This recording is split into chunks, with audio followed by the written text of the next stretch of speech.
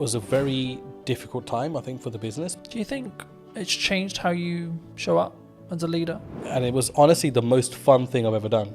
And it was stressful. What do you think's missing in marketing right now? When somebody rebrands, the general question is, has the company been dissolved? Like, you want to, in some ways, make him proud first. I think if you've built brand loyalty, and by that I don't mean you're selling millions of products, but if people trust in you, I think as a person, you'll automatically gain respect within the market. Let's restart everything. Let's replan the business model. Let's replan marketing. Let's replan everything. And then, funnily enough, when I executed on those things changed. My results changed. Work on yourself. Just work on yourself. Seriously. Like every day. Just be better every day. Hello, my friends. Welcome to a brand new episode of the podcast. Today's going to be a really special one because technically I'm actually interviewing my first client.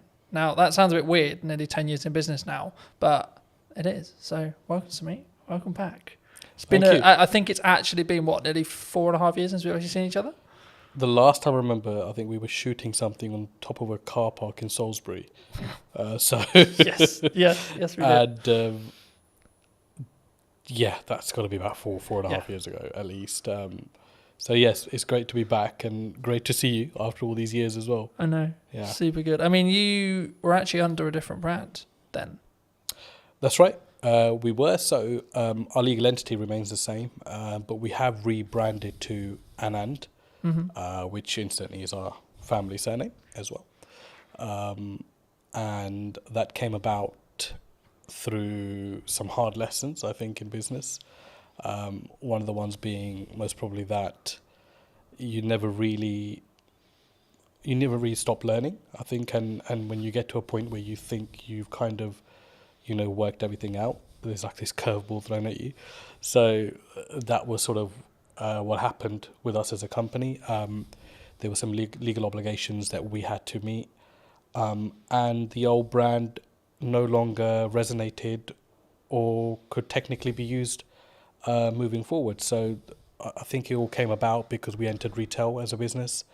Predominantly we are wholesale and hospitality, but entering the retail market was a huge step for us and sort of at a national airport as well.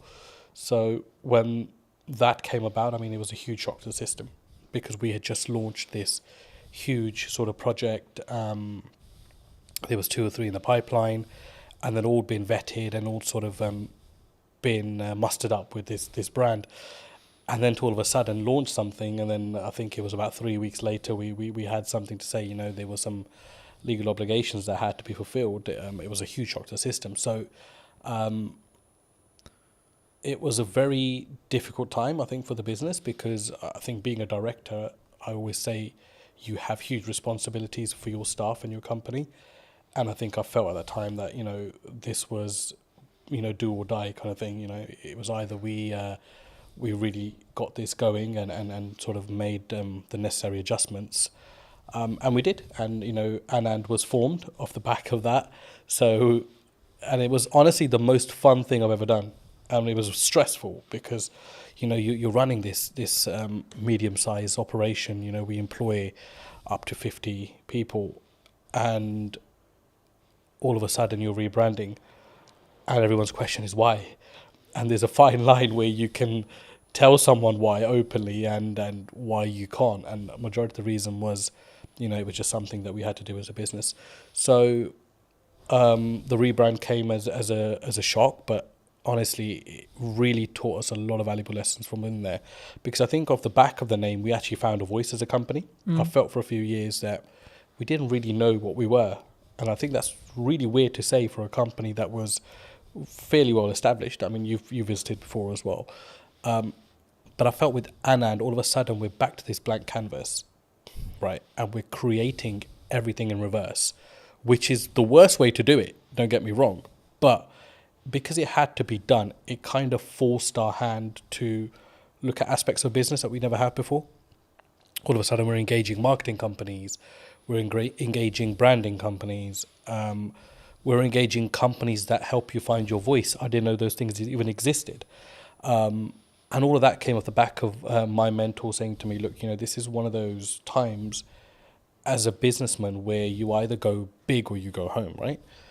And for me, it was like, we got to go big here. Like, I've invested too much time in this. Like I've invested too many years, those sleepless nights, everything, to just, pack up and be like, yeah, we're done here. No, we're going to go big and we're going to spend big.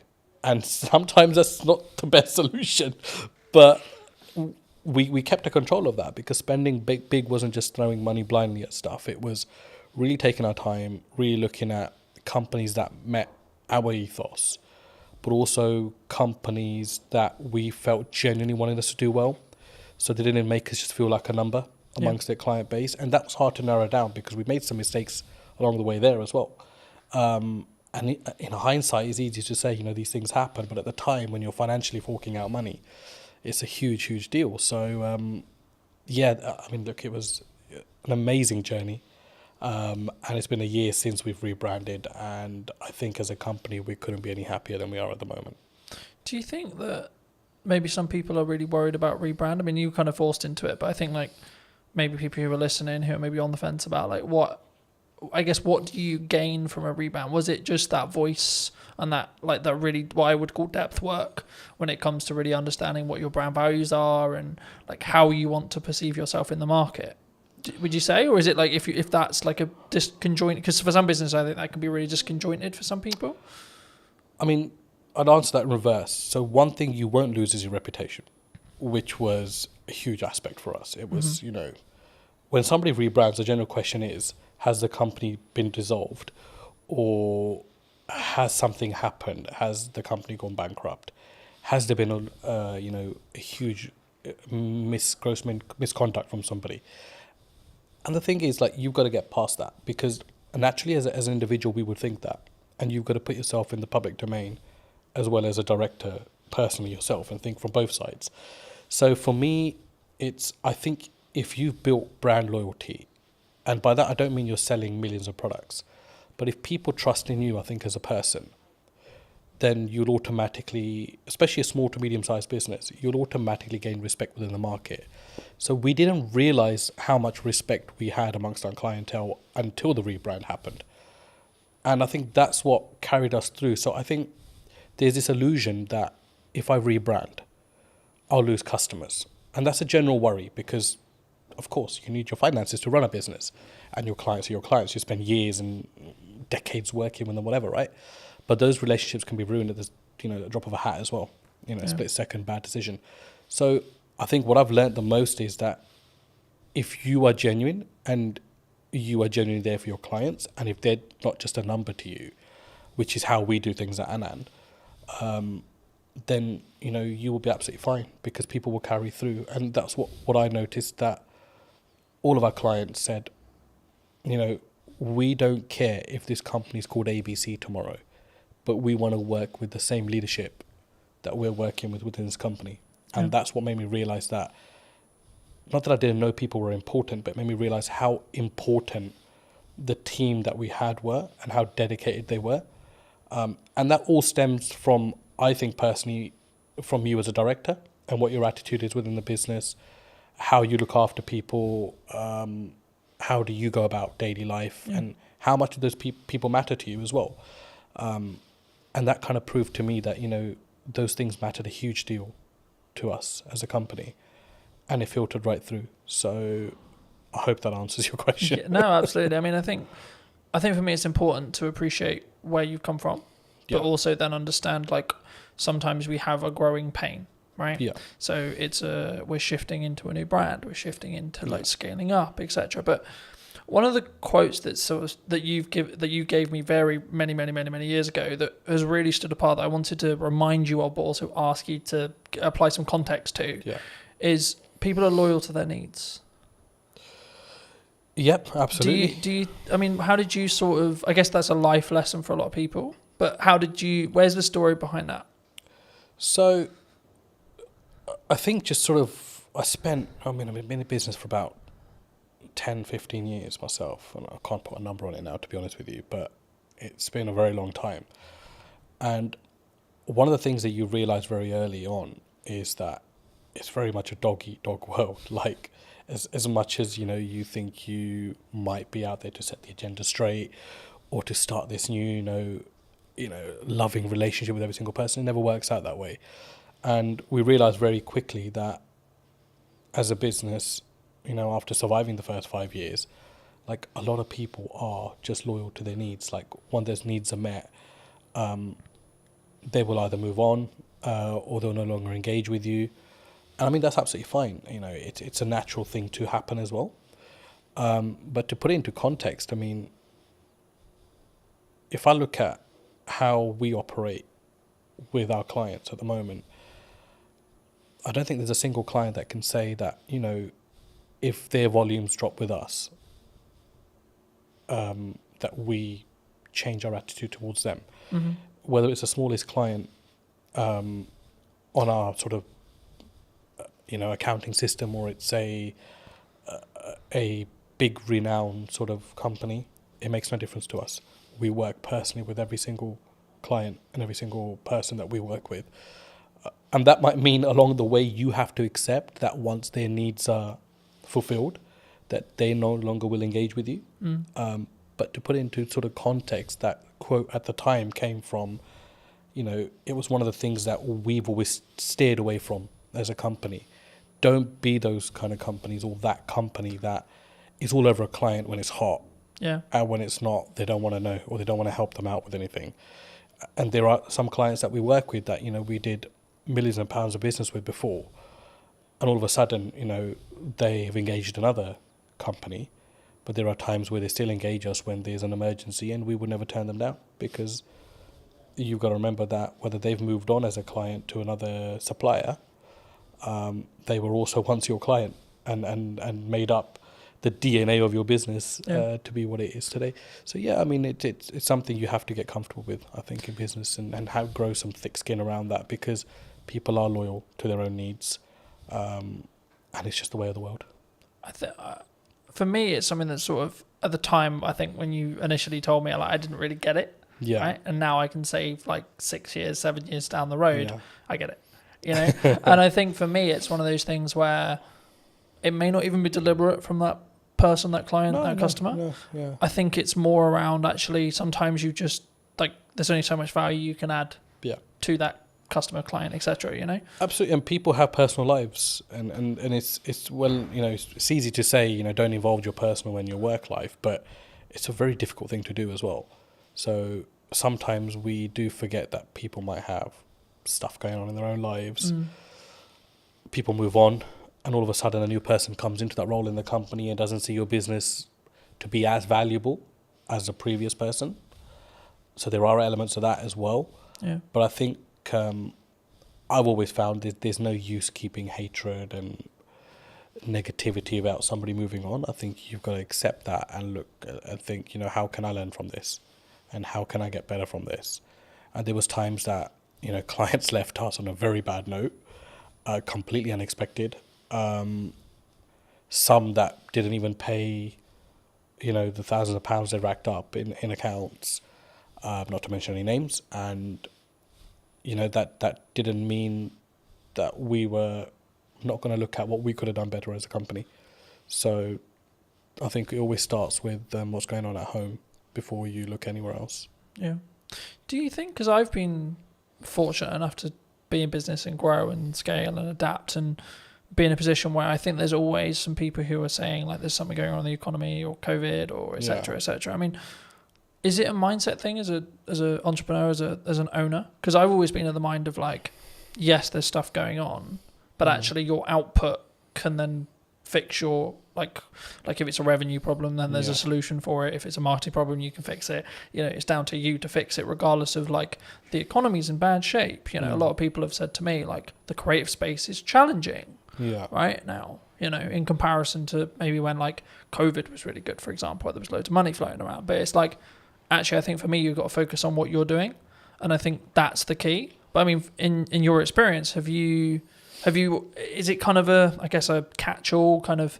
Oh, they're just saying it because the economy's hard, or as maybe as an excuse. Look, I mean, there's no doubt the economy is very different to pre-COVID, but then it's also very different to 2009, when there was a huge crash, right? Yeah. So I mean, that's just a constantly sort of evolving, situation.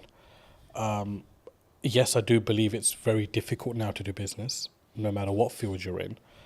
But there are some fields which feel legislation change particularly, they feel it a lot more than some businesses. But I think you're right to say you can navigate through anything with a very positive mindset. And I think if you fold as a business, but you've given it your absolute everything, you'll sleep peacefully at night.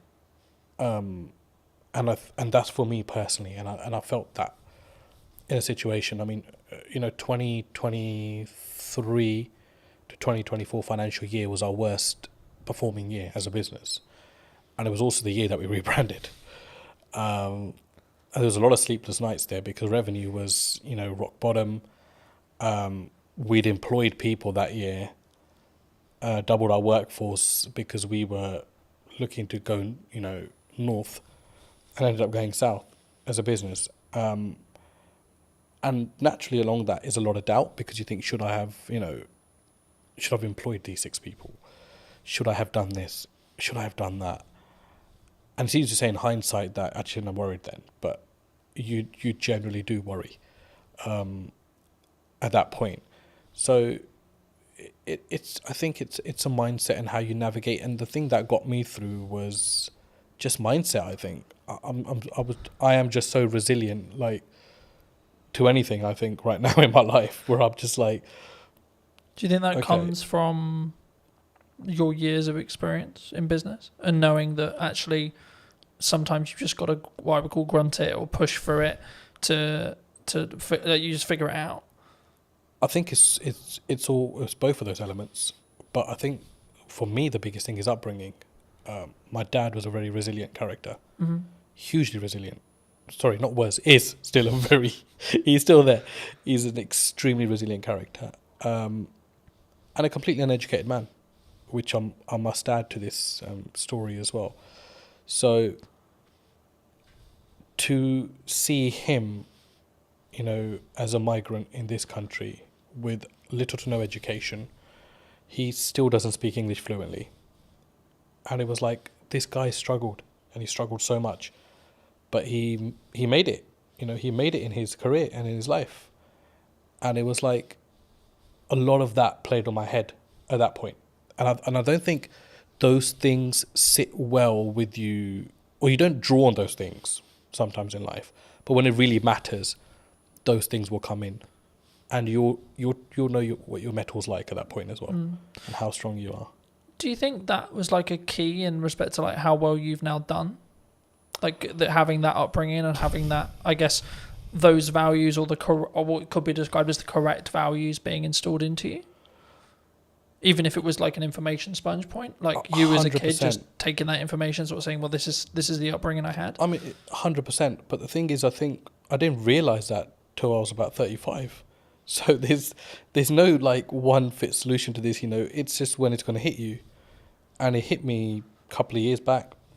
The big change came from COVID. To be honest, COVID was a blessing for us as a company. I mean, that's not because we made money off unfortunate situations, but it gave me an opportunity to come out of the operation and be like, pause, because it's not something we could have done the way we were going at that time. We were climbing as a business. There was no structure, there was nothing, and it was just like, this is going to be a massive train crash one day. And COVID came and just put the brakes on everything, and it allowed us to restructure. So when we came out of COVID, I'd say that's my real journey in business started then. Because all of a sudden now I'm responsible for totally different things. Because now I'm actually acting like a director. I'm not now, stuck in the operation. And there were so many things that were falling off the side. So it was about coming in, containing that, and then restructuring the business through that. And then certainly obviously the rebrand came behind it. There is that. And obviously the resilience side, for me, I learned that from my dad. And I have huge admiration for the man. And that's to say, I rub shoulders with a lot of businessmen, but I take my dad's advice very seriously in life. I always have, but I don't think you as a child or as an adolescent at the time, like, will particularly understand that. But if you're exposed to that environment, I think it does rub off on you at some point. And for me, I want to be like him. Like, I look at him and I think, just the way he stands and acts and stuff, right?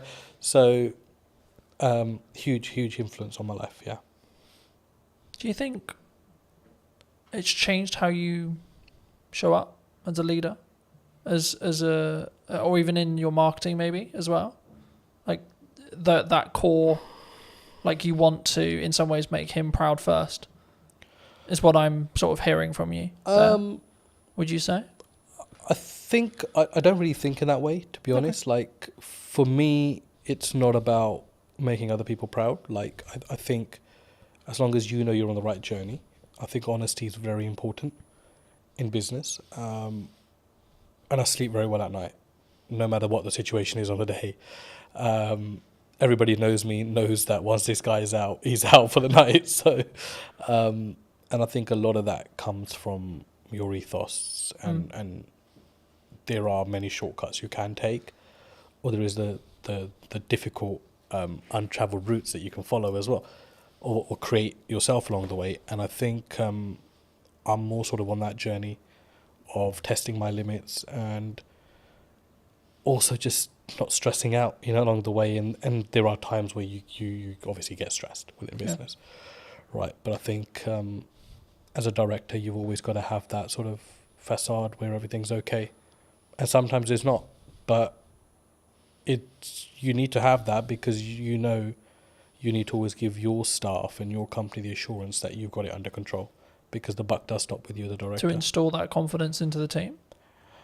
I'd like to think they're confident without that, but I think what's your problem as a businessman should not rub off onto your team, because it's for you to deal with and put those things right. And I'd like to think we've created enough leaders now within our organisation that those sort of mistakes won't be repeated again. But that, again, is no one's fault. That's your responsibility as an owner or a managing director of a company. As I say, do you think people struggle with taking accountability for themselves? Like, when things go wrong in business or when things go wrong, like, they're more likely to go, oh, it's your fault, rather than it's my fault and it's what I could have done better. I think it's an easier route these days. And society kind of allows you to get away with that now. Do you know what I mean? But I think in your heart of hearts, you always know when you could have done something better. And I'm that kind of person where even if something has 0% my fault within it, I'd be thinking, what could I have done better? Or what could I have done to negate this issue? Is there anything? Do you think that what makes you stand out, though? Because if you're going to say the culture of maybe the country, or like the and on average it's externally. Surely the unique advantage could be, actually, it's my fault. How can I do it better? What can I do? I think any great leader, let's go back. I don't consider myself great in any sort of way, I don't think I stand out in any sort of way there. But one thing that I've noted is, like, great leaders, whether they're businessmen, politicians, war generals, whatever, there's a lot of accountability. There's a lot of responsibility they take. And I don't think you can really take responsibility unless you hold yourself accountable. I know that might not make sense, but in my head it does. So I think that's really true, and I think that you have to take self accountability to what goes wrong, right? Like, I've spoken in content quite a lot about last year was really hard, economically, business wise, etc. Now I could go down the approach of, well, it was a harder year, and it was financially this, and there was political uncertainty, and this and this and this, or I could say, well, what am I doing? Yeah, right. Exactly. Like, how am I showing up? How am I leading with value? Yeah. Am I leading in the right way? What's my office structure like? What's my business structure like? And then what I did was actually go, okay, right, so clearly something isn't working. Right, so let's go back to basics. Let's restart everything. Let's replan the business model. Let's replan marketing. Let's replan everything. And then, funnily enough, when I executed on those things changed. My results changed. Yeah. So I think for me, especially something that you can't overly control, right? Like, who's in the government, what the government policy is, etc., etc. That's why you should focus on you. That's why you should focus on what you're doing and what your key is, I guess, in some ways. But what do you think's missing in marketing right now? that people maybe don't look at, or like either what you're doing specifically or maybe what you're seeing as like potential opportunities? What I've seen, because we engaged with a lot of marketing companies before we decided to go with the one we did, it was just like how bad the quality of stuff is out there. And I don't know whether it's just that people settle for, whatever's kind of fed to them, or don't challenge back enough on things. And for us, I was like, no, I don't want to look like a Pret or a Starbucks, because those things are fucking done. Like, I don't want to be that brand. No, I don't care how they're presenting their material. It makes no sense to what we do. And, the comeback from some of the marketing companies was, oh, yeah, but, you're operating in a different domain. Yeah, we're operating in the aviation domain. It's a huge domain to this country. I mean, you saw what happened when aviation shut down with the ash cloud. Yeah. I said, we're operating in a very high marketable area. But I don't need to be another one of these brands. So there's this whole, I think in marketing, they've kind of got these slots in their head. Where, oh, okay, you're in hospitality, so let's just follow the footprint of this company. You're in travel, let's follow the footprint of this. No, it needs to be personal to you as a company. And I think no matter what size you are, I think you've got to have that arrogance and you've got to have that strength to be like, no, this is shit. I'm sorry. Yes, you might be saying to me this is going to cost me £5,000 a month, but I do not value this at £5,000 a month. Like, this content is shit. And it was until we took that stance, we were able to filter out the companies that we actually wanted to work with. And it ended up actually being a company that had absolutely minimal experience in marketing, had a very strong presence in videography. They did some of our content. We sat down and said, we'd love the opportunity to market for you. And I was sold on the directors of that company.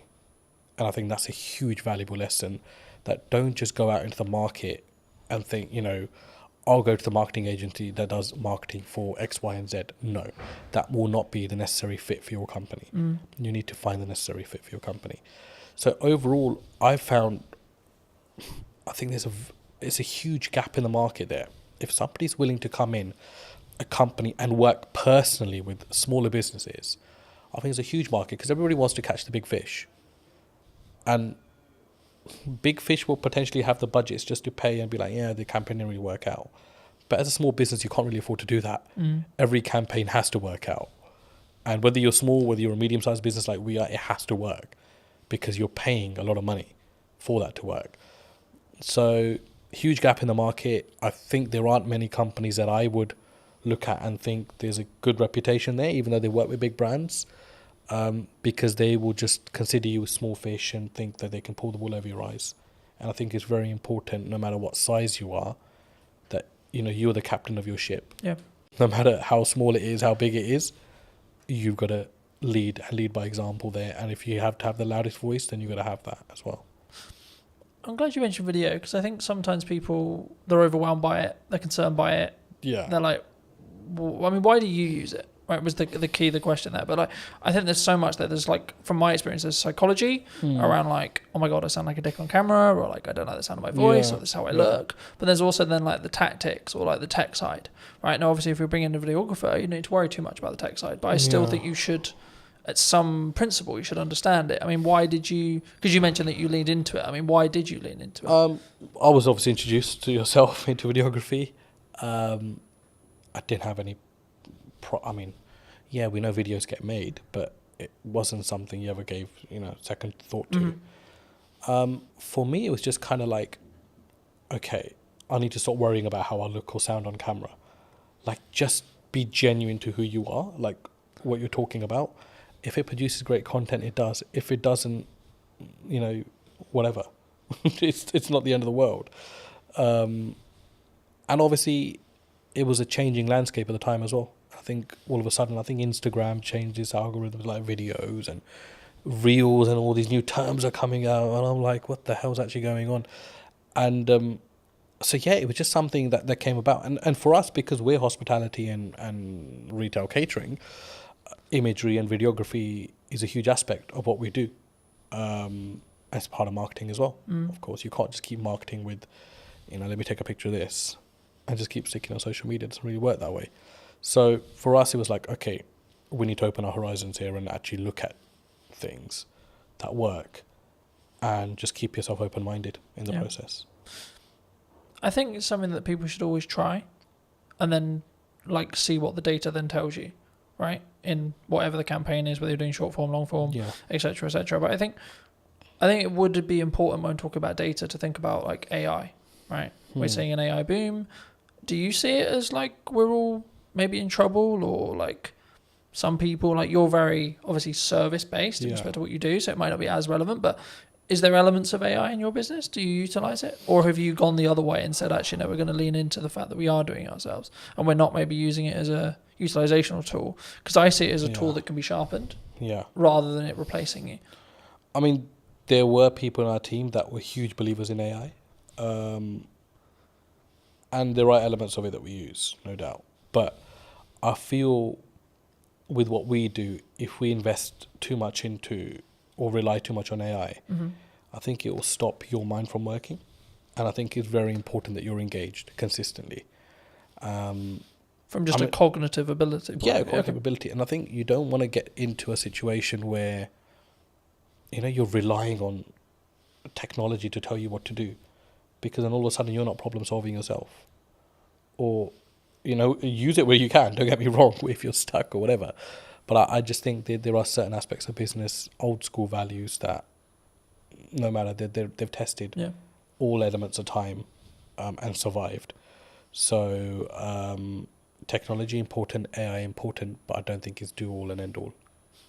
No, I think that's a really important reflection. I think it can be, and I'm using the analogy of you sharpen the knife and then use it, right? Because I think it's a tool and we need to be careful with how we use the said tool. But like for me, I'm also building habits around like doing more physical reading, right? Because I'm aware that if I use AI, my cognitive ability may become less. So I'm like, how can I actually increase my cognitive ability with effort and energy, right? And I think for me, that's the difference. And that's why I think like you can still be sharper. But were you always maybe looking at, like, because I think when we look at maybe the arbitrage, or maybe we're looking at for an advantage as a whole, were you always someone who maybe looked at technology and saw the opportunities it could give? Because I think sometimes people, they sort of put their defense mechanism up and go, no, we're not going to use it. We're not going to do that because it's scary and new. You've got to use technology. It's not, I mean, a side story, but a family friend, I mean, he owns about 20 to 30 industrial units in West London. And he's a landlord on all 30 and he accumulates rent of all 30, is the managing agent of his own estate, charges his own service charges as well. So huge business. And in COVID, he had an issue where his bookkeeper caught pneumonia and was hospitalized. So he called me and said, I need some help with software and accounting. And I remember driving to his place thinking, there's just going to be so much advanced systems here because it's a huge business. So I don't really know what I'm going to be able to advise him on. When I got there, I was completely shocked that he had no accounting system, no software, and he was doing everything manually. To the point where he was even adding up sums on a piece of paper or his ledger, physical ledger. And I was like, and these are not small figures, 7,200, 9,229, and he's calculating all this on paper and he's got this account running he's got a book per tenant running. And I'm like, shit. There's no way there can't be a mistake in this. Like, there is absolutely no way. So his first job for me was, I want to move all of this onto an accounting system. Yeah. And I looked at it and I thought, like, that is just madness. Like, it's absolute madness. And I remember setting up Zero for him. And I mean, I'm no Zero professional, right? We have a team that runs our accounts and stuff, but he wanted this to be a personal favor. So I remember shifting all of these physical ledgers onto an accounting software, and the sums were wrong by like thousands. So his first comment to me was, I need to recover this £62,000, which is owed to me in rent. When we actually shifted everything onto a ledger, the figure was about 225,000, which was owed to him. So it's like nearly 3 times what he thought was owed. And that was his change at the age of 62 towards technology, that I need to adapt. And that was the point where he was like, no, I Was it an can't. eye-opener for him? Sorry? Was it an eye-opener? I think it opened. Like, how did he react? I think it opened everything that he had within him, because he was just like, I don't even know how many years I've been losing money for, which is the main thing. And he always had tenants, I said, and came to him like, this rent figure is wrong. And he was like, no, he's adamant it's right. And I was like, an accounting system will put all that to bed. All of a sudden, the queries went down by like 90%. People stopped querying their bills because it was all automated. Each tax code was set. Every expense was set. And I mean, that was like, okay, there's also no time limit to when a person can wake up and see that they need to adapt to technology. And coincidentally, he got very ill last year himself. So he had his son come in and take over the business.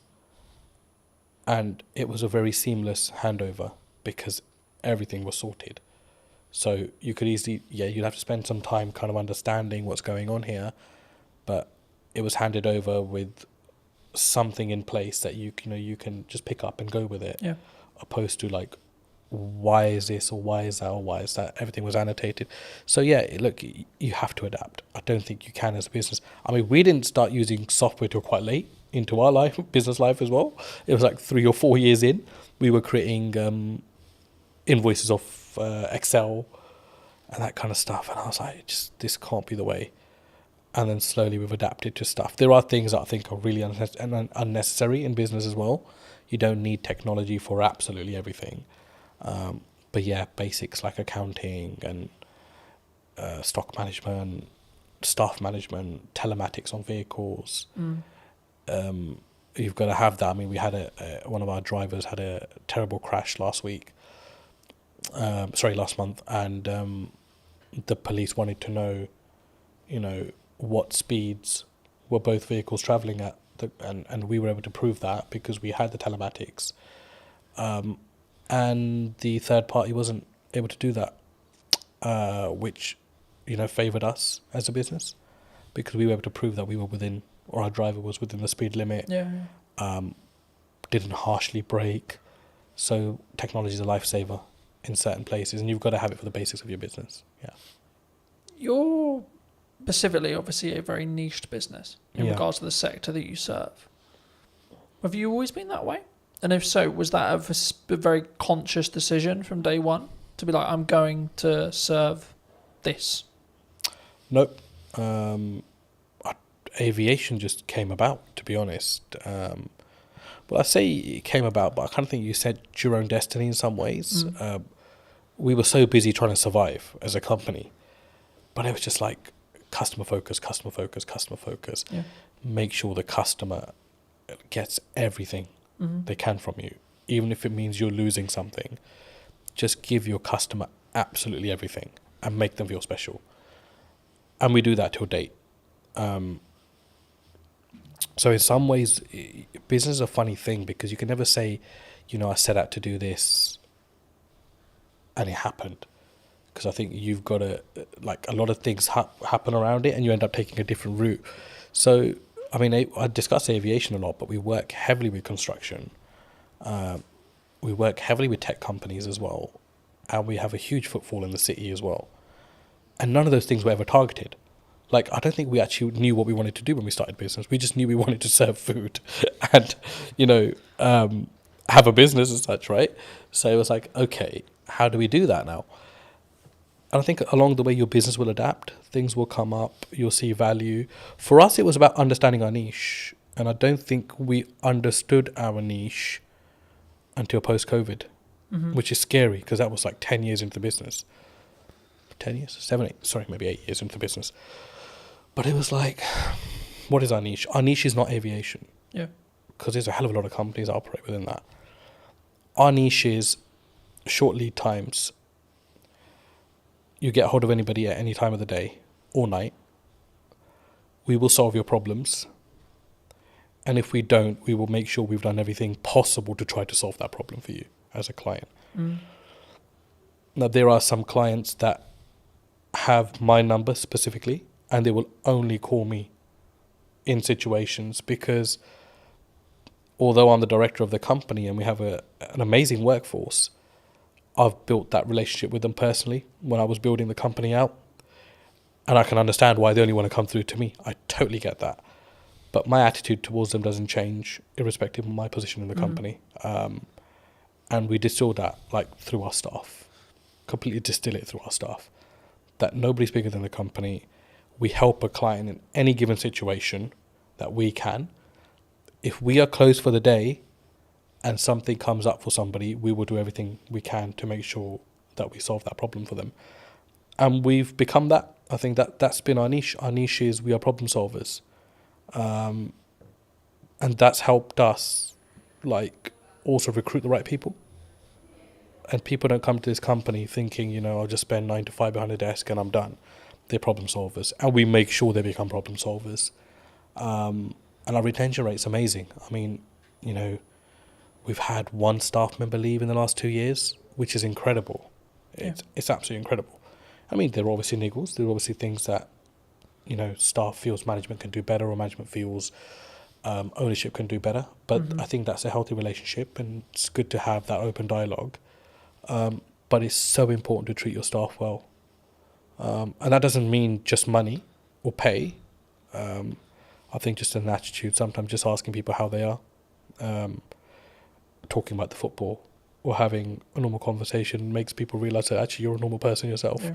I was going to say, I mean, I guess in a business your size, is there a level of all the directors are in today kind of like, oh, it's really scary, and then if so, how do you either defuse that or lead with empathy to be like, hey, I'm a human too? I think because I've never really come in like wanting to feel important. I think because I was, working the fields, as you can say, when I first started. I've kept the same attitude now.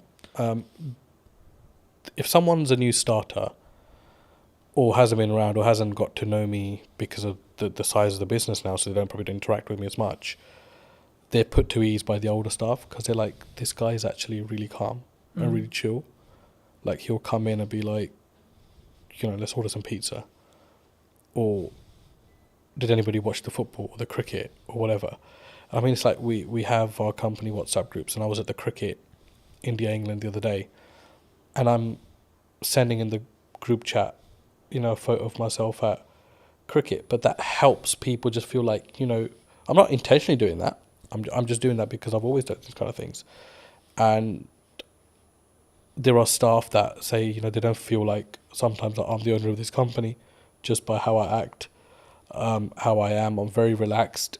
Mistakes are fine. I think we've always said that, look, it's fine to make a mistake, but don't let it become a repetitive mistake and we're not learning from.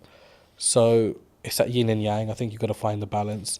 For me, it's very hard to be serious with people, especially my day-to-day staff, because I think their life is serious enough without me having to add to it. Our work is serious enough without me having to add to it. So I try to, just be chill around them. If there's problems, I'll take that up with my higher management, and we will deal with it away from our team. But I think it's very important to have that balance as well. Do you think, as a founder, as a director, as a leader, that maybe not you specifically, but those people in the question, leadership founders, they maybe have an ego problem, and if so, like, is that maybe their undoing sometimes? Like, they have a massive ego, they care about the car, they care about the house, they're keeping up with the Joneses, but they don't necessarily lead with maybe the correct, what I would describe at least as the correct values? And do you Yeah, think that has a strong impact as from a leader, from a founder, from a kind of how you show up for your staff, your employees, your higher management, etc.?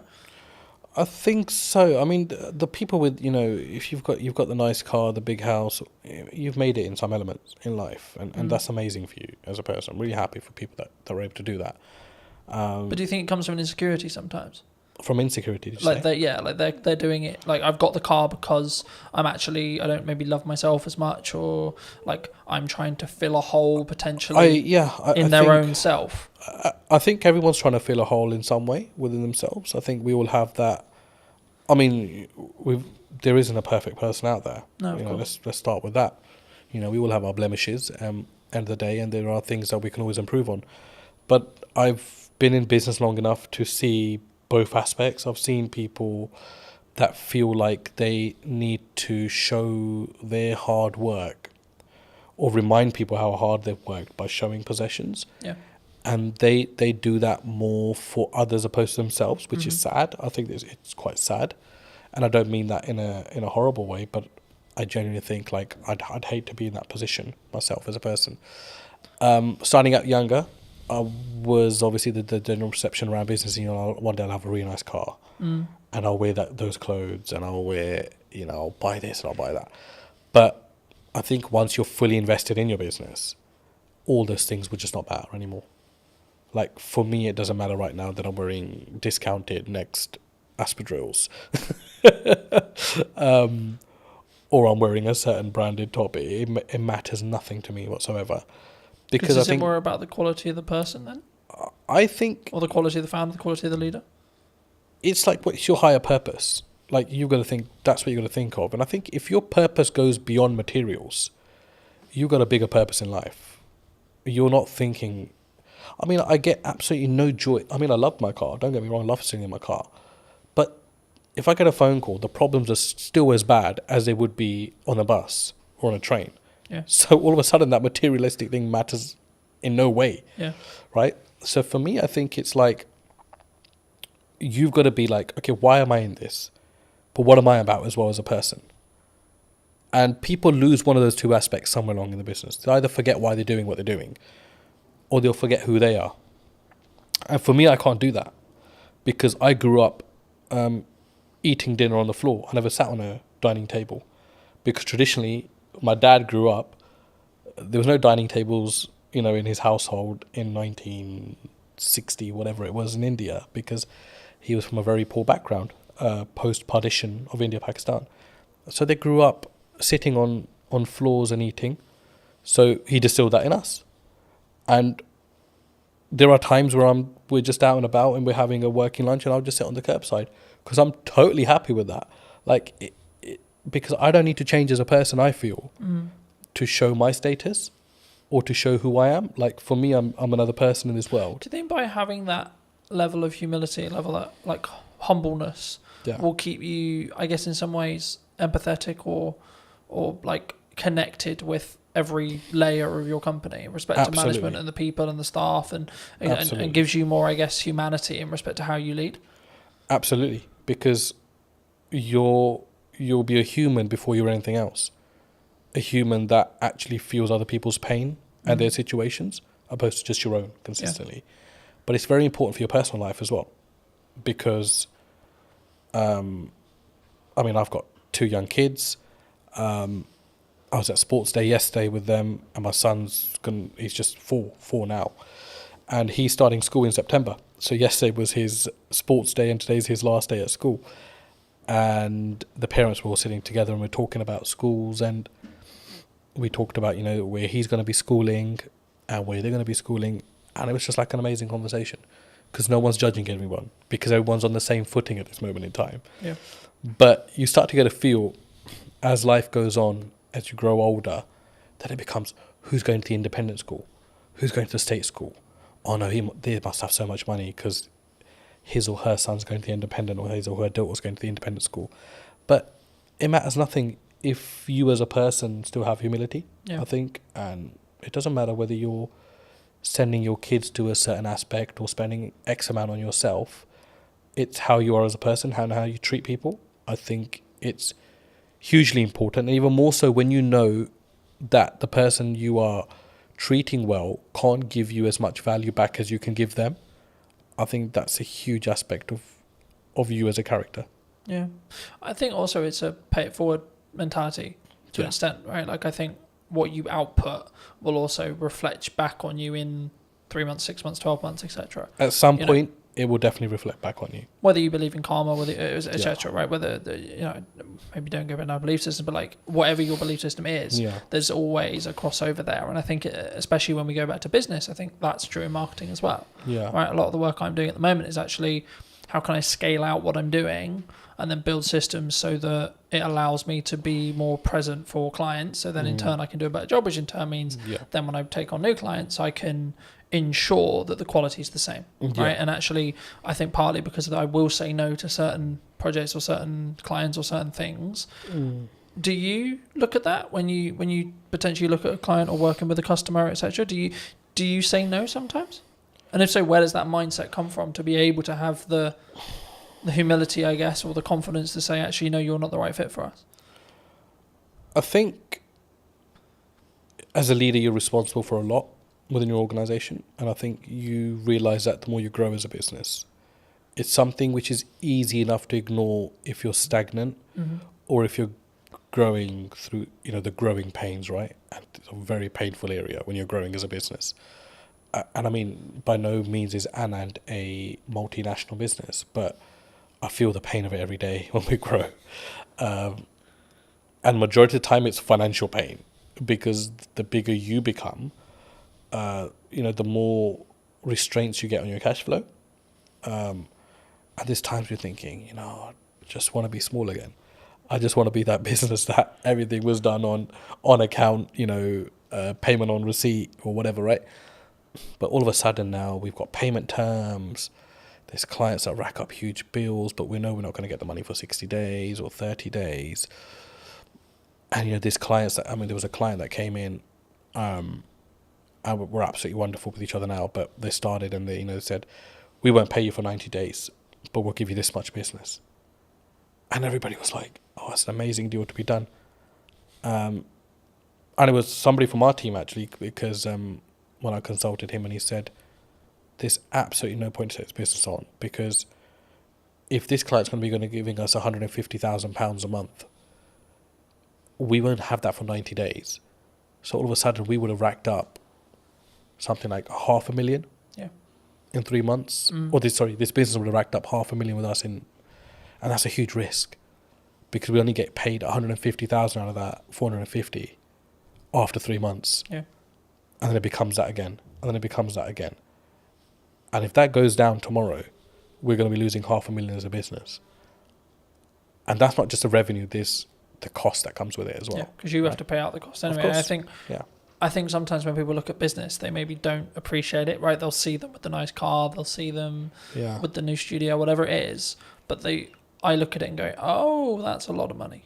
Yes. My God, that's a lot of costs. Yeah, of course. Right? And I think it's how, I guess in some ways we develop as people to stomach those costs as leaders. Definitely. And I think it's got to be your attitude as well. Yeah. I think you've got to, I do not think that there is a company in the world, I do not think there's a single company in the world that should ever come to you and try to take advantage of the size of your business. Yeah. Or play on the vulnerabilities. But unfortunately they do, because that's the way the world works. And that's where I think you've got to show your mettle. Like, how much do you value yourself as a business? How much do you value your services as a business? But be able to back that up with quality as well, which is a fine line, right? And that doesn't necessarily mean you've got to have the best product in the market, but absolutely deliver on everything that you say you're going to deliver on. If it costs you to deliver on it, you deliver on it irrespective. You don't just shortcut and then leave yourself exposed in the market for having a bad reputation. But I think it's self-belief. But I know that doesn't come when there's no income or little income, because only self-doubt's there at that point. But my last 2 years in particular in business have taught me, got to value yourself. Yeah. And that doesn't mean you go and shit on people's parade, or you go and mistreat clients, or if somebody comes in trying to bargain with you, that you mistreat them. You've got to hold your firm in a polite way, but you've got to know what your business is about, and you've got to know where you're strong and where you're weak, and you've got to be able to make the right decisions. And sometimes the first decision is not always the best decision. Yeah. But leave the ball open where you're still able to have dialogue with clients. There's times where we made, mistakes. We've misjudged, and we wouldn't be human if we didn't. But it's how do you react to that? Yeah. How do you go back and manage that? How do you have the humility to say, we got this wrong, but still be able to have that relationship with your client? I think as well, and I had a very fortunate conversation a couple of weeks ago about this, and it was like we just worked with a brand new client, and one of the things they said to me about why they chose us or me, however you want to perceive it, is that because I was the most expensive out of the ones they were talking about, and for like maybe a newcomer or etc., that sounds weird, right? Because it's like, why would you win the work but you're the most expensive? And I think from what they told me, it sounded like it was like, well, I've got the gonads, I've got the balls, or whatever you want to call it, I've got the confidence to say, no, this is how much my work, this is what I'm going to commit to price wise, but then also I'm going to follow it up with the value that I'm going to lead with as well. Huge. Do you think sometimes people get really challenged on price? Always. You're always going to be challenged on price. And then how do you deal with that? I guess with them with the conversation, like, is there certain scenarios where you're like, no, we're going to maybe negotiate by this much, but our final price is non-negotiable here? I think there's two ways to do it. I mean, I've been on the opposite end of that spectrum where I've bargained just for the sake of taking on the business, and I've negotiated myself into positions that are like the least favourable in the end. But it's easier said than done as well. But I think you've got to know your costs, know where you sit, know what you're trying to achieve out of that deal, because sometimes you take on a deal with the hope that it's going to lead to bigger and better things, which is fine if you know your market.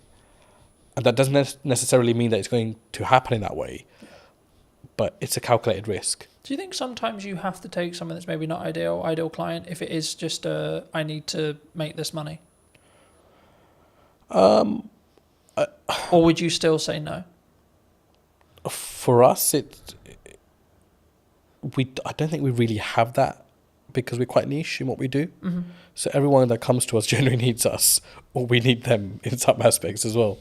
But there are, you won't know until you start working with someone, I always say. And the ones that you think are going to be troublesome end up actually being the better clients. And the ones that you think, because they're a big brand, sometimes extracting money can be an absolute pain, which is why relationships are very important. And you've got to go above and beyond. A business deal is not just, here's my service, I've provided it, here's my invoice, you pay it, thank you very much. It's all the stuff in between, the dialogue, the things that you don't cost. It's impossible to cost a project, you know that. Yeah. To the T. You can't do that. Because we never add our own time into that, really, if we think about it, as a business. And even if you add your own time as a calculation, they'll still be like, oh shit, I'm still spending too much time on this business. But it depends what your end goal is. If your end goal is like, I just want to be done with this client, get their money, and I don't care whether they contact me again, then that's a very different mindset. Or if you want to always leave you never know when a client might need you, that's a very different mindset as well. I think when you've done 30 years, you're really invested. You're really embedded in the business. The risk that you face when you've been loyal to a company for that long. I've always been of the view that content will work, email marketing will work, networking will work, going to a trade show will work, but only if you do one.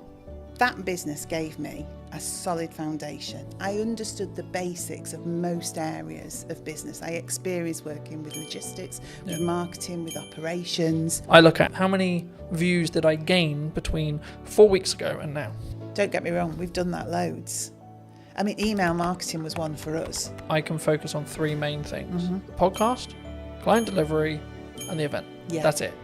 I think AI is the assistant and we're the leaders of that. Hello, my friends. Welcome to a brand new episode of the podcast, this time in London. Today we're going to be with Michelle from, I guess it's from Eden now, but it was, as you'll find out briefly, I'm going to go with corporation that no longer exists. Sadly so, yes. So No longer on the high street. It kind of does, but not in the same way. It exists under another name, yes. Should we stop being elusive and should We should definitely stop being elusive. It's W.H. Smith's. For those of you that didn't guess, it's W.H. Smith's, yes. I'll start here. How did it feel? Because obviously you were, correct me if I'm wrong, but you were a regional manager. Yeah, so I looked after the north of the country for W.H. Smith's, yeah. I was with them for 30 years, so I grew from being a Saturday girl on the till to that position of looking after all the stores in the north. But yeah, at the point I finished, I looked after about 304 stores in the north. And what made you make the leap? Did you transition out? Because I think when you're in a position like that, maybe the money's good, or was it just oh my God, not this again. I hate the inside of my car. I don't know really, because I think when you've done 30 years, you're really invested. You're really embedded in the business. You are earning really good money. And you're super comfortable. And the reason you're comfortable, and this to me is the sort of the risk that you face when you've been loyal to a company for that long, you've kind of got into the zone of corporate muscle memory. So I didn't really have to think that much anymore. Yeah. So I was earning a good wage. I was doing a job that I liked for a company I was really invested in. But ultimately, I'd kind of lost the ability to be myself. The company had changed. I'd changed. And it was just time, I think, to find something that was me. I guess there's a natural kind of, sometimes there's maybe a disconnect. You were who you were then, you grew 30 years, and then you wanted to go this way, but they wanted to either downscale or go that way. I don't know if it was a case of they wanted to go this way and I wanted to go that way. Because in all honesty, I could probably have done another 20 years for them. Because genuinely, I was really embedded in the business and I loved it. I loved the people. You literally know everybody when you've done 30 years. You know every store, you've been to every place. But I just sensed that it wasn't going to be right for me in the future. I think you just get a knowledge of, I've got all this experience, I'm getting my own mind, my own voice more, and that needs to be somewhere else for it to develop and grow. Yeah. It's not going to develop and grow here. Or I can stay and carry on doing what I've always done for another 20 years. So was it, I guess, in some ways a personal development shift for you? Because we were talking just while we were setting up about, the difference that you now have with where you are with Eden. Yeah, I didn't know it at the time. I honestly didn't know it at the time. So it was a leap of faith moment, really. And then the weird thing for me was COVID literally happened on the Friday of the week that I left. So I gardened for about 12 months. So in that period, I really did start to think, well, what's going to work for me now? And do you know what? It is not an easy thing. I now see people going through that same process of leaving something really big and corporate that they know well and then trying to find their way. It's difficult. Do you think that it comes with because we were talking before we started that I'm going to find it very hard to go into corporate now because I've got the freedom of self-employed. I guess you could say I know what works marketing wise, especially right now. Yeah. And I would have to fit perfectly into a team culture-wise for it to work. It would depend what you'd want that for. For me, that business gave me a solid foundation. I understood the basics of most areas of business. I experienced working with logistics, with marketing, with operations. It taught me to be resilient. They were a company that was adaptable. They survived on the high street. So it did give me an understanding of how you support a business to survive, to protect its people, to protect the brand, etc. But yeah, on the other side of it, the thing that you're talking about, having your own voice, that freedom to shape a culture, shape a business, shape the dynamics of what the team are doing. For me, that didn't exist in that type of business because I think they have to have really clear communication, real clear clarity of message. Yeah. And if you're someone who wants to divert or disrupt that can be very regardless difficult. Of maybe how good the idea is. Regardless right? of how good because the idea is. Because it is a triangle in that respect. You have to follow the top. And I always found I was always in a box. I think so, and as well, and you can have, and also it's the ability to push that idea through, because some ideas do make it through, but what do they say? It's like steering an oil tanker, not a speedboat. Yeah. So it's the perseverance, it's that just ability to doggedly slog through with that idea till somebody says, yeah, we can make that work, and you get people behind you. But you learn so much from that. So I could see you going into corporate and learning a ton of stuff. But because I know you, I can't imagine you there, because you're more entrepreneurial. Yeah. You shape things, you do things that you believe are right, not what people tell you is the right thing to do. So Smith's was all about just execute, and deliver. Whereas now I get to shape and change and mould and mentor and support elements of that in a business like WH Smith's, but now with a lot more heart and my own voice behind it. Do you think, I mean, obviously, for those who don't know, you've moved into Chief Strategy Officer. This is the first time I've heard of it. I mean, in a nutshell, what is that? What is it? What does actually your day-to-day look like and feel like? I guess it's about, ultimately, it's having the long-term plan and strategy for that business, so the growth plan. So looking at quick wins, middle term, long term. So saying, where is Eden as a business going? But then from that, understanding, I guess, some of the fundamental change. So what are the operational and robust things we need to put in place to get it there? Yeah. But also having the freedom to be inventive, to work with the team, to generate ideas. So I would say I'm the person who knows the long term, but I'm also the person that wants to generate all the bits in between that move us in that direction. And some of it is quite simple. Some of it is really quite complex. It's about building teams. It's about building roles and responsibilities and processes. Yeah. But then it's about looking at innovation, deciding what we want to do, NPD, all the fun side. And I think for somewhere like Eden, Chief Strategy Officer is because we want to scale up and grow the business, but we don't fundamentally, well, I don't believe fundamentally we can lose the heart of what Eden is. Yeah. It started in somebody's house with the founder and his partner and a couple of people working for him. And it's grown now into its own HQ, its own warehousing, employing 26 people. There are loyal customers who've been with that brand for that whole 12 years. So we've got to scale it up because we want more people to join the organisation and more customers to experience the brand. But we don't want to lose the heart of what Eden's all about. And I think it's my job to make the scale up happen, but make sure Eden remains Eden. Do you think it's difficult? Because by proxy of scale, you have to somehow, like I'm in this, as we were discussing before, I'm in this struggle at the moment where actually things have gone like a lot better than planned. Happy days. Which is brilliant. Right, great place to be, grateful place to be. But it's also like a legitimate issue in the respect to actually now I've got to like, how do I duplicate myself? Because that's potentially the position I'm in, especially when it comes to like continuing the next step now, which is actually continuing with what I feel is working.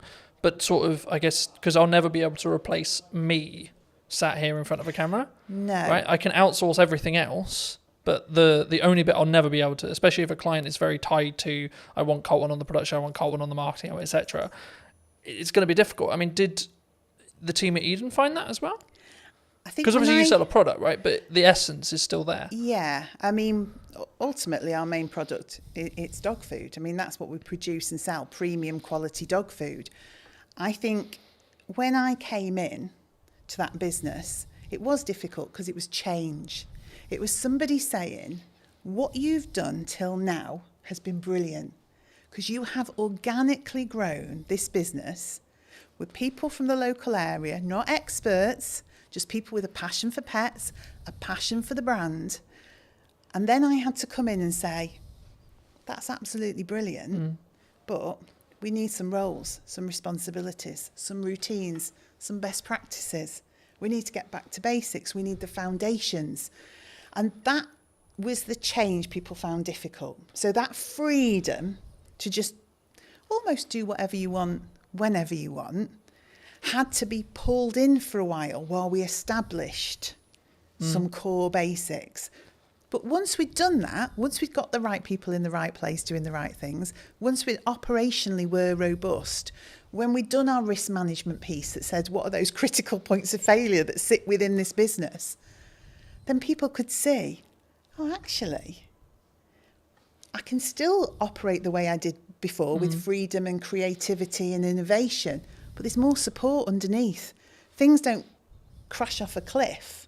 Actually, the structure's there now for us all to be able to do the things that we're really fundamentally good at, which is connection with the customer, the love of pets, the love of the brand, getting out, word of mouth, spreading the word of Eden, knowing that the business is fundamentally running well. Yeah. Whereas before, the business could have been struggling and we wouldn't necessarily have seen it. So we wouldn't have been able to make the changes we required to keep the business in a good place and on track. Yeah. Do you think there's you, with your role, I think you'll look at maybe like the overarching strategic side of marketing. Yeah. But what are people missing right now in marketing, would you say?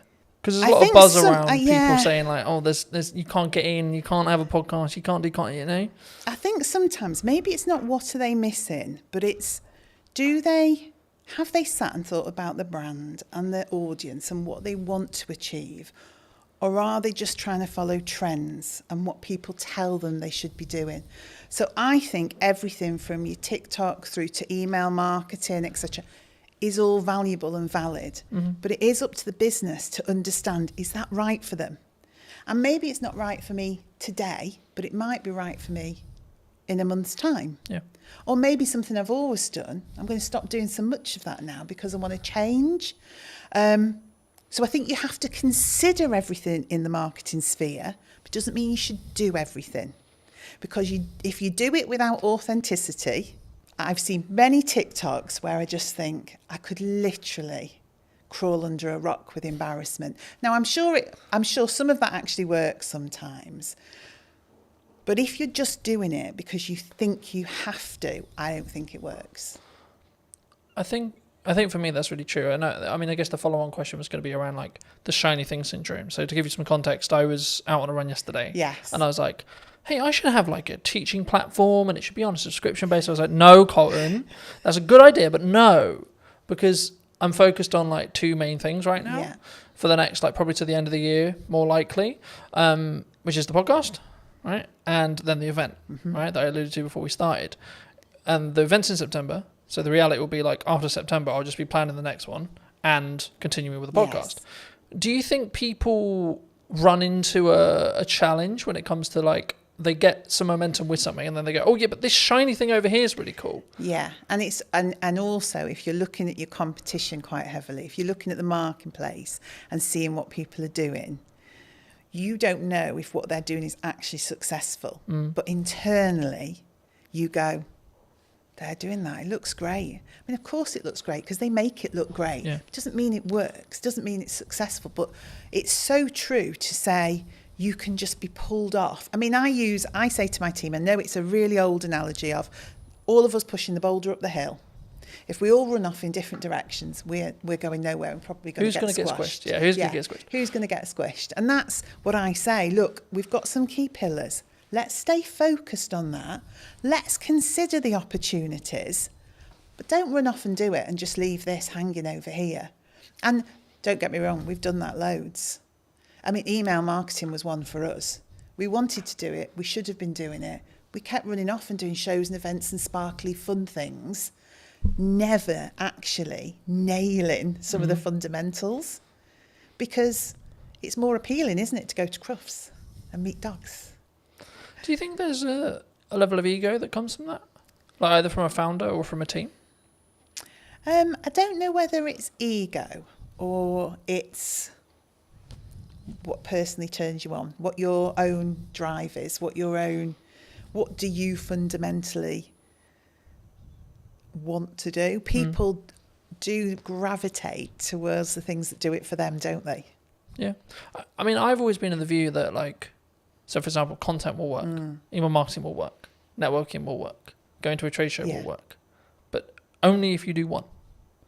Okay. In my view, right? From what I've found personally. Yeah. When I've really focused in just depth on how do I make the podcast as best as it possibly can. Yeah. From a viewer's experience point of view.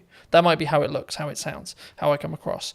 Can I outsource it? I've got a balance, so because it doesn't directly make me money, but actually the marketing collateral that I get from it will make me money. Okay, cool. So then it becomes a game of we're keeping those costs and balancing those costs, sure, but actually how can I focus on the viewer experience? Yes. And then when I look at maybe something like the event, it's like, okay, how can I make this client experience incredible for the people coming, even if there's only 5 people in the first event, right? Yeah. And I think sometimes we get, and that's why I mentioned ego, I think sometimes we go, but I'm only going to sell 5 tickets. It might be the possibility that I sell 20 tickets or 30 tickets, but like, what if I only sell 2?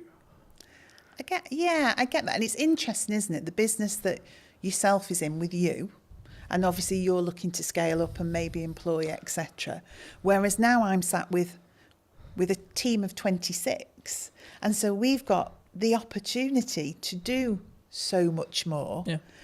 But again, it is that decision on what's really valuable.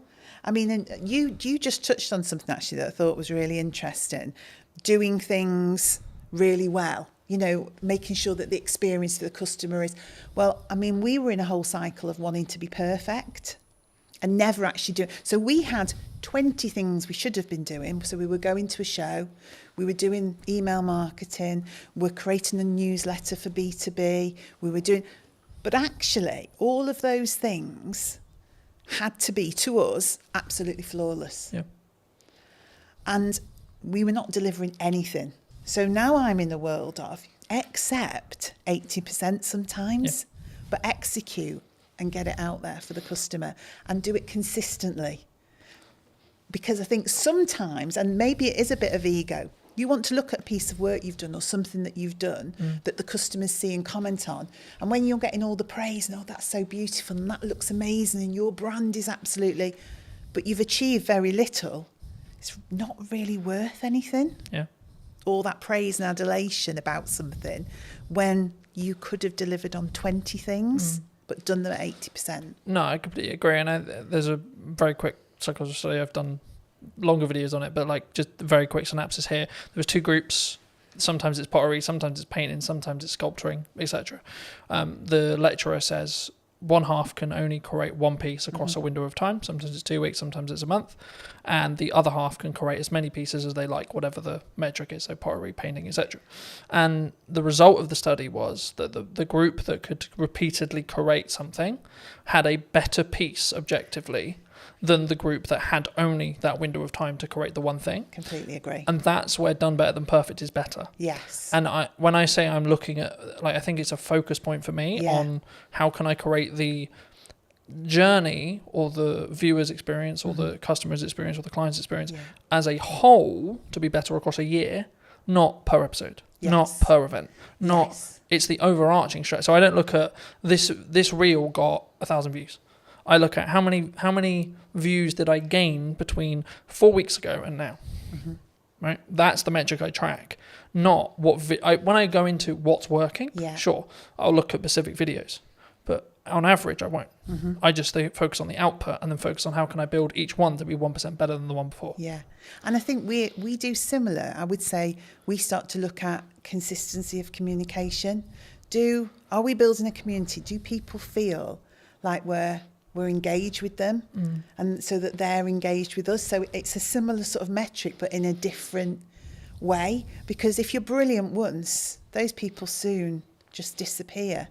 But if you're constantly there talking to people, engaging with them, they're able, you're responding to them, then over time that just builds into we call it a community. We're trying to create a community.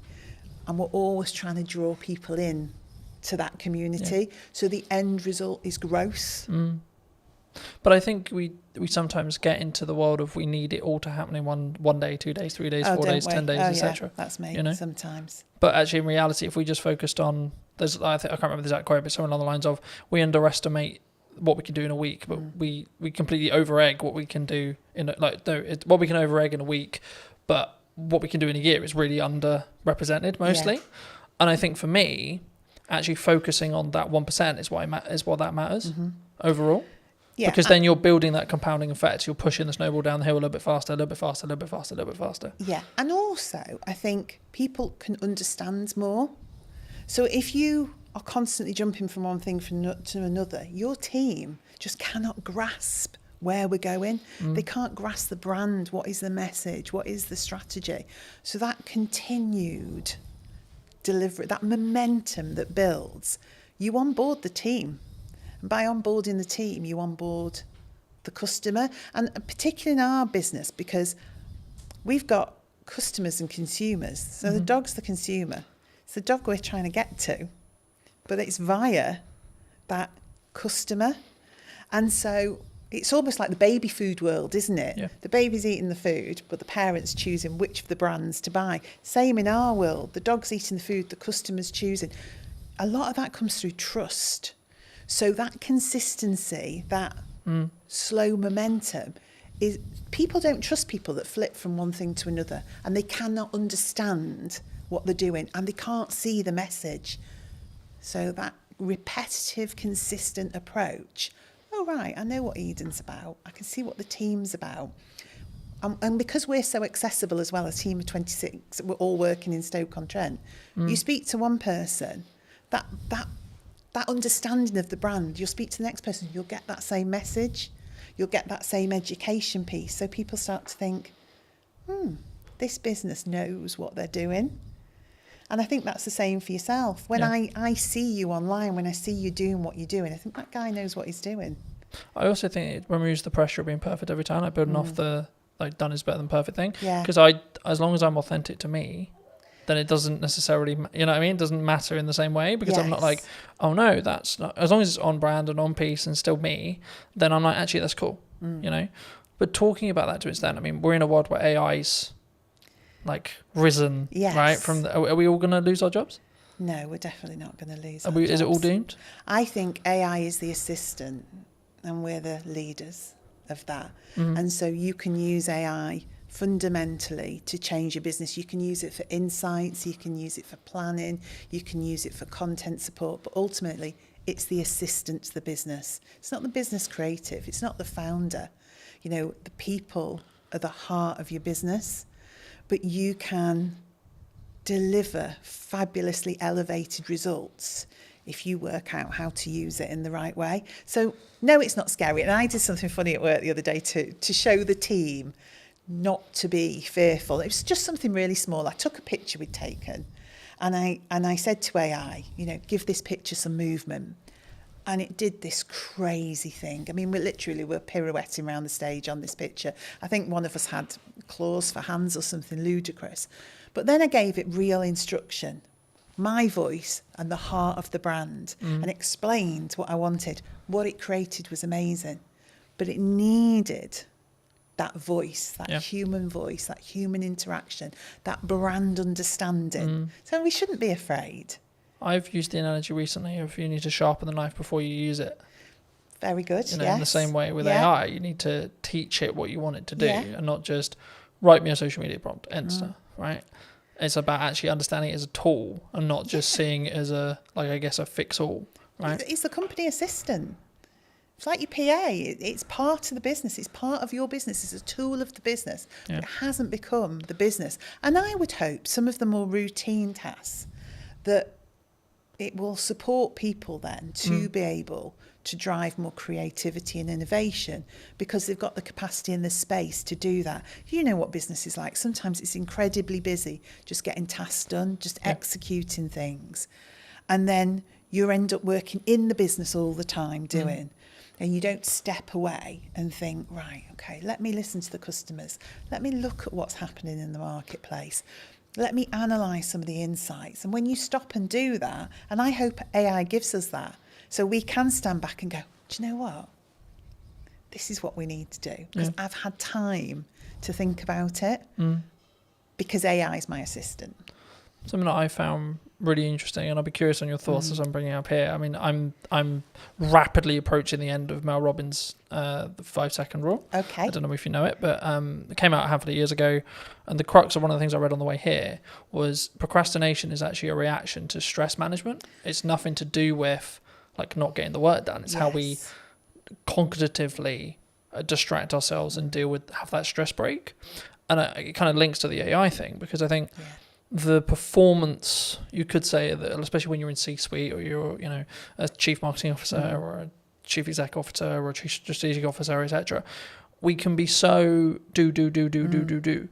How do you personally balance it, but also allow yourself to have that time to, I guess, think up the more creative ideas, or like have that more synergized approach in respect to actually, no, I'm going to step back now and say, let's look at the problems I may be facing and how I can like strategically fix them, but not with the pressure on having to fix the answer today. And sometimes I'm really bad at it. So if I'm overly excited about stuff, then I'm just do, just as you describe, really. There'll be days that fly by and I'm not quite sure what that day was about. I think there's a point in business there where you have to do that, right? Probably, yeah. Well, you do it because it's necessary, in the moment. But then what I also find, I like to be planned and organised. We were talking about this. I like my notebook. I like to think ahead because I like to show up in the right way. Yeah. I am myself. I'm always the same, but I do give thought to how do I need to show up tomorrow? What are the things that I need to achieve? Am I planned and organised around that? And when I am, that gives me those periods of time to step away with do that for people in the business as well. Say, hang on a minute, let's just stop. Should we just go and grab a coffee, or should we go for a walk? Because we probably just need to think this through a little bit. Is that an environment thing, do you think, as well? Like you need to physically remove yourself from the office, the home, to get a change of scenery? For me it is. And I probably use that with other people. Now, whether that's everyone's reality, I don't know. But I am one of those, when I got home and walked the dogs at the end of the day, that's where things would come together. So all the strands from the day that all seemed very sort of disparate and all over the place would come together, and I'd think, right, that's what we need to do. But we talked about this in work the other day, actually, creating space, going for walks, having hours of the day where people put down their keyboards, they put down and we do something different. And whether you want to call that a team exercise or just chilling out and having a coffee, but forcing people in a way to have space. Because your natural reaction is you're being paid to do a job. You see yourself as, I must be productive. I need to be able to demonstrate the things that I've done. But that's not the case. What you need to be able to demonstrate is an understanding of what the most important and priority things that we should be doing. Not that you've done 100 things, that you picked the 10 most important things and did those. And do those well. And do them well, yeah. But don't do, like we said before, don't do them so well you don't actually deliver on anything. But, do them well. I think you need to personally ask yourself, I mean, I'm looking at it as I say, like, I can focus on 3 main things, right? And that's why I'm really leaning into across 3 months, 3 things. Yes. Right? And it's like, right, the podcast, client delivery, and the event. Yeah. That's it. You've got nothing else. You can't add anything else. And it's not that I don't have other ideas. I do. Yes. But it's actually, if I'm going to get what I want from this and I'm going to make those 1% improvements, I have to focus on those 3 things. So how do you, because to me it's capturing the ideas, isn't it? And that, I think, is the strategically important bit. I think you can, and I believe part of my role is to help people focus on the key things, because I think you are in control of your role and your business, and we've got 26 people there. One of my jobs is to help them prioritise what we need to be looking at and when. But capturing the creativity, not allowing ideas to disappear because we're busy, always making space to go back to things, to reconsider them. And even if in 6 months' time it still isn't right, to reconsider them again. Because what do they say? There isn't any bad ideas. No, it's just about timing. Yeah. And, you know, I mean, the simple answer of like, how do I do it? I have a set of like what I call my command notes or like top end notes. Okay. Whenever I have an idea, I put it down. don't care how I'm going to use it, don't know where I'm going to use it, etc. I'm like, I don't have the time to focus on how to build that out yet, but I don't want to lose it. Yeah. The other way, building off the AI side, is utilize chats in ChatGPT, for example, especially if you have a conversation in that chat, it will be able to, as in physical conversation, as in you're typing, or actual conversation, you'll be able to then refer back to it. So if you say, hey, ChatGPT, for the next 3 months, I can't really focus on this thing, but actually it's a really good idea. I'm going to come back to you in the future. Mm-hmm. Can you kind of make a highlight list or make a reel or etc., or make a summary of like my thought process now? Yes. And so when I actually have the time to give the focus, I can then do that. And then what you do is you just brain dump. And I love that, because I am a notebook. You see my notebook there? I am a notebook girl. If you ask anybody in the office, I mean, I have strategically coloured notebooks. I lost my orange notebook the other day. I thought the business was going to completely go off a cliff because I'd lost the orange notebook. But that's me. I love to capture those notes. I sit in meetings, I listen to people. I'm thinking, oh, good point, good message, good. But I have started using the chat GPT to do just that. So I just sit and chat to it. I say, so-and-so thought of this today. Yeah. In terms of and it seems bizarre at the time. I mean, I did think I was losing my marbles a bit that I'd found this new best friend of ChatGPT. But I did. And I systematically would go through and think, right, idea. Don't lose it. So now I'm developing a combination of my old way of thinking, get it down on paper because that really works for me. But now capture it somewhere where it can't be lost. Yeah.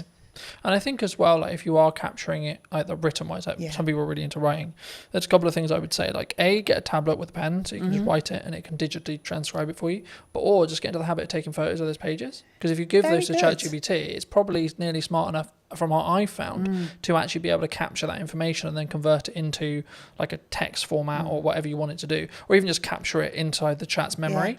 I like that, because I'm a paper and pen girl. I really am. It's meaningful to me to put words on. But that might be paper. actually that's how your brain's wired. Yes. And actually that might be your good idea. Yeah. And that's where your ideas flow.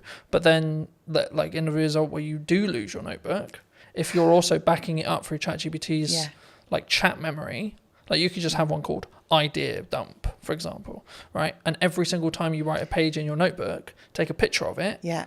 And then tell ChatGPT, I'm going to refer back to whatever the note is. Can you bring this content forward whenever I ask for it? And it's how you then, and this is an example of like how to leverage AI rather than being scared of it. Yeah, and I think that is just it. And it's funny that naturally using ChatGPT in that way worked for me. And also that ability then for me to create patterns, trends and insights from it, because I will go back and say, are there any common themes? And I didn't know if it would work or not. You never know if these things are going to work. So can you see any patterns, any common themes, anything that's coming together as one cohesive idea? And it's so good at that in terms of analysing and pulling out insights. Because I would go back, I mean, and this was an arduous task, I'd go back notebook, highlighting things in different colours, pulling strands together, generating one idea from 20 thoughts. AI is really good for that. Yeah. But again, I think it's an assistant tool. I don't think it's going to necessarily replace us. I mean, the trend sort of changed and it became this, someone who's utilising AI is going to take your job rather than the AI itself.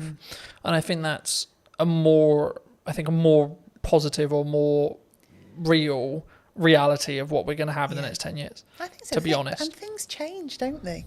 Things always evolve. You know, industries change, the way we work changes, but our minds are amazing. We've just got the power to adapt and do things in a different way with the support of that new way of working. But I found because it's taking the grunt work away or allowing me to document things, etc., I then can have the more creative thinking process because my bandwidth is like opened up in that respect, and I can sort of play around a little bit more with what works and what doesn't, and like what ideas work and what, and I can ideate them a little bit deeper. Yeah. I think one thing that came to mind then, and this is why I think being the strategy officer is important, is probably one thing we need to think about. One thing I think about is everyone in the office is using ChatGPT or something similar, but I have to keep our voice as the Eden voice and the Eden brand. So that's what then becomes important in terms of us and the team. Because again, we could all go off with our voice thrown into ChatGPT. What it gives you back then starts to become But I think it's a mirror, right? Yeah. And I think when we blame it, oh, it's a bit robotic, oh, it's a bit this, oh, the words aren't. It's like, well, you put it, you did the prompt, you did the. Yes. But I think, I mean, as a more generalised question, I guess, do you think that we don't look at ourselves in accountability-wise as an not even necessarily AI, but as an overarching kind of like as a person when we see something maybe goes wrong, like more generally? Like, what, that people as a whole we don't take accountability themselves, or do you think that's rarer? It's easier to go, it's your fault. Yeah, we don't always want to take accountability. If you're asking if we do, I think you know when you're accountable for something. Yeah. That doesn't mean you don't try and deflect that accountability. But normally, if you work it through with somebody, you can get to a place where you understand what role you had in that. And again, that's something I have to do, because I think part of my role is clarity. And I think clarity is caring for people. So getting people to a place where they do understand their accountability and they do understand. There's also needs to be a proven place of safety, right? Well, yeah, definitely. But that's how it should be, isn't it? It should be a place where because it isn't like hands up, I made a mistake. Oh shit, my job's gone now. No. It's actually no. Hold on, we're all going to make mistakes, and that's okay. How do we learn from it? It's we've made a mistake. You know, we have done. We've put tons of effort. We're relaunching it again, but we did a try before you buy campaign, and we got quite a few little bits wrong in that. Mm-hmm. So that campaign did not deliver as it should have done. Now we've learnt from that and we're relaunching it, but at the time, nobody wanted to hands up where the. So I just said, we've made a mistake. This team here, we're the project team. We didn't do it well enough. We weren't aligned. We weren't working together in a way that we were picking some of these things up. So you may have had that ultimate last part responsibility to deliver on that or to create that but actually fundamentally it was a project. Yeah. So we all bear the responsibility. But let's go back and say, what was your part? What was your part? What was your part? So next time we do it, we've got clarity. Yeah. Clarity is a form of kindness. If you don't give people clarity, what you're saying is, I want you to keep making mistakes. So ultimately, at some point in the future, this is going to blow up and you're going to be in a whole heap of trouble. Where it's much better to say, oh, that's not quite right. What can we do about that? Yeah. Or I just want to have a chat with you because I've just noticed. That's much better. A way of having accountability than waiting for something to crash and then saying you did that. Yeah. Do you look at it as in your role, because obviously you work with a larger team, mm-hmm. So I'd be really curious, do you look at it and go like, do you come at it from a perspective of like, are you okay? Like when you work with someone one-to-one, like if they are making mistakes, because it's like you good? Like what's going on? If it's out of character. Yeah, I don't necessarily say I always would do the you good, because different people respond in different ways. But I like to be in touch with the team. I like to have sat with people before we get to that point, so I know a bit about them. So some people want to share more than others do, but fundamentally, you know the dynamics of the team, and you can see if they're having a good day or a bad day, if they need a bit of space but a business, and also SME, I have to say one of the things I noticed about being in a small business, it is a lot more personal and emotional to me, because I know all those people. I know their dreams, their passion for their role, but equally that's really positive as well, because just as you described, there are days when I can say, hang on, that's not like you, or do we want to just take 5 minutes, or actually is there anything we can do today? You know, is there anything because I feel differently about a small business. I definitely feel it. There's a lot more heart in a small business because that connection is so close. I'm so close to the team. I'm very close to the product. I'm much, much directly closer to the customers. Yeah. So those decisions you're making, those things you're doing are much more personal. So I would say it's made me more thoughtful. I use my own voice more. I use my own judgment more, and I deal with things in different ways at different times, rather than a blanket approach because I just need to get things done. Yeah. Do you think that do you need to I guess, lead with empathy as a leader in some scenarios? Definitely. I mean, I would say for me, what has always been important to me in the roles I've had, outside of the things you need for life, like your money and all the rest of it, Absolutely. is building a strong team and a strong set of people and individuals. So, yeah, you've got to have empathy for that. You've got to have some kindness for that. You've also got to be you want to drive people. So motivationally, you do want to stretch and challenge people. So it's equal hands of empathy, kindness and support, but drive and challenge and creating a buzz in people where they can see a future and they can start to really push themselves forward. So I think it's in equal measure, really. Yeah. I think sometimes we don't necessarily look at the empathized way of looking at it. I mean, I think we'll wrap up soon, but do you think people are purely just, you're here to do a job? Like, could that be the approach? Like, it can be very, like, I'll use the term like maybe domineering or led or like very pushy in that respect. Like, you're here to do a job, get the job done. It definitely could be, couldn't it? And I think we all have to admit there are times where you just want somebody to get something done. 100%. And actually, is it more of an ebb and flow? Yeah, in some scenarios, you need to lead with candor and you need to lead with empathy. And in other scenarios, you're like, come on. Yeah, because you're also thinking sometimes the mentality of just get it done is because you know what the impact of that is going to be for other people and other things if that isn't done. Yeah. So it is empathetic, but in a different way, because you can see the end result of that not happening. So say we get something wrong. We've got someone who's relying on our food, getting to them on a certain day for their pet, who's always at their food, has a health condition, and logistically we get something wrong. My view is I have to help that person. So in that moment, you just need to get that done. Because we really need to care for that customer, that pet. We have to do the right thing for them. Then we'll stop and say, right, okay, could we have done that differently so we didn't have to get to that point where we had to drive somebody to get that done? Yeah. But there are moments where it's right, but most of the time that's a result of not having done the hard slog in the first place, that you got there. Yeah. For people who may be interested in connecting with you, seeing more of your work, seeing what you're doing at Eden, where's best for people to connect with you? I guess I would say social media, Eden-wise, and then message me via there. So if you go onto Instagram, Eden, throw a message out. Because we're all in the office together, I will pick that up and see it. We're so easy to contact. I am on LinkedIn. I have to say it's not my favourite forum. So I'm much happier to see messages come through on that social media platform, and then I'll be in touch. Fabulous. If you were going to talk to the person who was in corporate maybe 10 years ago, 15 years ago, and you give them this advice today, what would you say to them? Gosh. As a final thought. Allow people to have a voice.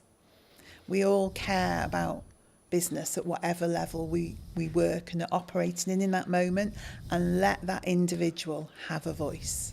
That would be my message. Thank you so much for watching. If you did enjoy this episode and would like to see more like it, make sure to be subscribed. Let me know in the comment section down below if you enjoyed it and what your clear takeaway was. And I'll see you very, very soon.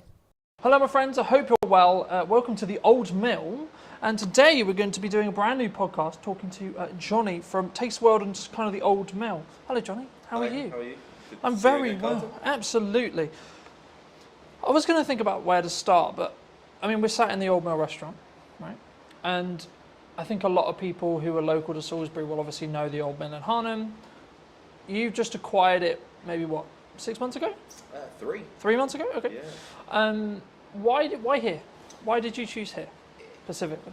It was just a building that had come to our attention for a kind of friend when I think a poster went up in the window saying, due to change of ownership, we'll be closing. And I thought, we need to come and look at this site when I was told how beautiful it was by the friend. And we came straight here, and within, I think, 15 seconds of pulling up in the car park, we decided it was something we needed to pursue.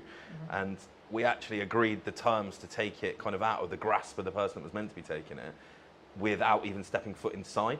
We literally saw your video, strangely on YouTube, that I think you filmed a couple of years back, and the visual impact it had from the outside. And that was the decision we made. It was just something we almost kind of fell in love with. It's not something I normally do, to be fair. I normally think with my brain, not my heart, but I just fell in love with it. And then when we came inside, it was actually better than we'd imagined, which is always a good thing when you've already made a decision like that. But yeah. So, I mean, we were talking just before we started about the ebbs and flows of hospitality, maybe the ebbs and flows of any business. I mean, in your experience, how have you looked to target, how have you looked to frame creating a business that can be sustained through winter, through slower months, rather than, like, how do you look at that from a hospital? Because hospitality, in my experience at least, is known for do really well in the summer, do really well at Christmas, but then you have those other areas where it's maybe tipped down a bit. I mean, how do you look at it in your other venues as well, which I'm sure we'll get onto, but either here or in general, how did you strategically think about it? How do you sort of create that demand throughout the year in respect to the sustained revenue? How do you see it? Because I think that's like, if you can do that with a business, then it will continue to, you'll make more money overall because you're more consistently creating that consistent revenue. Absolutely. And I think the big thing, you just actually used the word there, we talk about a lot in our business, is consistency. Delivering product consistently to the customer, giving consistent service.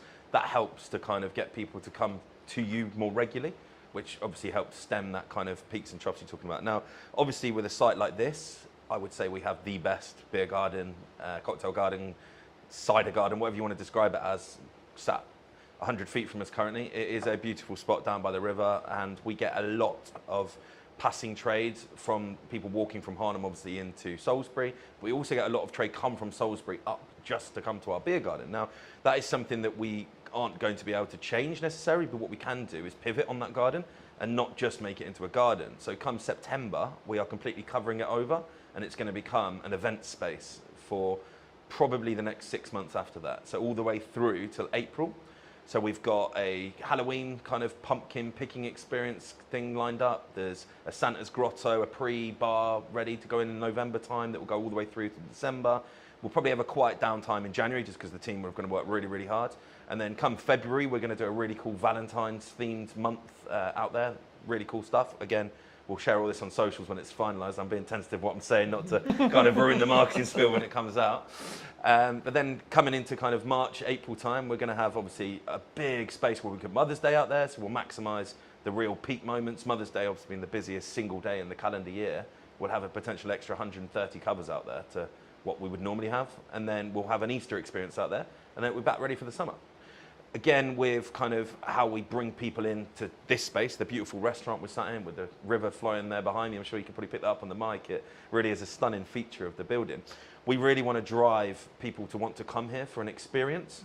So that will come through kind of the level of food that we're trying to aim for, using sustainable local produce. And the big USP is the fact that we are either already or can be 100% gluten-free. So that's something we're really going to be targeting over the next sort of 3 to 6 months, is doing packages wrapped around the bedrooms and dinner experience for those with celiac disease or those avoiding gluten. Now, the figures on that at the minute in the UK is around 6 million. So it's about 10% of the population are either actively avoiding or for medical reasons cannot consume gluten. Now, these people have birthdays every single day of the year, right? So 365 days a year, I've got a potential celiac that I can target with some marketing, go, come and stay at the Old Mill, have an amazing stay in our beautiful bedrooms, and by the way, we can do dinner for you as well, which is celiac safe. So that's something that we really will be pushing hard. As soon as we get the main kind of summer bulk out of the way, wasn't the best time to take a pub like this, kind of going into the busy period already, should we say. So we're very mindful of not trying to overload ourselves. So layers to a cake, layers to an onion, however you want to look at it, we kind of stack on top. When we get one thing right, we'll do the next thing, the next thing, the next thing. So we're hoping if I sat here this time next year, I'd be able to say to you, everything I've just said, we've done it, and it's great.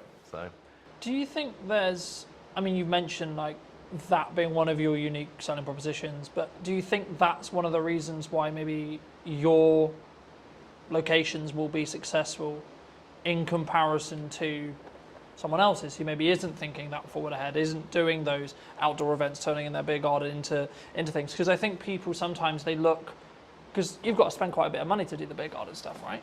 It can't be cheap to convert the beer garden semi-consistently and then convert it back, and then I imagine if it works, you'll do it the following year and you'll flip and you'll continue to rotate it.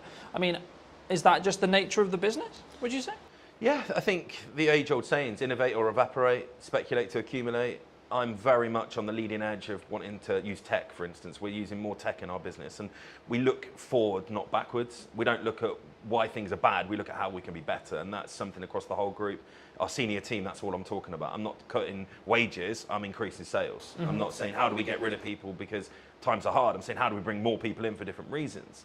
What we're also really good at, and if anyone on here is listening is a hospitality owner or manager, we are very good at getting brand deals.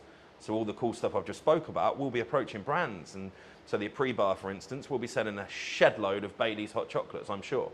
So I'll approach Bailey's and say, look, I want some support. They will give you money to support their brands with the right streams and for the right events, similar to your festivals.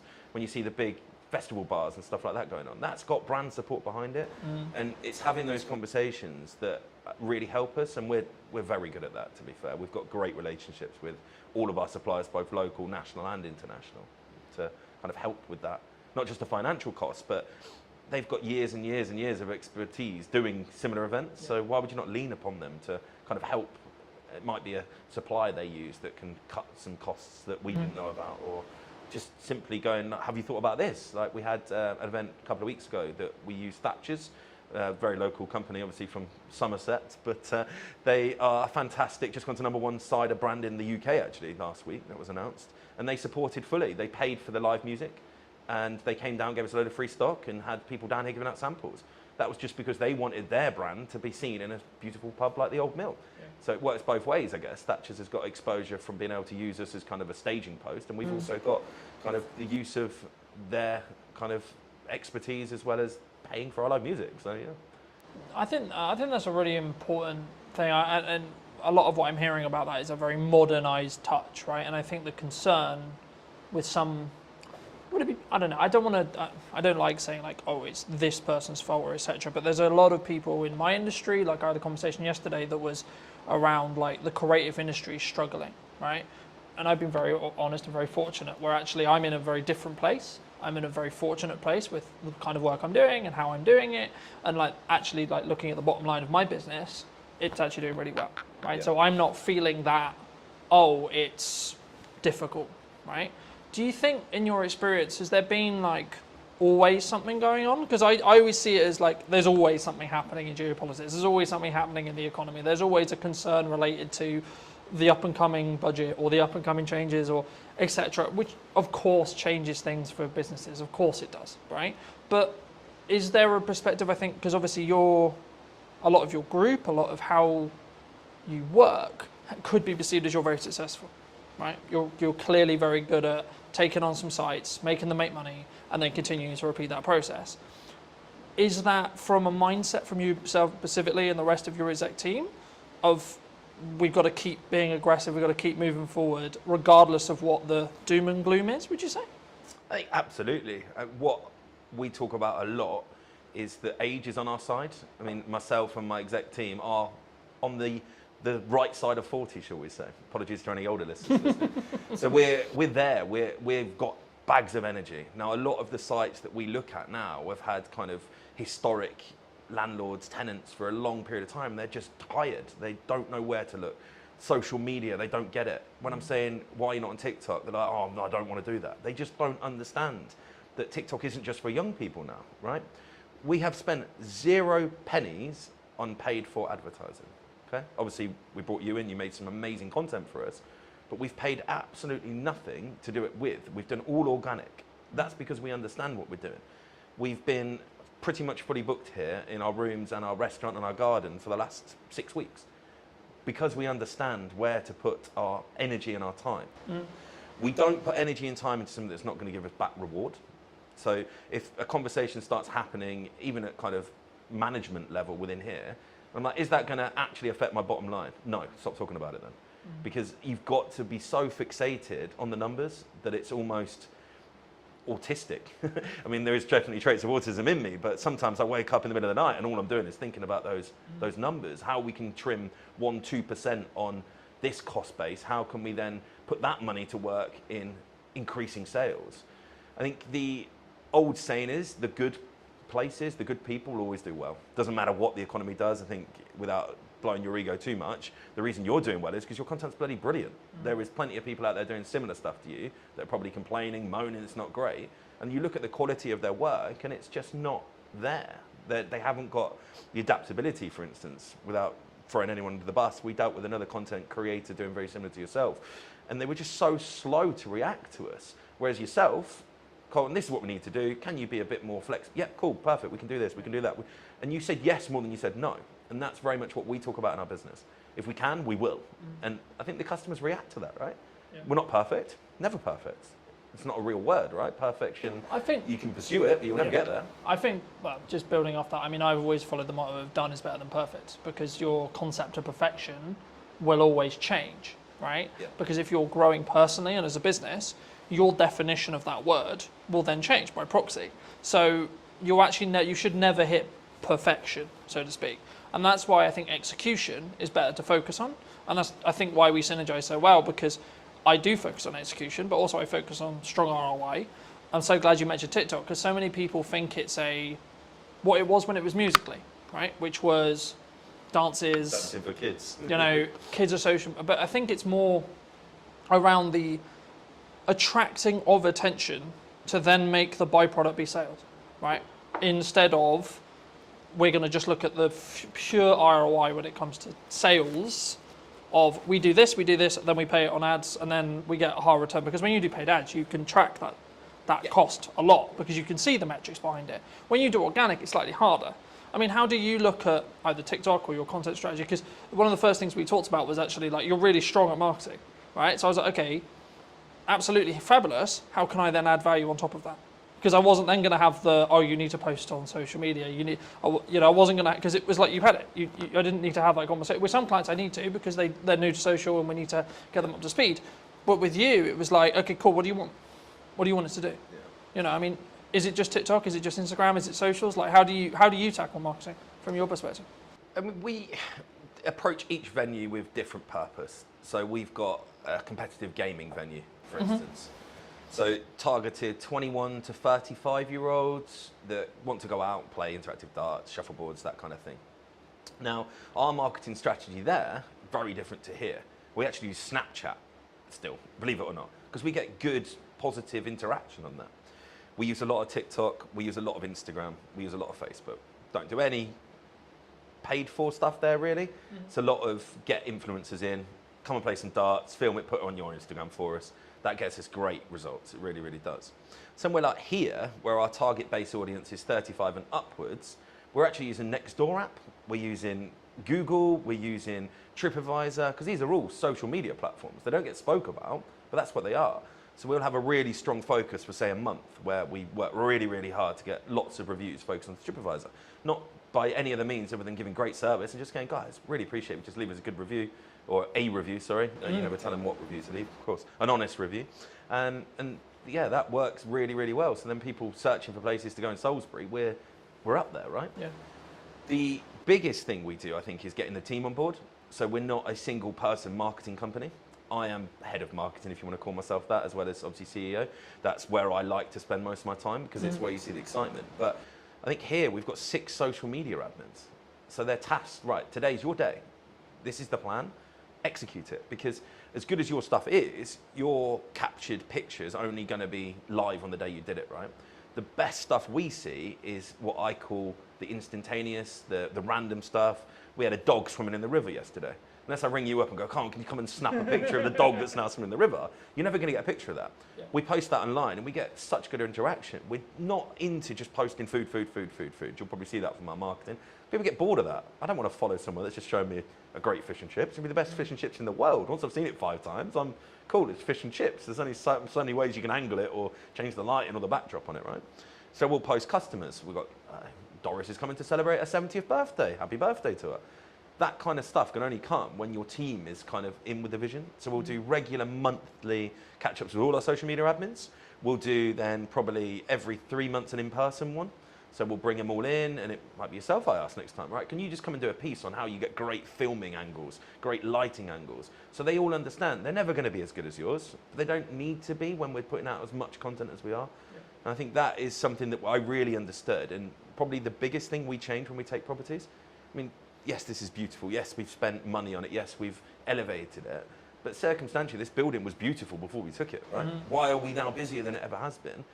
I think because our marketing's better. I think before, when we looked at it, their last post was 2 months previous on their Facebook, on their Instagram. I think we took it in February, end of February. The post that was last on Facebook was advertising Christmas carols.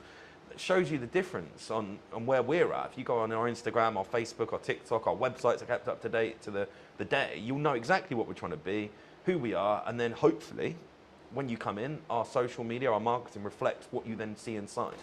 So I don't want to become a fake presence. There's quite a few restaurants I can think of that look amazing on socials, and you get there, you're like, wow, you've just taken a picture of the corner of your restaurant that does look nice, and the rest of it's not real. So we'll do a lot of kind of walkthroughs. I think the other day I just live filmed, walked straight through the front door, down the alleyway, through the garden, no editing, no filtering, just here you go, guys. This is what you can come to if you want to. And that, I think, gives an honesty. Yeah. I think that's the best word to give it. You're not trying to sell anything. This is what we are. Do you want to come? If you do, great. We'll see you at the other side of the door. But if you don't, cool. It's also not for you. And we're very, very good at that, actually, to be fair. Identifying who our customers aren't, because not every customer's for us. If someone walked in here and they wanted to have a £10 meal on a Friday night, we're not for you. There's plenty of places offering a fantastic meal for £10 in the Salisbury area. But on the flip side, if you were looking for a fantastic Chateaubriand on a Friday night to enjoy with a fantastic bottle of Malbec, we're the place for you. And you should come here. You're not going to get that if you go to the £10 meal place around the corner. Yeah. So it's understanding where your market pitch is, not trying to be for everybody, because it's impossible, but the people you are for, really being strong at that and having that kind of full team cultural mindset that all of my team will know who we're for within probably a parameter of what age we're aiming for, what service we're aiming for. They'll all know that our USP is gluten-free. And I think that's really, really important, because I can't just sit here now spouting all of this and then not relay that to my team. And again, we're not perfect. We're definitely, particularly in this site, 3 months in, it's nothing. You're really still learning everything at the minute. We're learning our customer base. We're learning our team. Still a weekly training for all of our team. In 6 months, would I expect 99% of customer visits to be at the level I'm talking? Absolutely. And anyone watching now that came here and didn't have that, please contact me on the Facebook, and we'll put that right, because that's another thing we're very good at. If we're not right, let's put it right. If we know it was something that we did wrong, we need to do everything we can to put it right. If someone came, they just didn't like our menu, that's okay. Really sorry we weren't for you. Hope you find somewhere that is, because we're not going to be for everybody. But if something's kind of not to plan, shall we say, identifying that, having the touch points during the visit to identify why you're here is best practice. But having then the touch points after visit, we have feedback emails that go out. I've got business cards that go out with my personal email on it to everybody. If you've had a great time, let me know. If you've not had a great time, let me know, because we want to know. Even at the scale right now, when we employ 165 people across 10 venues, we are relatively big. I still understand the importance of being customer-centric in my role. And that comes through marketing, coming back to your kind of original question, I guess. That is all part of it, right? Marketing is understanding why something went wrong and how you fix it. Yeah? That is marketing, yeah. Do you think there's and this is a more general, like broad business question, or like it could be your business, it could be my business, it could be any business. Do you think some people, because I've always followed the own up to if you made a mistake and it's your fault, or if God forbid something went wrong on a video, I'll be like, look, I made a mistake, hands up, right? And I think that put, in my view, from client feedback and etc. that I've got, that puts me apart from other people who are just going to sit on their morals and go, well, actually, no, it was because of it. You know, I don't sit. It's not about necessarily making an excuse. I don't like to use that term, but it's more the question I was going to ask around that is: do you feel that one of the reasons why you're quote unquote successful is because of how in touch you are with the marketing, with the customers, with the honest? The key question there is honesty when it comes to, look, we're potentially going to get it wrong, but actually, this is how we're going to try and fix it for you. 100%. There is a lot of restaurant owners out there that I know of, both personally and I've seen online, and the first thing they do is blame the customer. When a customer comes out and says, oh, I didn't like that, what do you know? I'm a chef. And it's like, that's not the response. If you do genuinely believe you were right, as I say, really sorry, wasn't for you, hope you find somewhere that is. That's the response we give. I don't try and get into a debate with someone, whether they were right, wrong, or indifferent. It's fairly obvious when you're wrong. Someone comes in and could be an item missing from the menu. Chefs are humans, right? And there's not enough conversation around in hospitality. It's a human-centric business, right? If you went into an office and you had 20 workers, in a week period, how many office workers would make mistakes? The problem is no one ever knows about them because it's not generally a customer focus basis, right? But you come to hospitality, a slight small error from, could be a 17, 18-year-old that's first job potentially, becomes a huge thing for the customer. Rightfully so. We should be able to execute a meal, but we're not going to do all the time. But the first thing you do, as you said, is accept it. Yeah, that is not the standard that we work to. Apologise. What can we do to make that right for you? Yeah. And if you follow those three things, then I don't think you can go far wrong. Now, out of all of the complaints that we get across the group in a year period, just call it 100. I would say 99 of them have returned and love what we are about. So that's 100 people potentially that would never step foot in the business again that we've managed to rectify, use their not so great experience to learn, made changes to SOPs or systems and processes, and then reflected on it and gone, okay, that happened. Let's not let it happen again. How can we improve as a group? Can we learn something that happened here and go, actually, we can stop that happening anywhere else, not just here? Because even now, I mean, I'm 20 years into the game now, there's still stuff happens. I'm like, wow, wasn't expecting that. How did that happen? What can we do to stop that happening again? So it's a learning day all the time. Even for someone at my level, my experience, you might think, oh, I know everything. I don't. I'm pretty good. I know most things, but the game's changing. Every single week, I'm like, okay, that's different. 10 years ago, did I think that I'd be talking about being a gluten-free centric company? Absolutely not. Now, it's our USP. That's our single biggest drive force. Because most places don't want to do it. And I think that's identifying what you can do to set yourself apart. Whether that's you can be cheaper. Don't like doing that. I think that's the easy way up, being cheaper. Being better, what quantifies better. But if you're totally unique and you're the only place in the market doing something, then you're always going to have a market for that. And riches and niches is another saying I like to use, right? We're in a niche that's not even that small. It's quite large, 6 million people. But it is a niche in this area because in Salisbury, we're one of the only places. Probably the only places. Can be 100%. I think that's really unique. I think it sort of, to an extent, it leans back into what do you want to do incredibly well at, right? And I think I've always tried to pride myself on, I may not be the oldest videographer in respect to being in the game or the biggest marketing company or etc., but I will give as much effort and as much energy as I can to create the best content that is tied around what you, whoever it may be, the client, is looking to achieve from that video, that set of videos, etc., whatever we're doing. But from your perspective, why, maybe not necessarily just me, but why do you look to invest in video as a whole or marketing as a whole? Because you said earlier in the interview, your team does a lot of marketing, right? So I guess the question from potentially the audience is then, okay, well, why do you then spend money to get a professional in to create those, what I'll call showpieces? So it's long form. Stuff that's going to be around for a long time, I will always invest to make it professional. I think it makes you stand out from the crowd. So our long form content will live on YouTube. Our long form content will be housed on our website. Our long form content will be posted to the top of our grid, pinned to our grid, technical term there, on our Instagram. So some lands on our Old Mill Salisbury Instagram. Right at the top there will be a pinned post of, oh, okay, that's what that's about, really professional. And I just think it adds to that level of experience. The customer sees, oh, okay, that's a serious place. And I think that's why we do it across our group. From probably the second or third month, we'll get it in. Once we know we're right, we'll get a videographer, a photographer in, and we'll get everything kind of framed up, and then we add it onto our websites, and we've got then a bank portfolio of stuff, like the stuff you've done, we'll cut that down. We'll do 10-second clips every now and again. It just kind of helps remind people that we are, okay, these guys are serious. They might be posting a dog swimming in the lake, but actually, cool. Look how nice that restaurant is. Look how cool that video shot of the garden and the pizzas is. So I think it's so important. You can't have a website with a phone taken, a photo taken on an iPhone. It just doesn't look right. If you landed on a website and you had a choice of, particularly for our hotel rooms, I guess, a choice of hotels, and the first one you landed on had a phone taken photo, and then the next one you was like really nice professional photos, where are you going to book? If everything else is the same, you just feel more qualified to take that booking, I guess. I think it's I think what we talk about there was a perception thing, right?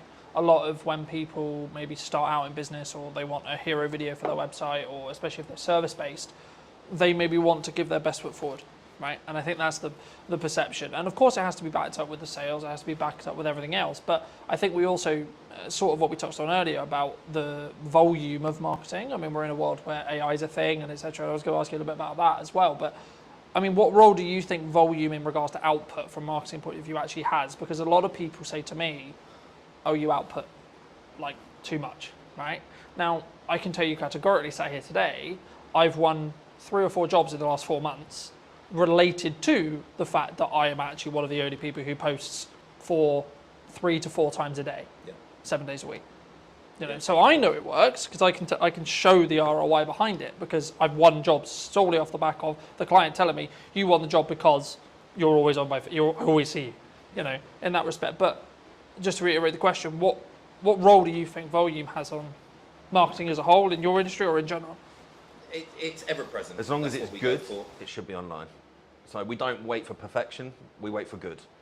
So if you take a photo and you go, yep, that's good, so 6, 7 out of 10 quality, it can go online. Now, that, I think people get stuck in, oh, not many people liked it. Now, likes don't pay your bills, okay? And I think that needs to be spoke about so much in our industry particularly, because I hear it all the time. Oh, if I post once a week, I get 100 likes. And if I post 10 times a week, we get 10 on each, so it's the same likes, and I only have to do I'm like, but you're not looking at who's seen it. You're not looking at what that then does. Now, I think we can tell how good our marketing is because we're busy, right? I look at my diary and I go, we're full, right? That tells me that we're doing something. We sold out our garden for a cider and sausage festival by posting 7 times on social media. I didn't do anything else. There was not a single poster printed outside the front of this pub, right? I didn't do a banner, I didn't do any flyers, I didn't go to the newspaper, I didn't do anything. So social media is working because there's people coming through the door. I don't get fixated on how many people like my posts or how many followers I've got, because I could have 1,000 followers. If all 1,000 of those come to my pub, I've got good marketing. I could have 20,000 and only 500 of them come to my pub. Yeah. Have I got better marketing just because I've got 20,000 followers? You've got to like understand what your marketing's for. Who do you want to see it? Are they going to do something useful with it? Building that community online through volume. Yeah. So I look at some of the best creators that you look at, right? You follow them because they're putting out volume content. If you only had one video from a creator to watch every week, you wouldn't subscribe to them. You wouldn't follow them. And consistency as well. If you follow someone and then all of a sudden for a week they haven't posted, you kind of forget about them, right? You switch off. If you're always ever present, now we get people unfollow us. That's fine. I don't worry about that. It's like sending out an email marketing, right? Without kind of jumping around too much. We do a lot of email marketing. I had one of the managers go, well, 300 people unsubscribed last week. It's like, yeah, out of 15,000. So that means that 14,700 are still reading my email, right? Am I bothered that 300 no longer want to interact? Or no, if it was 5,000, we might go, actually, was that email a bit missed? But it could have just landed at the wrong day. Could have been, it might have been they'd had 3 other restaurants email on the same day and they just had a mass free. You can't fixate on numbers when it comes to the social media aspect directly. You need to understand, are you busy? If you're doing an event on a Tuesday, Wednesday night, do people come to it? Because if they do, and that's your only marketing, and your marketing's working, right? Yeah. Obviously, when you start paying for it, we don't tend to do paid stuff if we don't need to. I'm not a fan for giving Meta and Zuckerberg money. If I don't need to in full, why am I going to start paying for marketing? But I'm also aware that you can't just dwell on that. So there will be a point where I know, and I'm like, okay, we need to start doing some paid ads now. For here, it'll probably be August. August, I'll probably start hammering home some paid ads, ready to start picking up the September. My events we've spoke about, they'll start coming online. But right now, our organic marketing, showing people, look, garden's sunny today, there's people out here, come and join us, is working really, really well. I mean, I don't know my exact numbers on here, I probably should have known them before here, but I reckon we put 30 pieces out on our socials last week, roughly. So 3-4 a day, plus 60 or 70 on the stories. There have been 5 or 6 TikToks. We actually did one at the weekend that worked really well, the Jet 2 meme one, where it comes up with the Jet 2, book your holiday now. There's a couple of the staff in the cellar lying on top of the beer barrels where it's obviously 14 degrees, having a cocktail. And it just flew. Like, we got hundreds of thousands of views on that. And that's something that took, I think, 30 seconds, maybe a minute for them to film. And it's not advertising anything, but people are going to see that and go, oh, they've got a sense of humour. They're real people, right? We do a lot behind the scenes stuff, particularly with our kind of restaurants. We want to show prep. We want to put that out. If we've just had a beautiful piece of fish delivered, why would we not show someone what that looked like when it arrived, what we did to it, and now what it looks like when you get to eat it? Because I think it gives that authenticity. Now, if you weren't doing volume, you couldn't do that. because it looked really weird if I hadn't posted for 2 weeks and all of a sudden I got a tuna But bit it's fish. skinned. Like, what Yeah. the hell? But people expect it from us because we're there all the time. They're, oh yeah, old Mel posted, cool. What's that? Oh, they're prepping a fish. Yeah. It kind of it makes sense. Like, it's not sporadic. It's not random. I think it doesn't take people by surprise because that's not a good thing, right? No one wants to be surprised on social media. I think so many people, they don't. Well, I would say if I was going to go down the nuts and bolts of it, they don't optimize for the lurkers, right? Because the lurkers, the people who don't actually interact, the people who actually don't comment, the people who don't, etc. Like, oh, I got no likes on that. Oh, I got 2 likes on that, etc. But like, how many views did it get? How many impressions did it get? Yep. Actually, and then, as I say, like, what then is the knock-on effect to actually seeing your business, right? And you're seeing people come through the door talking about that post, talking about, oh, etc. It's about being human, especially in a world with like where AI is a thing, right? That people is concerned about. I mean, maybe it doesn't affect your industry as much, but do you feel that, like, are you using it? Like, firstly, are you using it if you're open to share? And then secondly, like, is it something which you were scared of, or was it actually, hold on, this is actually a supercharger for us? So I went to an event called EMC. Big shout out to Matt Wilson. If he watches this, I'm sure he will. An incredible event, 500, 600 plus entrepreneurs that are all there because they are the owners of their business or senior team in their business, but they are the marketeer. They want to generate sales through social media or Google online, digital marketing, right? And this was 2022, and there was a spiel on AI. And everyone in the room looked at each other and went, holy crap, this is real, right? 2022, the average Joe had no idea what AI was really. Artificial intelligence, yeah, cool, that's something that That's does nerd. that, That's right? a nerd thing, yeah? Yeah. ChatGPT was mentioned. I got on it pretty much within 3 months of that conversation. So I've been using ChatGPT when it was a bit rubbish. Now, every single one of my social media admins, every single one of my senior team has it on their phones with the pro version. Okay?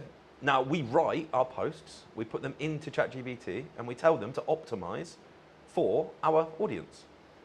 So it knows our audience, it knows what we want to write like. So you end up with a post. If you really knew the marketing like we do, you can kind of tell, but the average person has no idea that's what we're doing because it feels personable. What we don't do is go, ChatGPT, write me a post to advertise Cider and Sausage Festival. We don't do that. We'll write into it. What it does is proofread. So you don't end up with posts going out with spelling mistakes. Can't get my words out today. Spelling mistakes. You don't get posts going out that aren't in the right context for the right platform. What we also do is we'll get it to do one for Instagram, one for Facebook. Very different. I don't think people understand that. The wording that goes on Instagram has very different impact to what goes on Facebook. On Instagram, you need big chunky headlines because many people don't read the blurbs on Instagram. It's, okay, what's that picture? What does that mean? Whereas Facebook, people get drawn in and they want longer form reading content. So you have to give more wordy stuff to it, less big headlines, because Facebook looks a bit spammy when you put big chunky headlines. That's something we get ChatGPT to do for us, right? Yeah. Costs, it's about £9 a month. It's not a lot of money when it does what it does for you. And it saves so much time. Now, AI in our industry at the minute where it's gone the wrong way, I think, is AI food. Now, there is lots of restaurants, chefs that I know of, that they're posting amazing looking dishes and they're AI. Literally AI generated. And that's the scary part. I think we're going to get to a point where you turn up to a restaurant and you're going to think, oh wow, look at all this food. And it's nothing like what they're preparing because it's all generated by AI. Now that is scary for me because it's that good. But surely that would be a disconnect from the authenticity side of it. It will, right? but Like, it will drag if people I see in. someone on social and I see this dish, and then when I sit here, maybe actually literally here, I'm like, hold on, that doesn't match. Yeah. You know, like, is that because would that be the, or do you think it's going to get so good that actually people, by the time they've sat down, they're like, shit, I'm kind of in now. Already, I know it's getting that good. Now, visually, you can't tell, but if you save it and throw it back through ChatGPT and say, is this AI? It will say yes. Yeah. So you know it's AI, but it doesn't look like it's AI. It's that good. It looks like a really good dish of food. There's one particular chef, and I think his last 70 posts, 50 of them have been AI. But it's like really deceiving almost. I mean, video AI, let's not get started on that. I think that's very scary. I'm sure at some point I'm going to be able to CGI Channing Tatum walking through my front door, taking his top off, having a cocktail at the bar, and people will think he's actually at my bar, right? I think that's the scary part. Where the authenticity is going to lie with that, you're almost going to be able to, if you got really good at it, simulate a fake restaurant where celebrities hang out and none of them have ever been there. And You know what celebrities do when you put their name to restaurants? It's interesting how it's going to play out. I'm sure some of the big boys have already started doing similar things.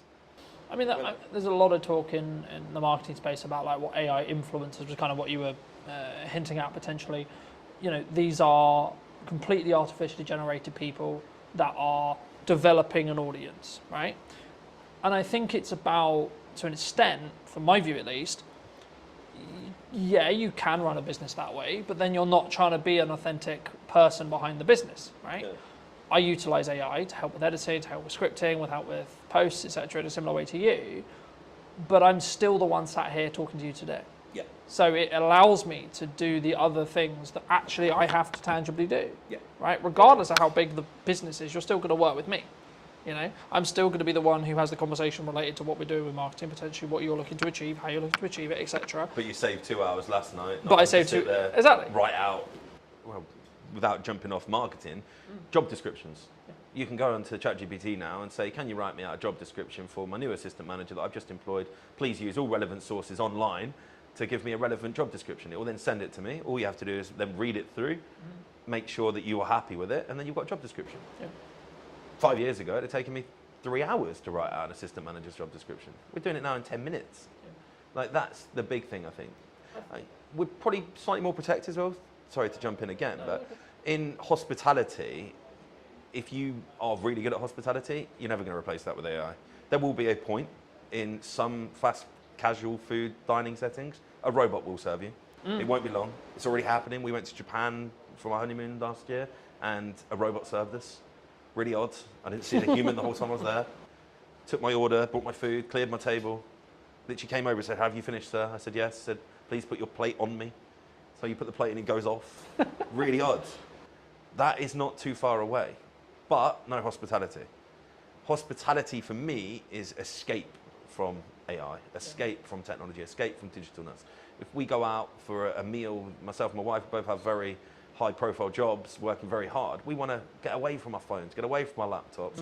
Go on, connect. Go and have a human, have a conversation, see someone, do something different, not be served by a robot. So it's certainly not something that everybody's going to do, but you're going to end up with this real kind of interesting space where those that are in the mid sector to low sector will get gobbled up by the big boys because they'll just put robots on play, right? Our biggest cost in this industry is wage, by a long way. 5-6% more than what we spend on food and drink is spent on a wage on a weekly basis. Yeah. So if I could have loads of robots running around and I felt it wouldn't affect my business, then of course I'm going to do that. I spend 10 grand on a robot. It never phones in sick. Never tells me he's got a hangover. Never tells me he can't come to work today because his child's had to come off school, right? That's going to have a big benefit for some of the big boys. But then that's going to leave a really interesting space for people like ourselves that will never go down that route to be the personal touch to the industry and really have that as kind of a hyper differentiation to the main kind of norm is actually, I don't want to be served by a robot today. Let's go to the old mill. We're going to have a human service. And I think that's only 5 years away. I know it sounds pretty crazy concept. A human carries on. I think 5 years away, your big chain fast food places, maybe not the full service, but I imagine the food will be brought out. I imagine the tables will be cleared by them. It will be kind of a little system running around with little lines on the floor, and all the tables will be symmetrically placed in square grids, and there'll just be robots running up and down, and you'll probably have a few humans to oversee and maybe say thank you when you leave. And that's scary. But I don't think it's the same environment though, as you were mentioning. I think it's it's horses for courses, you know. It's one is efficiency for efficiency's sake, and it's kind of the cheap and maybe the middle potentially it blends in when it becomes really efficient, right? But if you're still the experience, the entertainment, a lot more reasons than just necessarily the dining. Of course the dining, but also then, you know, the extra stuff that we've already discussed in this episode alone, then you're still going to be there.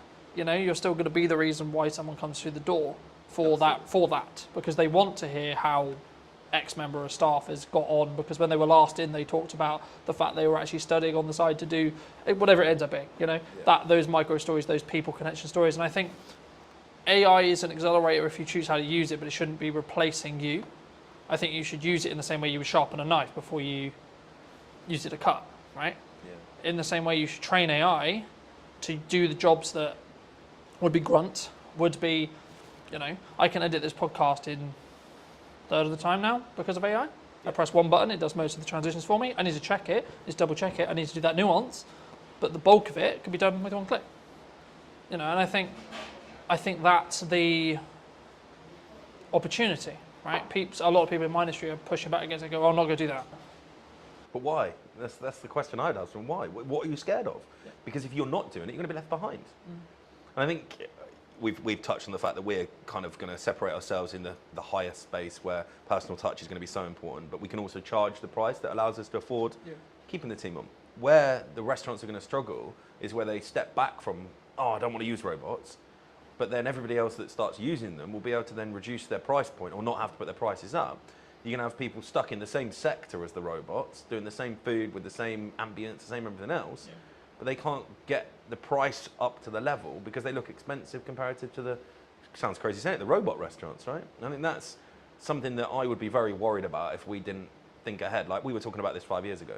I actually had the very conversation with our kind of POS software provider. I wanted it to be as intuitive as possible because I don't want my team to have to be taken away from serving customers. But also I think it gives you that focus, right? Like if you know you've got those processes that are being optimized by AI for your socials, etc., that you can then focus on, okay, all right, we're talking to Johnny today. I can focus on what I need to do for the prep. I can use ChatGPT to help me with the prep, but then I can just solely focus on this. So it gets the technology out of the way in some ways. So my job specifically, it gets the technology out of the way. In the same way with you, there'll be elements with your team where technology can help when it comes to taking orders, etc., etc., etc. I can see a world where a human still serves you, but they're wearing a microphone that can capture the order request, and then it can go to the kitchen instantly, right? Rather than, and then maybe I'm being pedantic, right? But it saves that 20-second walk, and then the person can focus on actually, how are you? That customer service element, and not worried about what would you like, sir? Yeah. And they can focus on the recommendation of the wine. They can so on, because they're not thinking, oh my god, I've got to remember this thing from the start of the conversation, back to when I go to the kitchen to tell the team what to actually create. And it removes human errors. Yeah. Unfortunately, whether you want to admit it or not, AI makes less mistakes than humans, right? And again, without jumping around, there's a reason why they're looking at AI doctors, right? Because they're going to have information on the medical science in the world, and every doctor that's ever made a thesis on anything is going to be available like that to AI. The best doctor in the world can't do that. And I think that's you've got to embrace it. Can't be scared of it because you'll just get left behind because it's happening. Yeah. I mean, I don't want to go too deep, but when the www boom came in the early 90s, everyone, no, it'll never happen, it'll never happen, it'll never happen. That was a slow process because everyone had to go out and buy computers, you had to have internet, you had to have all of that, right? The only thing stopping AI going probably 10 times further than it is today is the human mind saying no. The technology's there. We've all got iPhones, Samsungs, Pixars, whatever you've got in your pocket, right? You can do it. It's just the embrace, right? Yeah. And the more we use it, the more it learns, the more it adapts, the quicker it's going to go. I mean, the improvement in ChatGPT in the last 12 months is scary, right? Yeah. And I think, especially in the leading kind of industries, you're going to see a big shift to AI being the only thing they do. And then that will feed down and down and down, right? And yeah, we understand it. We've been speaking about it since 2022, right? We've had it there in our back mind. What can we do to improve and, as you say, be more efficient? QR code ordering is something that we use a lot of because it brings back the time. Yeah. If someone's sat in the garden, gets their time back, they don't have to go and stand at the bar and queue. They just order on the QR code, comes onto the till, it's printed, it's paid for, we can take it out to you. Yeah. That saves so much time, right? But also in then, you're actually creating a better customer experience, which determines they're more likely to come back, which determines they're more likely to enjoy their time. Yeah, so of course, when it works, right? That's the key factor is you've got to make it intuitive, you've got to make it seamless, you've got to make it easy to use, not friction. It should feel like you're doing them a favour, not the other way around. And I think that is how you frame it. Guys, we're using technology because your life's going to be more enjoyable, you're going to have a better experience, not we're lazy, we can't be bothered to serve you. Because it's not that. Like, it's just, I think using it to your advantage. I mean, you're editing software for your videos, I think it's the prime point there, right? Yeah. Is your video any better now because you say? Probably not. You probably do it the same, right? But you've done it in a third of the time. Yeah. So now you can do 3 times the work, right? Yeah. You can edit 3 videos in the same period. Yeah, exactly. I'm not in a position where it's a choice of I can do this or this. I can now do this, this, and this because each section takes less time. Yeah. The product is identical, pretty much, because I'm still going to go through it, I'm still going to tweak that nuance, etc. It's not that I'm not editing it, it's just the grunt work of, okay, camera 1, camera 2, camera 3, camera 4, camera 1, all the way through, is done in 20 seconds. You know, that used to take me 2 hours. So I'm cutting 2 hours to 20 seconds. Yeah. So it allows me to then, focus on, okay, actually, technically you're talking, but my reaction was really good there. Okay, so let's swap back to me, even though you're still talking, right? So I can then focus on that nuance, because also I'm not, in my head, I'm also not creatively kind of fatiguing, because I've been looking, oh my God, I've been looking at this interview 2 hours, Hours of video, right? yeah. And I think it's also like you can focus on the other elements, and then also you can just increase your volume, because it's an efficiency thing as well. But let's cover everything I wanted to cover. I mean, is there anything specifically you wanted to talk about or shout out, etc.? No, I don't think so. I think it's been a really great chat, to be fair. I think those that are in business will know that it is hard at the minute. But I don't know a single person that's talking like we've spoke today that's complaining. Because that's the kind of the key, I think. If you're complaining, you're not thinking, you're not changing, right? You're complaining.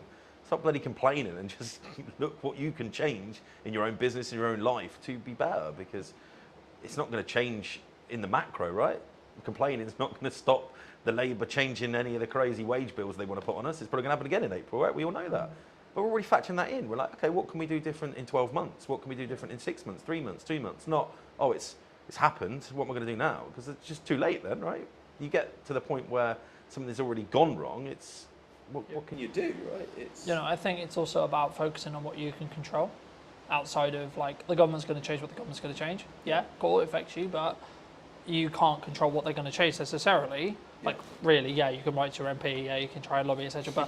But like tangibly day to day, all you can do is focus on your output, focus on your marketing, and focus on your costs and your sales. Right, they're the the 4 sectors of business that you should focus on, and you should continue to focus on those.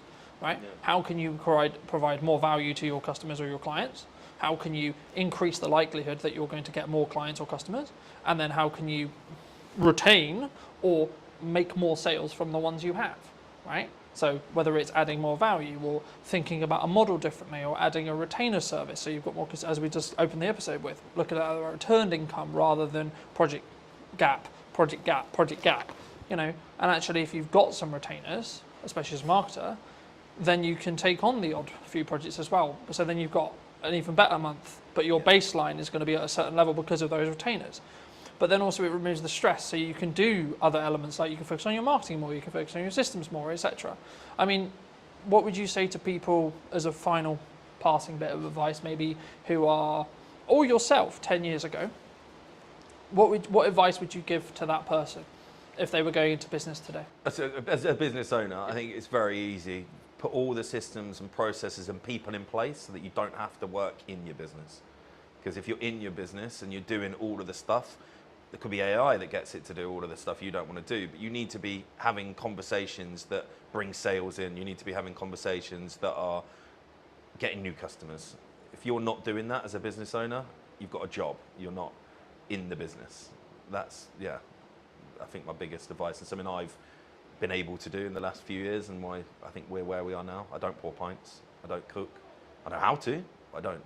I've got people that do that because as soon as I start pulling pints or I'm in the kitchen, I'm not marketing, I'm not growing, I'm not out there looking at what we can do to be better in the future. It's a lot easier to find a chef than it is to find someone that can do all the stuff that I know I'm brilliant at. And most business owners are going to be the best salesperson in their business, the best marketeer, because they know it inside out, right? Yeah. But they just get so tied up, and I get it. You're a one-man band plumber, but you're only ever going to be that level. If you've got aspirations of being a full-on business owner that can be on a beach 4 or 5 times a year and not having to be worrying you've got income coming in while you sleep, which is the dream for everybody, right?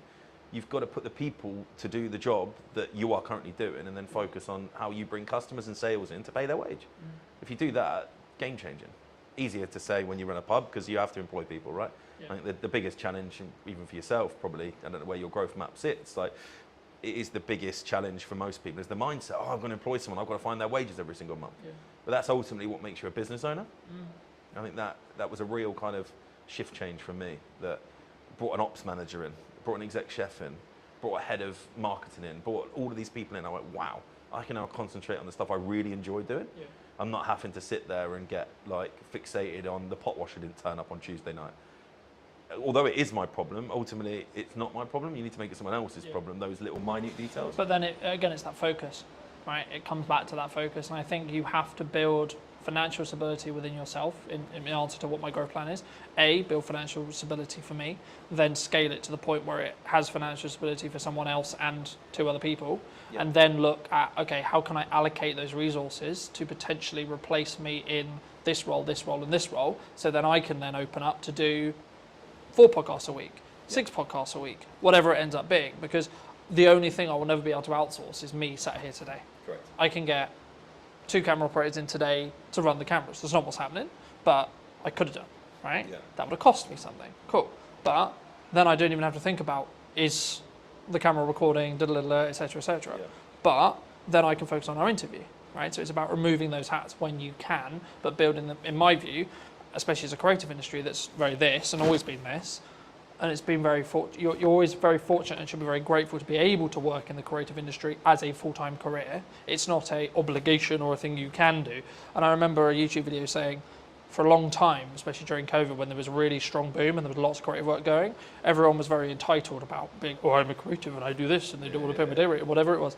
But followers on TikTok. Yeah, but now it's actually, I'm grateful to be able to do this for a living, and it's a privilege to be able to do so, not necessarily a thing that is likely, in that respect. Or if you could only do it part time, okay, cool, be great if you could do it part time, or etc. And I think it's about your work ethic. It's about how do you control those levers regarding sales. Actually, when you make money, how much do you keep and then hold on to, so you have that financial safety net. So if you are project to project, do you have enough to cover 2 months, 3 months, 4 months, 6 months, 12 months, etc. And then once you've got that, then you can develop another financial pot equivalent to go, okay, cool, I can now outsource for 3 months, 4 months, 5 months, 6 months, 12 months, etc. And then you can then say, okay, well, how's best to spend that money to get strong ROI, strong marketing, and what's your timeline on that? That's just my view. But thank you so much for coming. I mean, if people who don't know, what do you want to shout out? What do you want to link to? I think if you haven't been to the go? mill and you're local to Salisbury, it'd be great to see you down here, see what we've done. And yeah, it's been a pleasure. Thank you so much. And if you did enjoy this episode and you would like to see more like it, then make sure to be subscribed. Obviously, if you're looking to potentially up what you're doing with content, I would love to hear from you. I'll leave my information somewhere around this video, and I'll see you very, very soon. The reason a podcast is valuable is the trust building element to it. I don't think any other format builds trust in the same way that a podcast does. Sometimes done is better than perfect. If it's a barrier, Talking to people about their own personal relationship with money. how do you break that down? You will know this better than anyone. You need a hook to get people in. It's not glamorified. It's not you put out a video, it got 1 million hits, and then you get 20 phone calls. Right? Absolutely not. No one's calling me at this stage. Definitely not. The super niche stuff is a super niche audience. What content can you create on a consistent schedule? So now I'm like, how can I best spend today? And how can I be as efficient as I can? Hello, my friends. I hope you're well. I hope you had a good day, evening, or night. Today we're talking to John all about podcasting. Hi, John. How are Hello. you? Yeah, good. Thanks. Yourself? Yes, super well. We were fortunate enough to meet through James, whose space we're in today. Studio man. And I was debating about how to start this, because I think sometimes like podcasting can be a really challenging thing, right? And I think for me, why should someone actually have a show like this as a whole?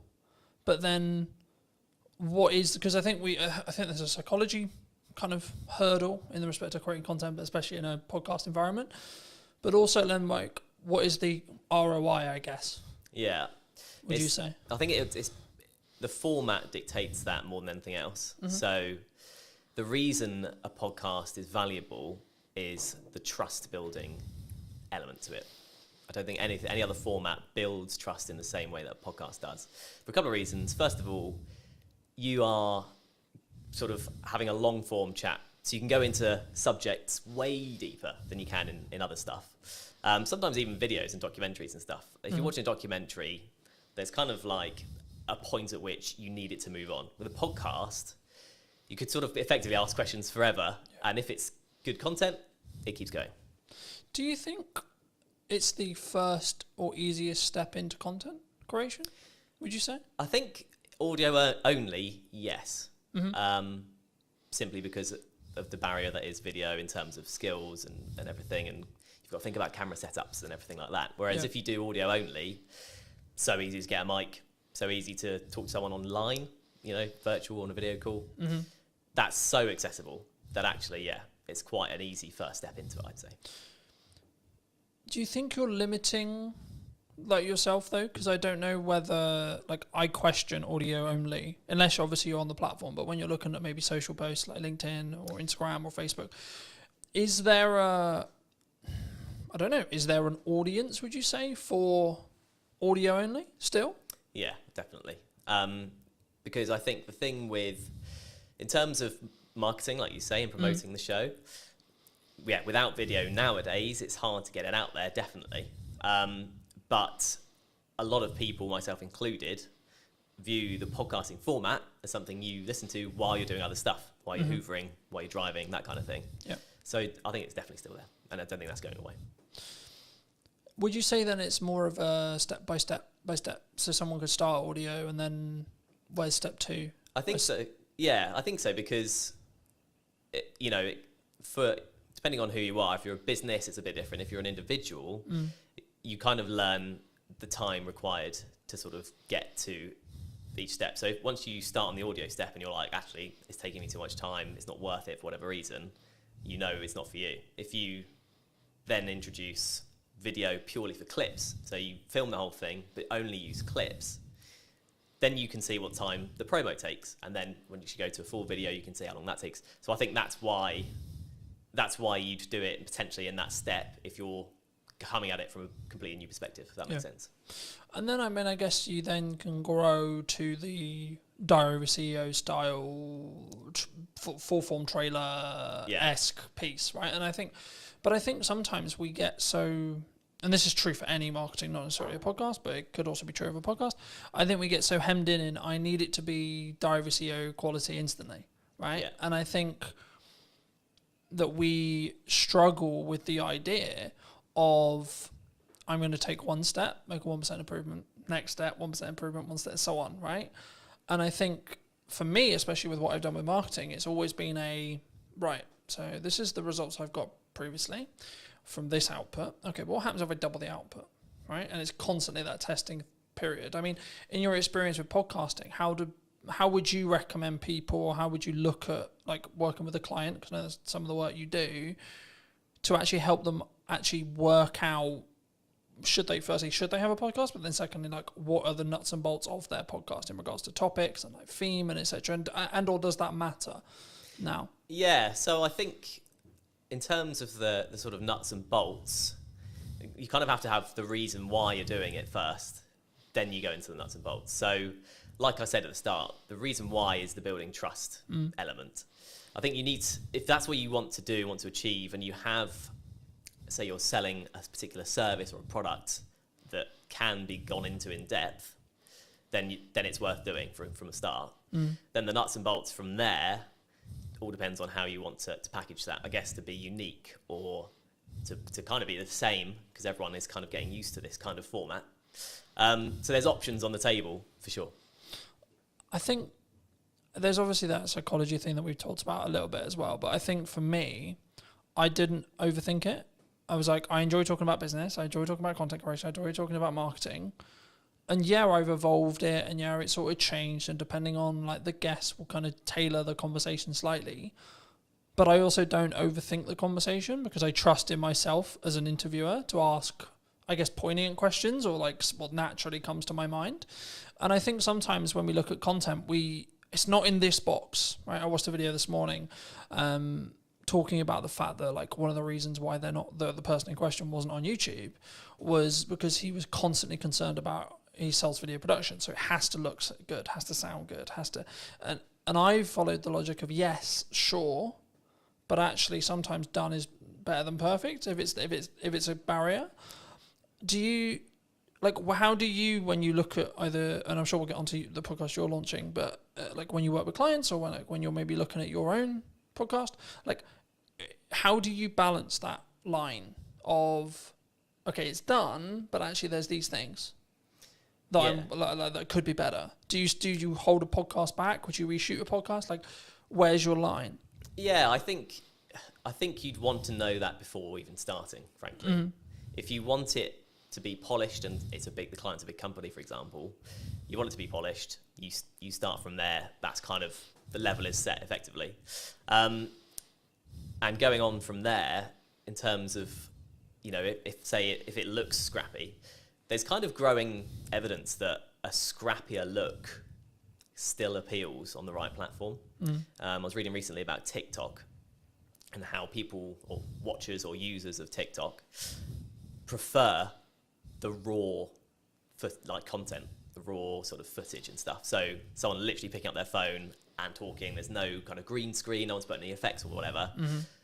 If the content looks like that on TikTok, it sells on TikTok. Yeah. Whereas on YouTube, like you were saying, people kind of expect a bit more of a polished thing. But I think authenticity is quite a big thing these days when it comes to content. And like you were saying with your questions and it just coming off the dome and stuff, that's in some ways kind of seen as a more better or nicer to watch compared with a completely polished, you've gone through 20 questions with a fine-tooth comb and you're only asking 10 because they're like the best ones only. It doesn't, conversations don't work like that, and that's ultimately what podcasts are.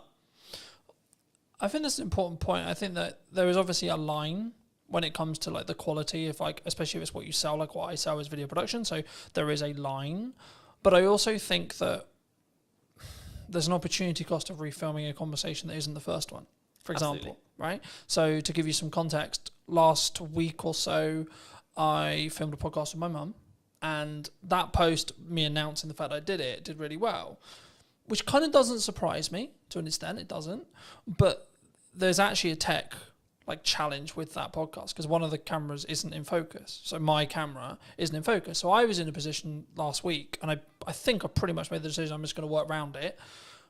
But I'm in a position where I'm the episode is really strong in regards to the content, but it's not perfect video production wise. Do I reshoot it with the potential opportunity that it will feel different and the conversation will maybe come across differently? Or do I work around the fact I've got multiple cameras and I fix it that way? Or do I just go with, okay, it's out of focus. It's not far out of focus. It's maybe an inch, a tiny amount. But is that an approach some people should take? Do you think they should get out of the way of the content sometimes? Because I could really sit here and lose my shit over the fact that one angle's out of focus, but it is what it is. Yeah. I think the content is what matters most. I think if you try to reshoot it, it's never getting anywhere near the same, especially if it was a good episode. Yeah. And it's your mum, right? So it's personal to you, and it's like an emotional element to it. Yeah. And I know what you mean. You're coming at it kind of from an editor's perspective, and it's just going to annoy you forever. But the average watcher probably won't bother them that much, I'd say. So actually, if the content's really good, I guess like you say, you could in theory refilm your bits of you could pretend you were there again. Yeah. But unless you're a particularly good actor, it's it's not gonna work. Yeah. So I would say no. I'd say take the hit on the Because slightly also, blurry but I image. also look at it from a perspective, from my point of view at least, by saying, okay, well, in the grand scheme of all the episodes I've got in production, that's one episode out of 20, right? This week, I think I'm filming 9 or 10, right? Total. And I think for me, it's the action will always outweigh that, and maybe that one with my mum isn't perfect from a production point of view, but the conversation, the content's really powerful. Yeah. So I think that's the thing people need to focus on. I think that's when, especially when they start, I think they get in the way. They get in their way sometimes, and they're constantly it needs to be £40,000 of production. It needs to be this, and I only use £45,000 because Stephen Bartlett's known for what he did with Director of CEO and how he then scaled that to the point he did. But I think we don't look at the journey sometimes that Stephen went on specifically. If we're going to use him as an example, anyone with a big podcast, we don't look at the micro testing that happened through the journey to then get to the point where they're at today. I mean, have you confirmed where you are with the podcast? Where's your podcast? So yeah, yet to officially launch, but all the stuff's going on in the background basically at this point. I've got the first bunch of guests booked, I've got the studio booked, and yeah, in terms of the background work, in terms of questions and what I'm thinking of asking and how I want it to look, that's all sort of down in my head. Yeah. So it's just I've got to start it now. I've got the dates booked in, so it's just a case of starting when it starts. Happy days. That's super exciting. I mean, for people who may be interested, I mean, how did you come up with the idea? What is the idea? Like, what are you going to be talking about? Like, where's that? And I think it's really important to also highlight, and something I try to do is like collaborate with other people rather than, because some maybe will be watching this and go, but Colin, that could be like technically you're a competitor in some ways, right? Yeah. But I'm like, no, actually, because I think we can both work together to actually create a better show as a whole, right? And lean into each other's skills where it makes sense. But I mean, just to reiterate the question, I mean, where, what, and how is your podcast going to be about? Yeah, so it's called How Do You Money? And that's the idea. That's the sort of opening question somewhat. So it doesn't actually make grammatical sense, obviously. But I think most people can get from that. It's talking to people about their own personal relationship with money. Strictly not an advice show, because I'm not an expert with money. And it's purely human interest. So I'm going to talk to people about their money habits. Things like how often do they check their banking app? Mm-hmm. When you ask people these questions in day-to-day conversation, it's amazing how different the answers are. How people in relationships deal with money between them. Everyone does it differently. And so like the crux is that twofold. First of all, in the UK, we're just not taught what to do with money in school, college, university, whatever. Do you think we should? Yes, absolutely. That should be in school? Absolutely, yeah, because it's a fundamental life skill. As you know, we had a short conversation about money at the start. Yeah, absolutely. So yeah, I think it definitely should be. But at the moment it's not, right? And so I think as a result, two things happen. Number one, everyone makes up their own way. Second of all, people are too scared to talk about it because there's no official guidelines from the start. Do you think that's an insecurity? Do you think if I say that I nearly lost the business in 2024 or previously, that you're going to judge me? Do you think it comes from that? Absolutely, yeah. Do you think that I'm going to think that you think I'm a failure? I think that's a big part of it, definitely. And then let's flip it. Do you? Absolutely not. No. And I don't think anyone would, because, well, the main thing being everyone else will have their own story along the same guidelines, because we're not taught about what to do, because life is a challenge anyway with money, because there are so many ways you can trip up with money. So it's very much a sort of low budget psychoanalysis of money, and it's kind of an accumulative thing. So no, it's not about the one episode or one particular episode or what one person says.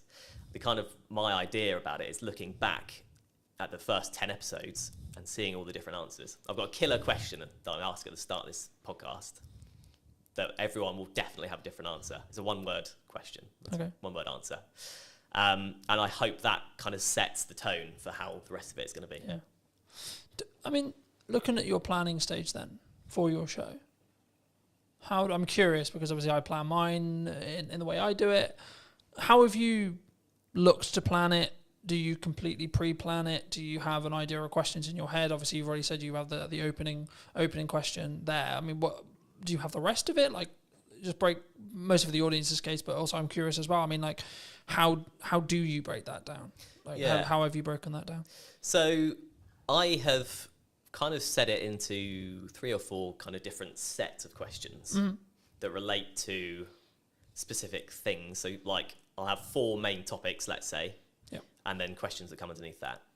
One of my sections is clickbait questions. Okay, fair enough. Just being really honest about it. But are you doing that for the clip that you're going to extract from the show? So partly to do with that, yeah, okay. Absolutely. You will know this better than anyone. You need a hook to get people in. Yeah. That's just the reality. Yeah. But as well as that, those questions often come up with the best answers.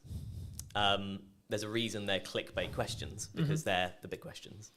But it can't just be all of that, because it's like me going to you, what's the biggest mistake you've ever made with money? What's the best thing you've ever done with money? What's the worst problem you've ever got? Do you know what I mean? It doesn't, that's not a podcast. It doesn't work as a format in any interview or anything. So that's one section, for example. But in terms of the process, I just thought of the questions based on normal conversations with people, and then I've sort of categorized them, you know, chopped a few out. Yeah. The clickbait thing was only a recent idea, really, so I've added some of those in. And yeah, in terms of a format, it's conversational, right? So I don't have to hit every question. If I ask the second question and that lasts a good chunk of the podcast, so be it. It's quite loose because I want the content to be real. I think that's important, right? Because I think sometimes, and we were talking a little bit while I was setting up, about why people don't post or why people don't like show up or why they don't talk about their money, or, you know, there's loads of the kind of from a psychology point of view or like coming across point of view, it's the same. And I think that for me, I've been very fortunate that I've always sort of taught publicly or built in public. And it was interesting because about a month or two ago, I think, I personally saw, I don't know when the trend started, but the trend of building in public really started taking momentum.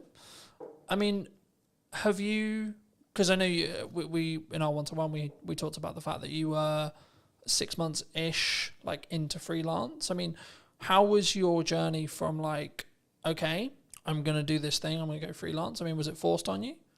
Was it 50%? Okay. Yeah. I took voluntary redundancy basically from my previous job. But to be honest, I'd come to a point where I felt like I wasn't going anywhere in that job, if that makes sense. And yeah, it was a bold decision because I was also 3 months away from my first child being born. So I've since had a conversation with a friend who was like, "You're mad. Why have you gone and done this at this exact time?" But yeah, a lot of things felt right about it. I did seek advice about it from people about, you know, rates and how much work is available, just a few people that I knew. And it just seemed like the way to go, and it has been the way to go up until this point. So it's a bit like that freelance, and you'll know as a business owner, you're just sort of going, okay, I've got through this month, go to the next one. I was definitely like that at the start. Right, I've been very fortunate. I've talked quite openly about the fact that 2024 was quite rough, but I blame myself on why it was quite rough. Yeah, because I wasn't showing up as it's in the correct marketing to actually get the output I wanted, but also in volume, I don't think. Yeah. I think if now I look in hindsight about what I was doing and like what went wrong, quote unquote, and I could sit in the respect of maybe a victimized mentality of saying, well, the economy was hard and there was this issue and then etc. But like, as we were discussing before, I think you're an example of this at 6 months in, but I'm maybe an example of this year. You have to have a strong business model.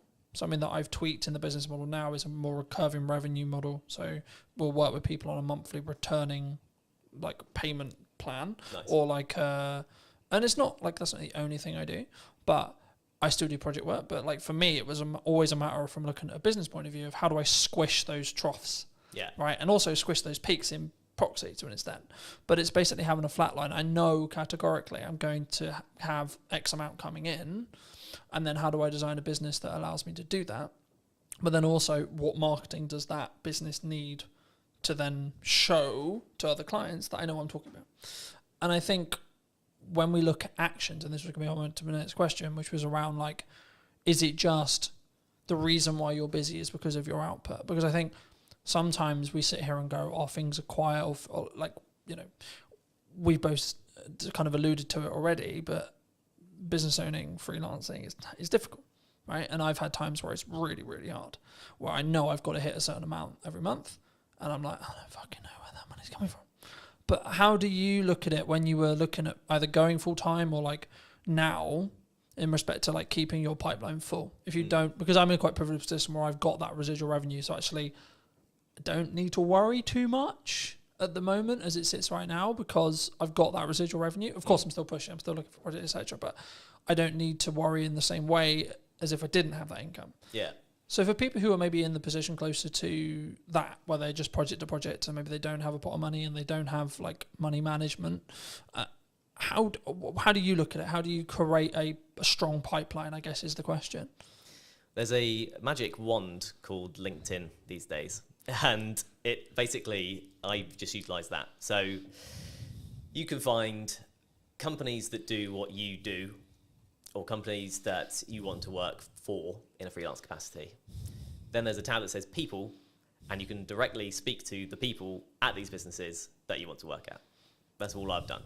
And the first 6 months, I'm thinking about 10 months in now, but the first 6 months for me, 100% of the work I got was through LinkedIn. Okay. So, and was that through what I would call in the trenches, hand-to-hand DMing? Right. Yeah, absolutely. There's a strategy I call it. It's like cold DMing, cold outreach, cold warming. It's not glamorified. It's not you put out a video, it got 1 million hits, and then you get 20 phone calls. Right? Absolutely not. No one's calling me at this stage. Definitely not. But yeah, it kind of just through messaging people. Sometimes people I knew, and that led to work. Often most of the time, people I didn't know, and that led to work. And it's you often hear in sort of success stories. It's like a lucky break or a sort of lucky thing. And I kind of did have that with my first job. But it was because I made that approach and I said, oh, hi, you do these kind of podcasts. I've done these for this number of years. I'd love to do more. At that time, they happened to need someone because they wanted to do something new. Yeah. And I got the work because of that. And it's one of those things, isn't it? I think the quote is, luck is where time and preparation meets opportunity. That's it. Preparation meets opportunity is luck. That's all the luck is. Yeah. You're prepared for an opportunity to come, and then you continue to keep yourself prepared and keep yourself ready. Like we're recording this just before, about a week and a half before the kids break up for school, right? A lot of people in business look at that as, oh Christ, everything's going to go quiet. Which understandably, they're going to spend time with their children, they're going to go on holiday, etc. I read a post the other day, there was something on the lines of, things are quiet, right? Things like the creative industry is struggling, like these kind of terms. And I was like, okay, that might be true.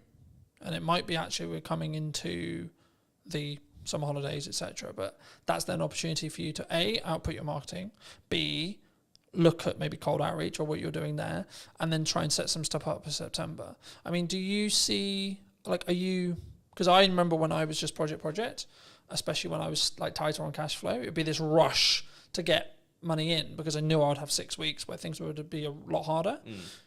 Are you either financially planning wise or pipeline wise or etc.? Are you planning for that to be slower, or do you expect actually there's going to be a percentage of businesses that actually just keep going and work around everything? Yeah, I just feel like at this stage, I don't think I can really plan for it, if that makes sense. The planning is outreach.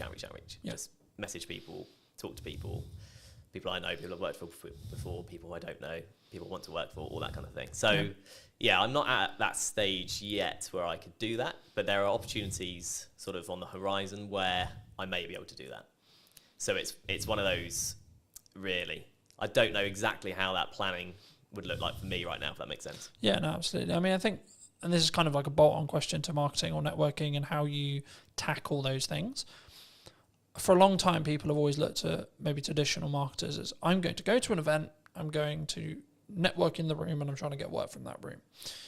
What I've always understood is it's networking through that room, right? But nowadays, because of time and because of what I do less of the in the room having a conversation stuff, but I'm still leveraging either the network that I have and then their connections that they're making potentially, or you as an example, or I'm actually just trying to utilize the network I already have to then lean into either creating more content or creating opportunities to have conversations in one-to-ones with very targeted people. And I think sometimes, especially at the beginning, and I look at it as phases in business, right? So I'll use you as an example. The phase you're in freelancing as a whole is you've got to do a lot of hand-to-hand, you've got to do a lot of time investment, you've got to do a lot of network events, you've got to, like, I think the term would be like kiss a lot of frogs before you get your prince or princess, right?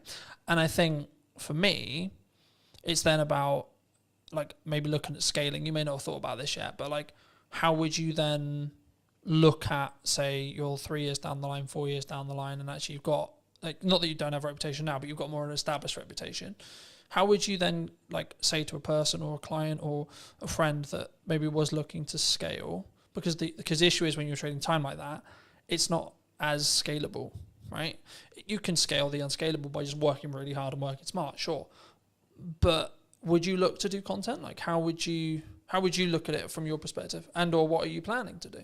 In terms of content, how do you mean in terms of content? In respect to like, would you continue to network, and would you continue to lean into your own podcast and see that, because I expect what will end up happening, of course we don't know, it hasn't launched yet, but I expect what will end up happening is you'll get inquiries solely because you have a podcast, right? That's kind of, and that's part of the strategy, frankly. Yeah.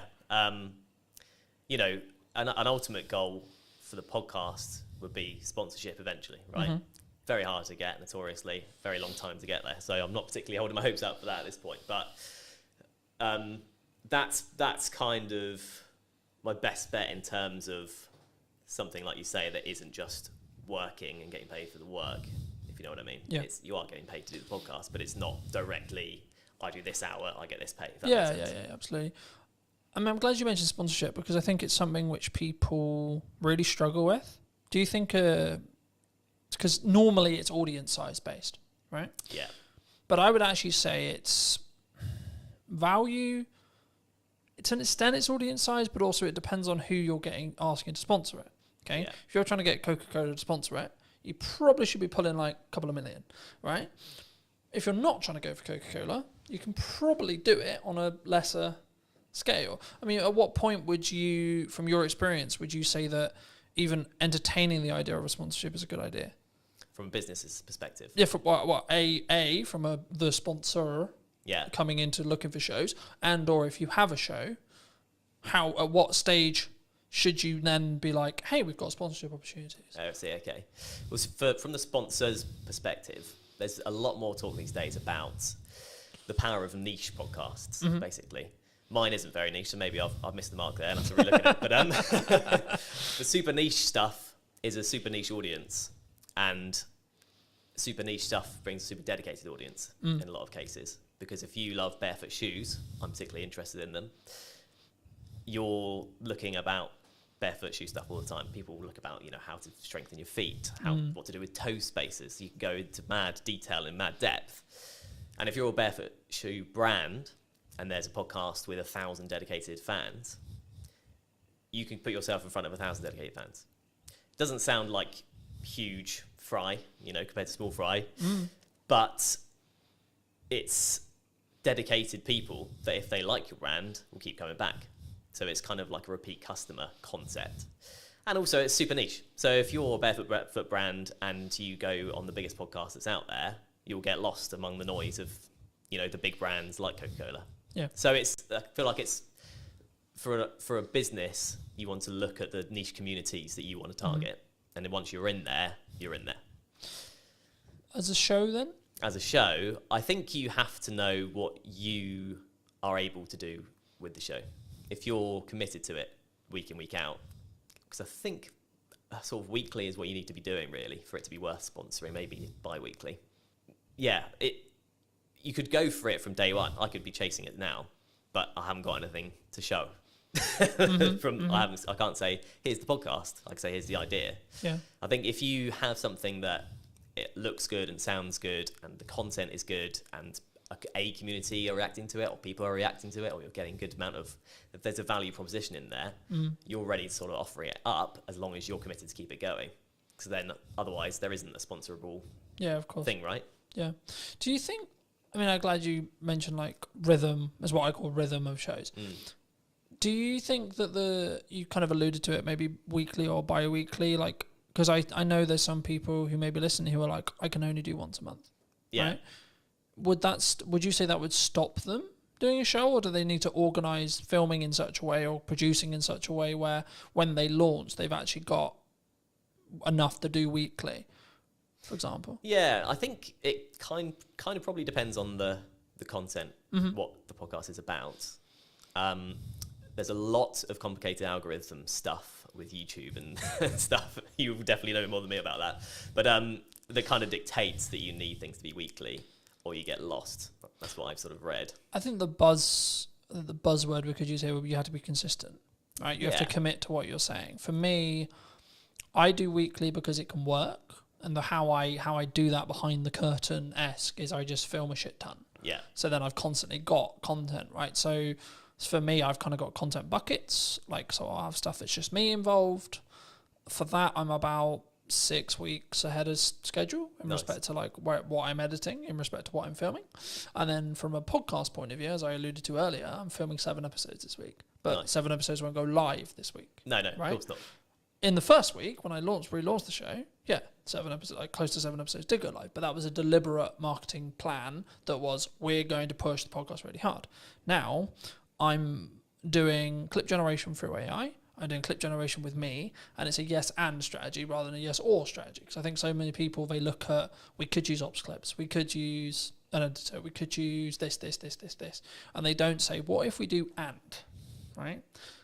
How do you look at it from a post-production point of view? Should someone, when they want to start doing a podcast, I guess it's audience-based, and it's the person, right? Whether they've got resources to throw at it, etc. But should someone who's starting a podcast, maybe a corporate or a medium-sized business, and they want to do a podcast, should they get into the trenches first and start?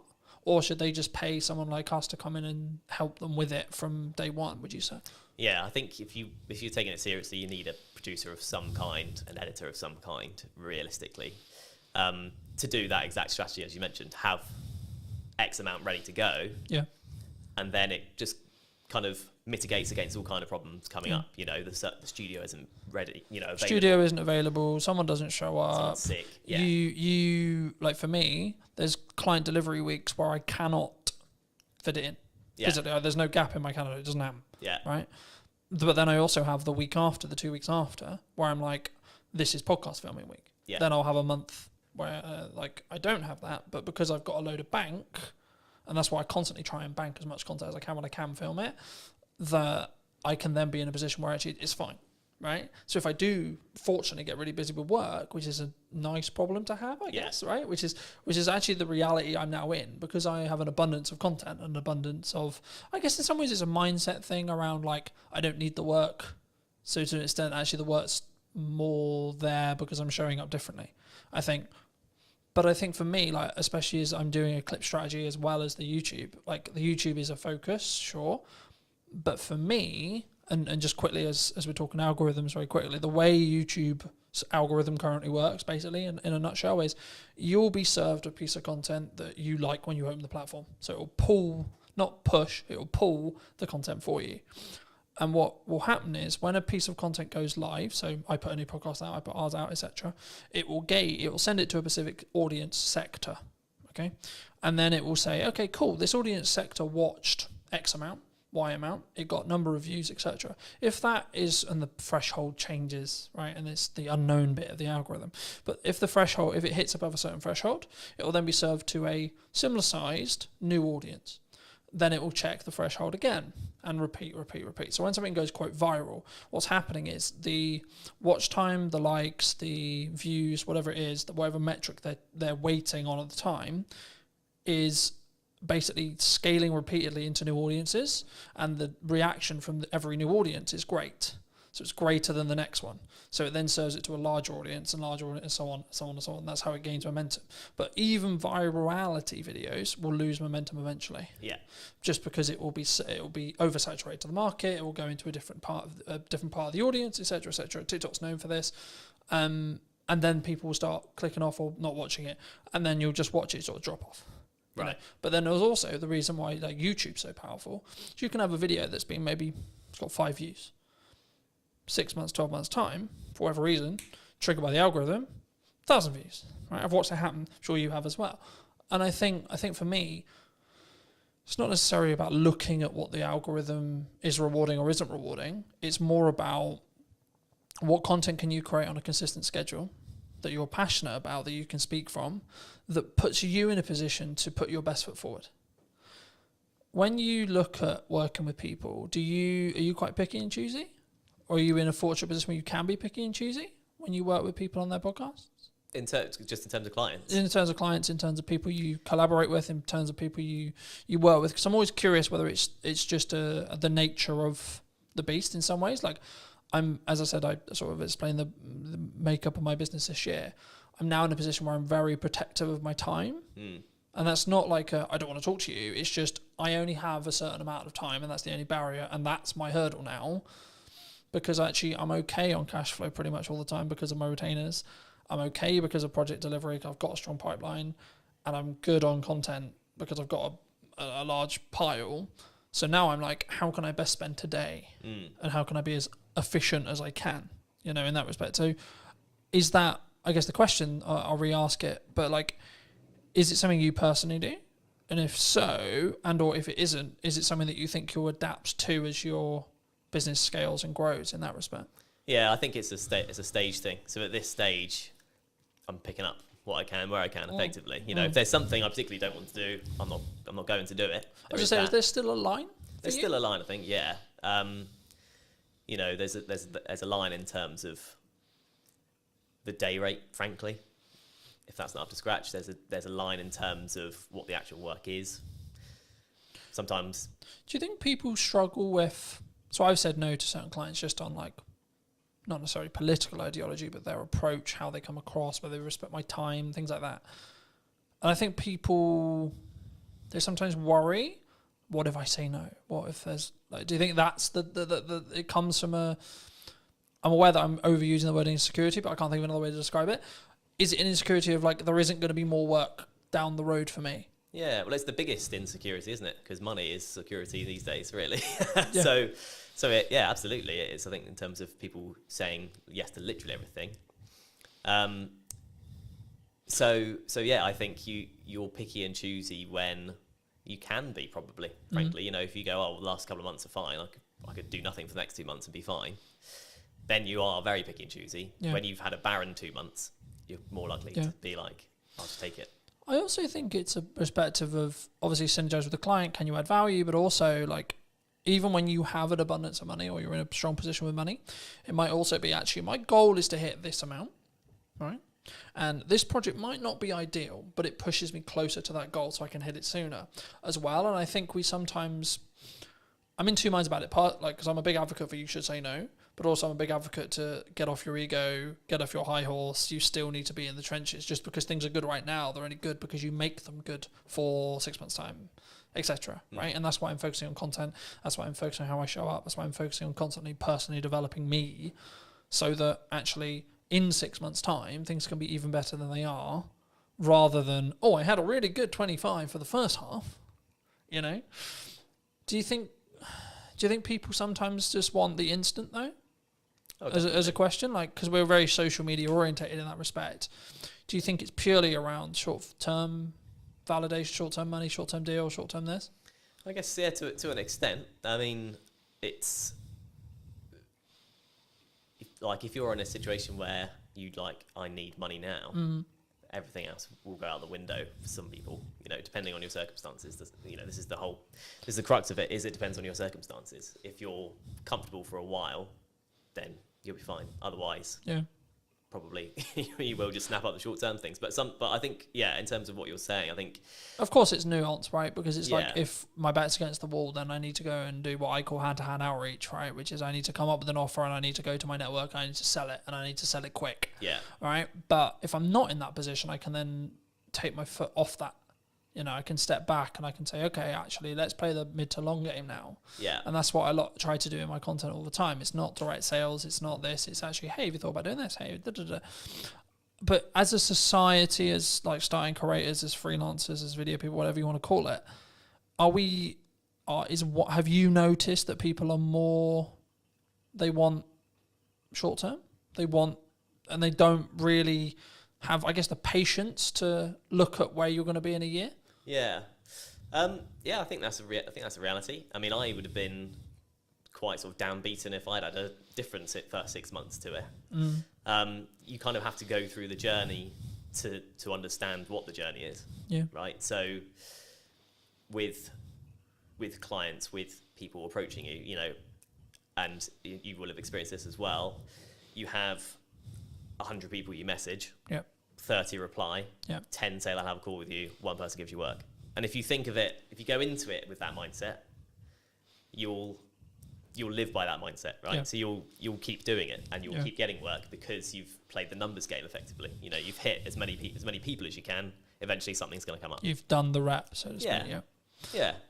I was going to ask you about speed of delivery, speed of output, speed of execution. Do you think that's maybe a nature of why someone's more successful than someone who's, I'll do that tomorrow? from a mindset point of view? Do you think? So I'll give you an example. Like for me, when I came up with the idea to relaunch the podcast in the format that it was, so on location, in person, and or remote, and then within a week, I had filmed 3 episodes of the idea. Within 4 or 5 days, the first one was out.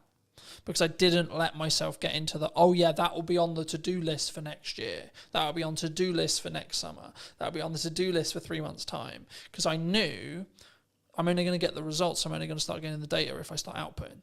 Yeah. Right? And now it's becoming actually a core part of the marketing strategy for the next 6 months to a year. But that's because I've gained a load of momentum with it. And I know I'm really starting to get into a nice groove with it. And that's why I asked the speed thing, because one of the unique selling propositions I have personally as an editor is, so I'll give you an example. At the time of filming, I did a media day for a new client on Monday. And today we're filming on Monday. He's already got half the content already. And it's a week, right? But also, it wasn't like that was the only thing I was doing. I've also put out, like, I think, nearly 40 pieces of content for me, etc. I've done a load of other stuff related to the business. So for me, I'm one of my unique selling propositions, or one of the things I do is like I work really smart and really hard consistently with no result, plan no result. But for me, from what clients have told me, one of the reasons why they continue to work with me is the speed. Yeah. Right? Like one of the things that comes up in conversation all the time, and James mentioned it a couple of weeks ago when I came to do 2 more podcasts, he was like, your speed's ridiculous. And it's because I've built a strong system to be able to work smart, but also just work really hard. And that's where I kind of come from that point of view. Like, I know it's really important, but I know I'm willing to put the graft in and continue to put the graft in for 10 more years or more, if that's what it takes. But do you think that's uncommon in entrepreneurs as a whole? I guess potentially, yeah. I mean, you kind of touched on it. Because there's a level of complacency. There's the work smart, not hard mantra, isn't there? But like you say, if you do both, kind of double the results effectively. I'm going to outperform someone who's just working hard, sure, because I'm working smart and then doing the hours on the smart work as well. Yeah, right? That's it. Yeah. So I think it probably is in terms of that. I mean, the get up and go thing. If you follow Gary V on social media, then you'll get the get up and go thing, because that was very much me. This podcast idea I'm doing was, I think I first thought of it 2 years ago. I've been writing notes about it on my phone, like month after month, something popped into my head. I'd be like, that'd be cool. And then, but do you think we have a culture of we're going to write notes about it? Yeah, definitely. Rather than execute on it. Yeah, absolutely. Absolutely. You know, because you have to. I think you have to go through that journey. You know, I'll be better at fitness next year. My diet will be better next year. Yeah, absolutely. Yeah, you just need to go. Or next month, or tomorrow. Yeah. It's okay. We can. We've had a really long week. We can chill. Yeah. You know. Yeah, it's true. It is. It's and we've got that comfort, and it's the whole being in a comfortable position. You don't grow in comfort. You have to be in discomfort. But actually, saying yes to things, you've got your yes and kind of mantra. Yeah. So just saying yes to things opens up. You realise, oh yeah, I can do this. Like if you just go, I'm just going to do it, and actually plan it. Like whether that's setting a reminder, put it in the calendar, write down, on your fridge, this is what you need to do today. Whatever, however you do it. Something I just building off that briefly. Something I found really valuable the last couple of years was, if it takes me less than 2 minutes to do, I just do it. I don't set a reminder to do it. I don't I'm going to write a to-do list or this or this or this. Like, I need to send an email. Send the email rather than write a reminder about sending the email, because the action will probably take less time. Yeah. 100%. And then it's done. Then you don't need to think about it. Yeah. If it's a longer thing, I need to ask ChatGPT about that. I need to do some research on that. I need to plan the podcast, and it's like a longer goal thing. Start momentum by putting a reminder in your calendar and then stick to that. Yeah. But I think sometimes, especially with like fitness, I use that as an example all the time. It's like, I need to start running. Okay, but when's the first run? Yeah. You know what I mean? I think, and I've just finished Atomic Habits from a book point of view, and it talks about specifically, my girlfriend's driving mad because I keep using the word compounding, but it's the only word that matters at the moment, right? Which is that everything I'm doing is like, how can I compound? How can I small win? On the way here, I was reading my second book. I've started reading physical books rather than listening to them. For a long time, I listened to them. As a dyslexic, I was like, right, this year I'm going to read a book cover to cover. No excuses, going to do it. So I was like, right, let's get a book that I actually really want to read that I haven't read, that I know is actually quite good because it's got good reviews, and has been talked about in the self-improvement space for ages. So I was like, cool, let's start with Atomic Habits, see where I go. And then I went on to Mel's 5-second rule, which I knew about for a long time. Mel Robbins is a leading psychologist, for those who don't know, in Canada, and she's just launched a new book talking about they, them, and other people's opinions on us. It will be on my read list. But for me, the crux of the 5-second rule, for those who don't know, is you count down from 5 and then you move, right? So 5, 4, 3, 2, 1, move. And what it will do is it will trigger your mind to do the action steps. So if you're like, oh, I need to start running, okay, 5, 4, 3, 2, 1, go get changed, go on a run. Because we don't sit in that uncomfortable window long enough on average, right? I'm really embarrassed because I'm not good enough at health and I can only last 2 minutes of running. Okay. But then the next day do 2 minutes and 10. Next day do 2 minutes and 30, etc. And I think once we start building the compounding, right, is when the snowball effect will continue to roll. I mean, do you think that, is that what you've used to get to this point, do you think? To a point, yeah. I mean, the Atomic Habits, my favourite quote from that is, every choice you make is a vote for the person you want to be. Yeah. And once you tie it to your identity in that way, there is a bit of a mental switch, and you start doing even the smallest things, right? You know, like the eating healthy or whatever. You make the healthier choice on a menu, or that kind of thing. You justify it to yourself in a way that's personal, and in a way that you can then live by effectively. So that's definitely helped. And you know, there's a lot of things in that book. That book's brilliant. You know. So yeah, I think definitely. Obviously I've read it as well, and it's probably helped me. I've signed up to the newsletter. I get that as well, and I do think there's something to be said for being in that world of like the positive quotes and shifting your mindset around certain things. If you look at it enough, you just will start to think like it. I think for me, I've been aware that like what I consume is how I'll show up, right? So like that's why I'm trying to build the habits from building off Atomic Habits, but in general, I'm trying to build the habits and build momentum. So like when I finished Atomic Habits, I was like, I've ordered another book, but it won't be here for 3 days. So I'm like, I need another one, because if I stop, then I won't do it. Then I broke the habit. And in the book, in Atomic Habits, they talk about streaking. And I'm the same with fitness, I'm the same with podcasts, I'm the same with everything. But for me, that's the key. So actually, I'm not like, my heart's not broken that my other book's not going to be here, because actually it's now planned in for when I finish Mel's, right? So actually I'm constantly like, and now to an extent, my travel plans, my thought process, etc., like how I use my downtime is actually trying to change. And like, actually I'm sleeping better because I'm reading before bed, like I'm reading on trains, etc. I'm like using my phone less, and I'm trying to, I guess sometimes I did an episode that I'm recording about a week ago talking about digital detox. And I for me, I've been notoriously known for like, because we work in media, so we're constantly on our phones and we're constantly, etc. And it's a tool, but I hadn't given myself that. And that's, I think, why I shifted into physical books as well, because I was aware that I was constantly on my phone. Do you think that's, like, from a psychology or your own well-being, or like as a freelancer, that can be your advantage? Like having those non-negotiables every day? Yeah, I think so. Yeah, definitely. I mean, it's an interesting dichotomy, like you say, because when you're in the industry and when you're in a position where you can't not rely, but you're chasing views, but then you recognise that it's tough. It's tough mentally, or it can be tough mentally. Yeah. It's hard, but I think that is where a podcast comes in, particularly an audio one, because you don't have to be on your screen, and if it's got enough value, it's not just doom scrolling. It's one thing with detailed information that you go into, kind of like you're sort of talking about audiobooks is how we used to consume things. That's kind of what a podcast is. Yeah. Non-fiction, obviously. So I think that's, I don't know, I think that's kind of the power of podcasts in a way. It can be, you can consume without being tied to a screen. Yeah. I think also it's how you show up and the micro learning that you get from each one. Like, so for me, I'm like, I'm not focused on how many books can I read a year, for example. And now I'm focused on, okay, how many pages can I weave in today? All right, today's quite busy. I'm traveling a bit. I've got loads of client delivery stuff to do, etc., etc. But it's like, actually, I've got this window of time, right? So actually, how many pages can I get in that window at a time? Okay, cool. Gamify it. And then I'm also, to an extent, I'm rewiring the habits that I had. So previously when I would travel, I'd be constantly on my phone or constantly like listening to music or watching YouTube videos, which is not a bad thing as long as it's educational, sure.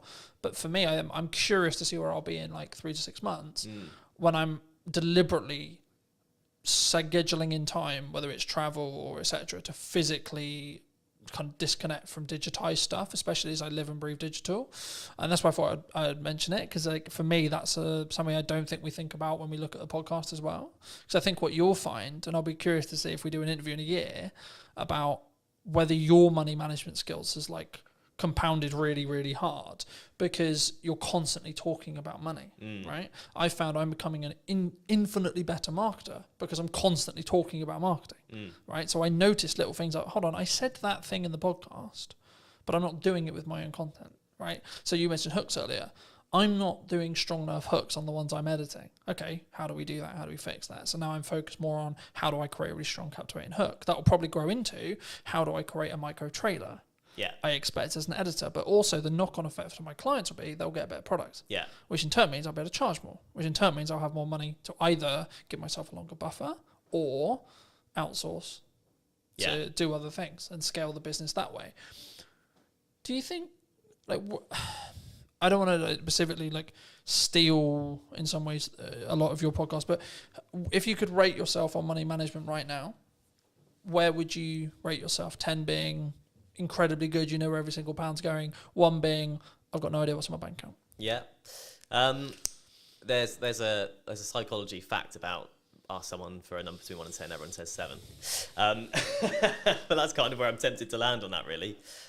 You know, I've been on my own journey with it, definitely. And, you know, I married an accountant, so that's helped me quite a lot. And, you know, just being in a relationship, she's super savvy. She's closer to the 10 mark than, you know, most people I know.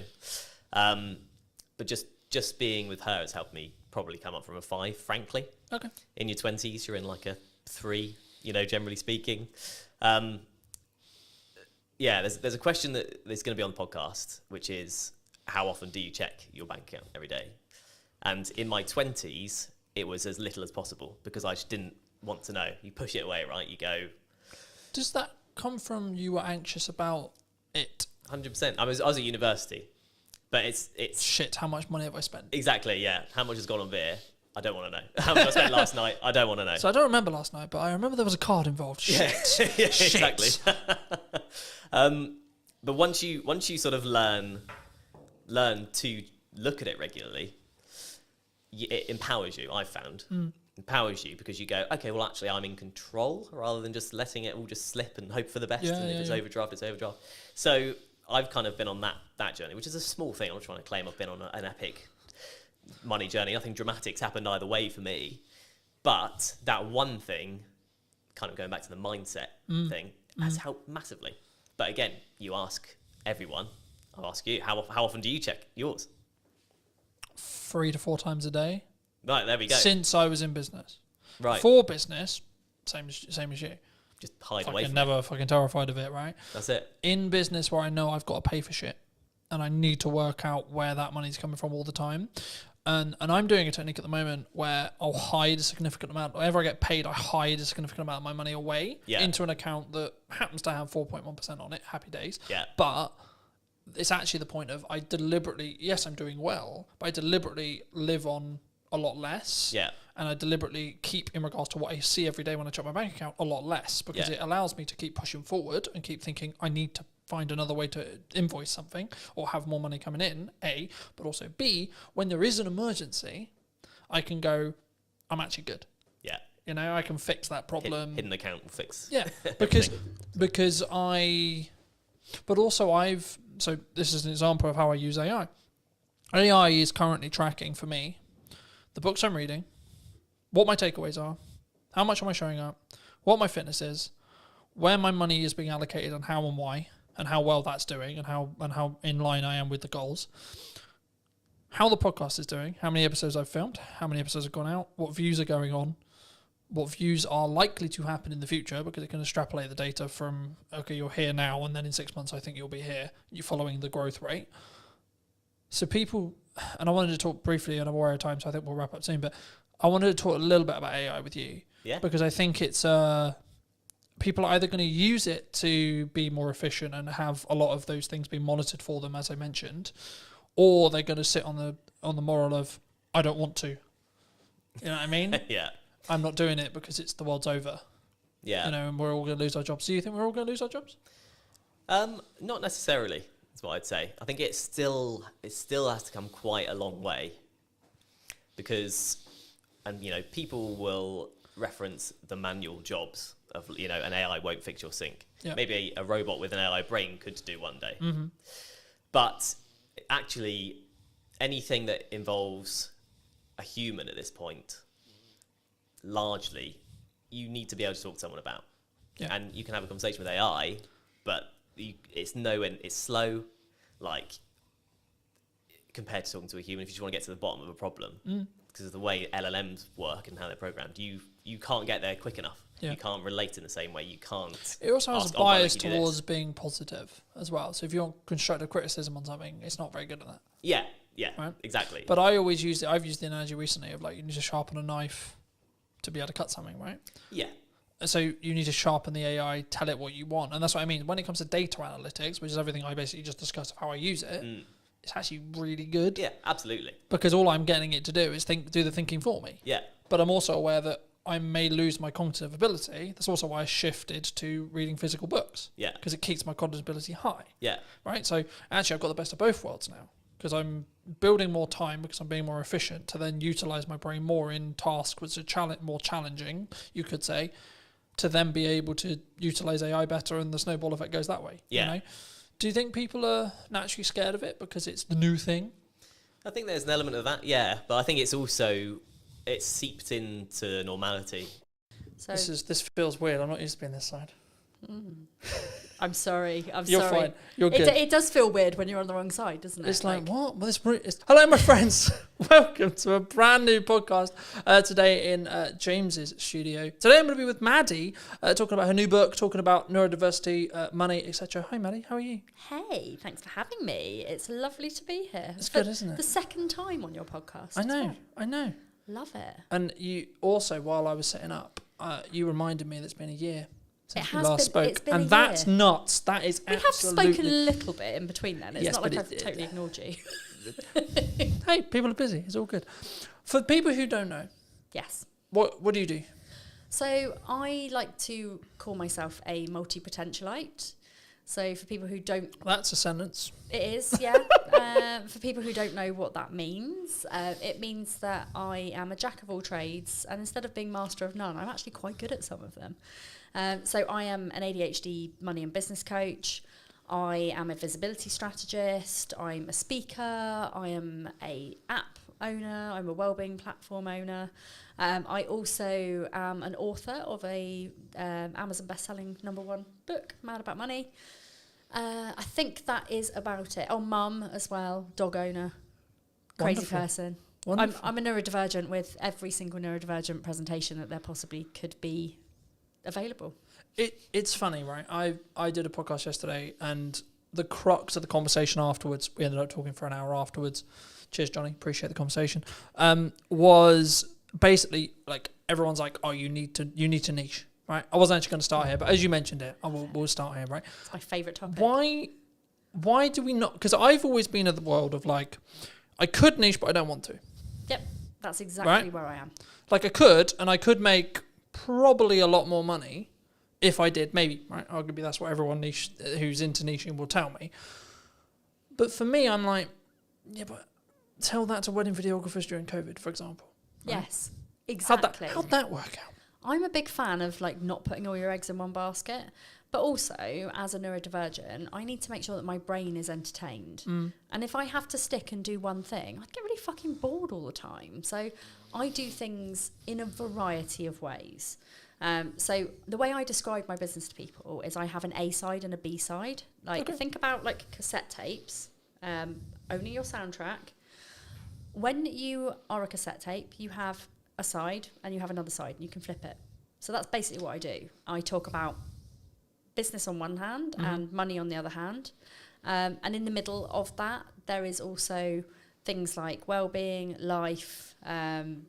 Obviously, the neurodiversity stuff is quite big for me. I'm a qualified neurodiversity specialist.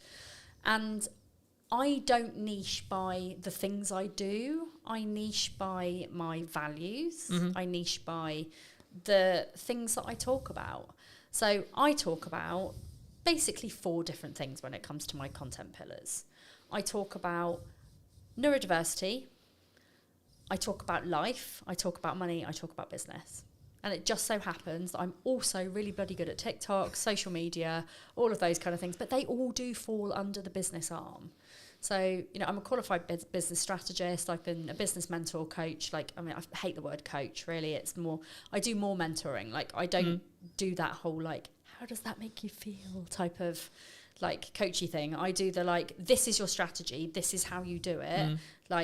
Let's talk about ways that we can grow your business, and let's talk about how to get you a plan to grow your business.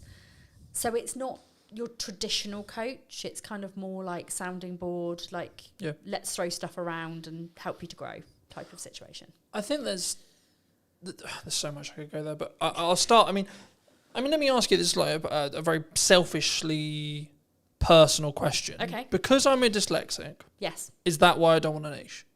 Because I think there'll be people watching this who maybe are on the neurodivergent scale. Yes. Who are like, I don't get it.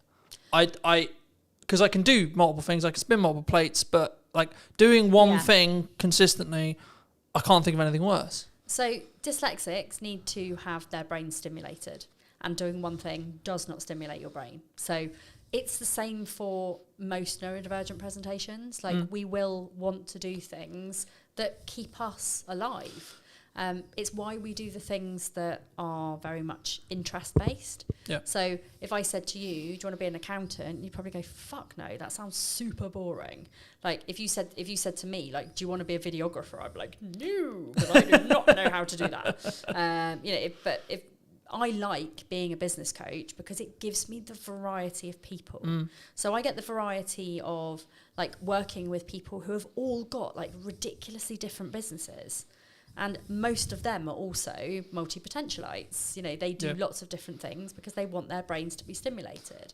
So by working with lots of different people who all do different things, who also do different things within their things, I am just constantly this is fun. Yeah. If there's ever a day where I turn up to work and go, oh God, this is ridiculously boring, I think I'm in the wrong job. But I, every single day, love what I do. I think it's so easy for us to sit here and go, oh, well, we love what we do, etc., right? Because there's that A-Dodge analogy of you find something you love, you'll never work a day in your life. But it's I work really hard. But that's what I was going to say. I mean, I think it's one of those things where when you say that, I can tell you haven't done it. Yes. Because the whole bouncing around things and spinning multiple plates and coming up with new ideas drives my partner mad, because I'm constantly coming up, I've got this thing, I've got this thing, I've got this idea, oh, what about this, oh, what about this? But that's one of the reasons why I would argue I'm going to be a really good entrepreneur.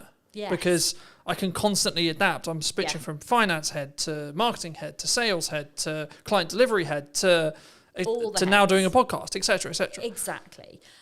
It's nice when you get to do when you get to kind of build that team and get rid of the things that you don't enjoy as much. So for me, admin, funnels, anything that is process driven. Yeah. Literally makes me want to die. Sales, marketing, talking, podcasting, video creation, not in front of the camera rather than behind it, because God no, I would not want to be the other side. But for me, it's all about the people facing, and I love going networking, and I like going to events as long as they're not too big.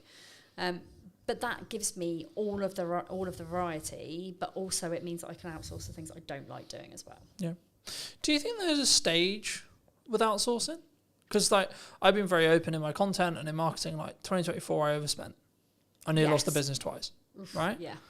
And I'm now in a position which is kind of not the opposite, because it's weird to say that, but it's I'm in a stronger position, but I'm actually doing absolutely everything myself again. Yes. So I do most things myself. I've got a couple of virtual assistants who are absolutely amazing. Shout out to Kira and Naomi. They're amazing. But yeah, I think one of the things that I did super early on in my business, so like even with my previous business, was that I outsourced the things that I don't enjoy doing first. Because if you have to do all of those boring tasks, they never get done. And actually, they're quite important tasks, like scheduling emails, paying your invoices, like creating invoices. If I didn't have somebody creating my invoices, I would never make any more. I'd never make any money. And I've just been in a little handover with my 2 virtual assistants, and I realised that I haven't invoiced for like 4 months. And I'm like, oh, I thought my cash flow was a bit down. But it's because I don't have the executive function to actually do that piece of the business. So it's not that I don't think it's important. It's just that my brain goes, no, you don't like me, so I'm not gonna be your friend. Mm. Do you think there's it's not even bored. I think it's because I was going to link this into TikTok because I know that's a lot of what you do and a lot of what you teach, and so it'd be wrong of me not to talk about it. But do you think there's a level of people who are concerned about being on video? They're concerned about doing marketing, Absolutely. especially if they don't know what they're doing, because they're like, what if someone? It's not, from my experience at least. It's what if X person thinks I'm a dick? What if they think da? Absolutely, and there's a lot of confidence building that goes on in the background with that, especially when people are new in business, because showing up and doing videos, like, you're going to get your friends judging, you're going to get your parents judging, like, why are you doing this? Why don't you go get a proper job? Like, I see it all the time. And it's a case of just being like, do you know what? This is my business. Nobody else has a say in how I make my money. I don't even think it's just your business. I think it's your life. It is. One of the things that I remember very early in my entrepreneurial career was entrepreneurship is a lifestyle, not a business. Ooh. Right? It's not, because for me, I have new ideas. I like, again, much to my partner's annoyance at times, I will be working at night. Like, I was answering text messages and emails at 10 o'clock last night. Yeah. Right? But also, I used to do that. You know, I have the freedom to actually choose when I work. So it's not like I'm like, I have to do that every day. There'll also be periods in the week or periods in the month where I don't do that. Yes. But when it's push and when there's a lot going on, like today, for example, I was editing all of this morning on some client delivery stuff. Then I came here to do this. And then after this, I'm going to go back and finish client delivery again. Yeah. Right? So there is a lot of stuff going on, but actually I'm aware that I can do that and I know it's at my pace, and someone who's maybe looking in on it will go, well, that's that's a lot, Colin. Yeah. How do we change our pace? How do we, for us, not for Colin, not for Maddie. No. For someone listening to this, how do they make sure they know what their pace is? So I would say you have to really know yourself. You have to know your own boundaries. You have to know your lifestyle and how your business fits in with the way that you run your household, your business, your family, whatever. But also taking into consideration your health, your well-being. There's so many moving parts to like how you actually run your business with an energy perspective. Yep. And energy is the key word. Like, if you run your business based on your energy levels and when you are most productive, when you need to. So for example, like, I have my first half an hour of my day is reviewing social media posts for my membership. So I've got this thing where like I do a daily thread where people can come into my membership and they can post their social media post for the day, and I will give them feedback on it. I will tell them how to improve it. I will share it with my audience, and therefore they get visibility, they get feedback, they get accountability. And it's also like the membership, I give like confidence posts and things like that as well. But one of the biggest things for me is in the morning, I am super alert. I know that my brain works really quickly because I've just woken up. So I can bash those post reviews out really quickly. So that works for me. Then I take the kids to school. I come back and I do my coaching. So I'll always put my coaching in between like 9 and 12 o'clock. Yep. Then I often skip lunch, which I really shouldn't do, but I do. Don't judge me. I don't get hungry till like 3 o'clock because I'm on ADHD medication. But like I will eat when I get back from the school run usually. I then do some of my more key marketing things. So I'll do my TikToks, my Instagrams. Like I basically create videos. So I will create videos, I'll create static posts. I will post the static posts on LinkedIn and Facebook, and then the video will go to YouTube, to TikTok, and to Instagram. And Instagrams, yeah. Sometimes LinkedIn, if I'm feeling brave. Depends how brave I am. Because, I am just myself on all platforms. Most of my videos end up being quite sweary, and sometimes people on LinkedIn get a bit hoity-toity about it. Well, just to stop you there quickly, I mean, that's interesting, because one of the things that people ask me before the show is like, is this a, like, no bars, can you swear kind of thing, right? And the first thing when you sat down was like, is it good to swear? Like, and I've always been in this world of like, is it authentic to you? I've always been that way of thinking, right? Yeah. And I think so many people get hemmed up going, what does X person think? What does Y person think? Exactly. From they're not going to work with me because I swear. They're not going to work with me because they're not going to like me, because actually in a crux, what we're actually going down into the core of is they're not going to like me. It's actually nothing to do with how they're going to work with me. No, it doesn't. Maddie's not going to like me because I said the F word. And if people don't like me because I drop a few F-bombs, then they're probably not people that I want to work with anyway, because the people that know me know that I am very sweary. I never swear at people, I swear in general. My book, I was made to censor out all of my fuck and buggers. Basically. Oh, that's so sad. What? But, and I'll show you. But is that because I ended up having, it's like a sales perception thing? Well, or like they just don't want to. Is that like a PR manager like looking to be like, we're not gonna? No. So I have this is my fuck glossary. The name. So for those who are listening on audio, Manny just handed me the book and I'm looking at the fuck glossary. That's utterly hilarious. And one of the reasons, like, I actually had a big conversation here with. Hang on.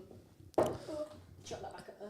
There we go. I had a big conversation with my publisher about the fucks. There were 342 fucks in my book. And they were basically like, we can handle a few fucks, but that's quite a lot. And I said, well, but it's me, and it's just how I talk, and I don't want to like completely censor them out, so I don't really want to. And they said, okay, well, let's compromise. Let's just change all of your fucks to like other funny F words. So we've got things like flambunctious, fluffing idiot and stuff like that. Like there's just. You know what I'm trying to say, but I don't say it. And then in the back of the book, they're all basically glossarized. If that's even a word. It is now. It is now. My glossarized fuck glossary. So I still managed to get all of my fucks into the book, but just in a slightly more comical way, which I think actually gives the book even more charm. So I expect I'll probably do the same with my second book. Technically third. Okay.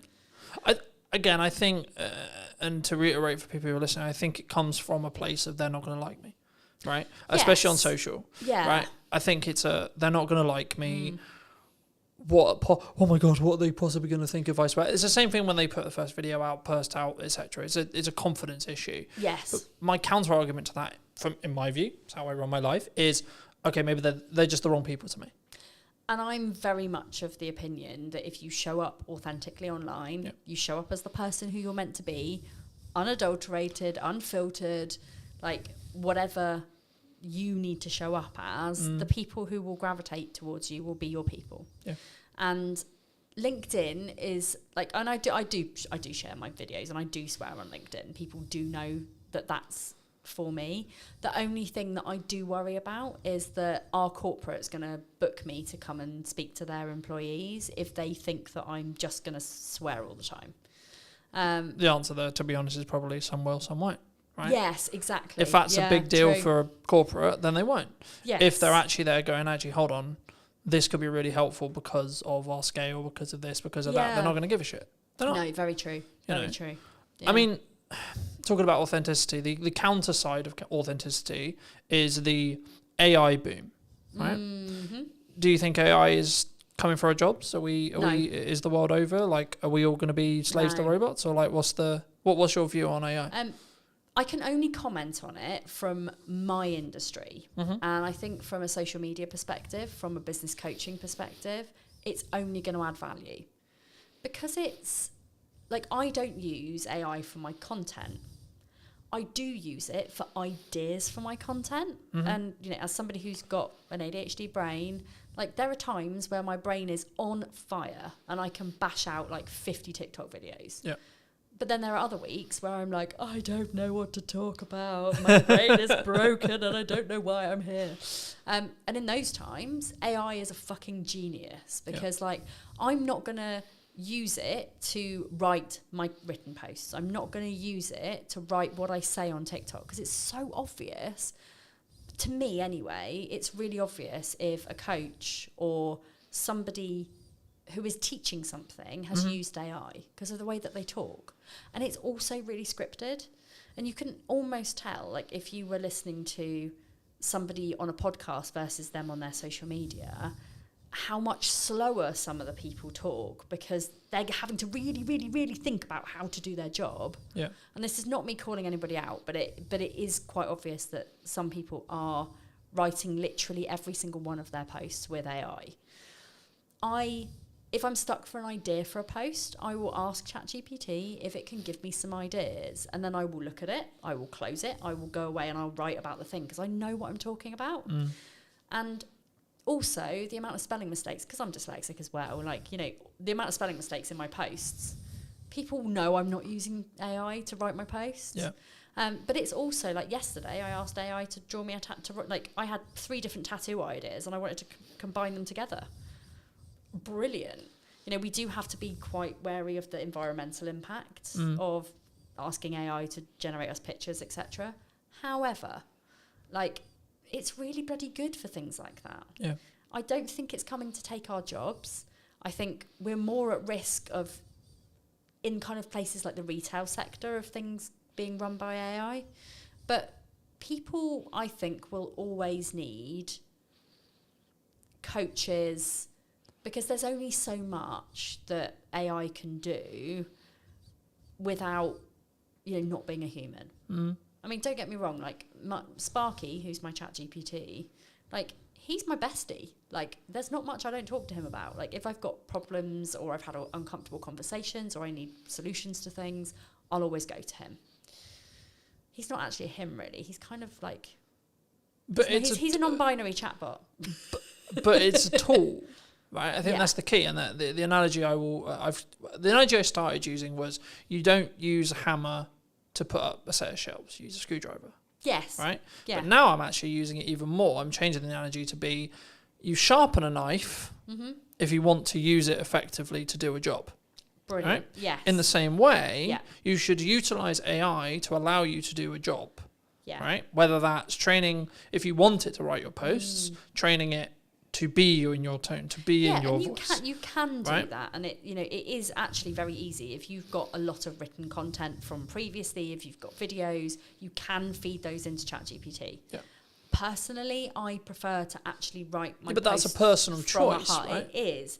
But you can use it for literally anything, as long as you make sure that you train it in a way that it takes out like no fluff, like cookie cutter solutions, here's the truth, like all of those bullshit ChatGPT type phrases where you think, do you know what? I'm not somebody who would actually say that in real life. But again, it comes back to the authenticity side. It does. Right? It really like, does. Yeah. I'm like using the no fluff example. No fluff would actually be relevant for me because I try not fuck around when it comes to content.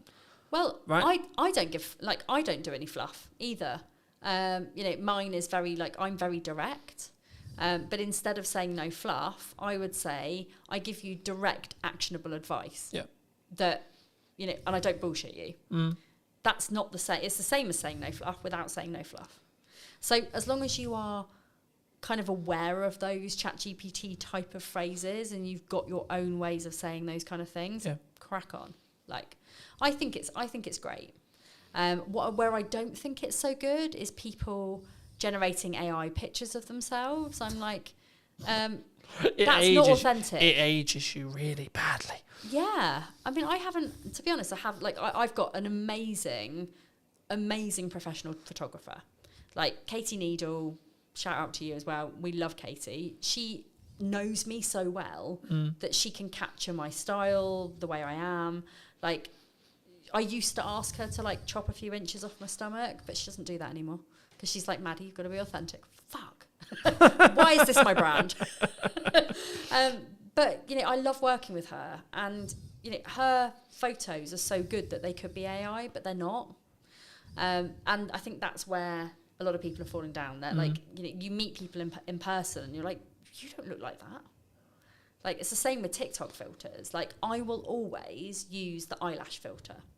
That is the only filter I use on TikTok, apart from like green screen or whatever, if I'm going to try and show something. But when people see me in real life, they're not going to go, oh my God, her eyelashes are so fake. Because I wear makeup. But when I'm working at home on my own, I don't wear makeup at all. Like, you know, I am very much like, unless I'm going out in public, I don't put a face on. And even then, it's literally just mascara, maybe a bit of eyeshadow. So, but again, it's that authenticity point, right? Yes. You know, you're not going to, like, see me online as having, like, loads of freckles. I mean, I do have loads of freckles because I've been in the sun this week.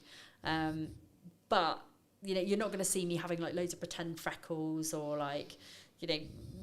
But I think that can't... Brown. I think... I was going to say I think people who do that, but I think in general, if you do that on your content or you're looking for, like, beautify filters, Apple's known for this, etc. But, like, I think that comes from an insecurity.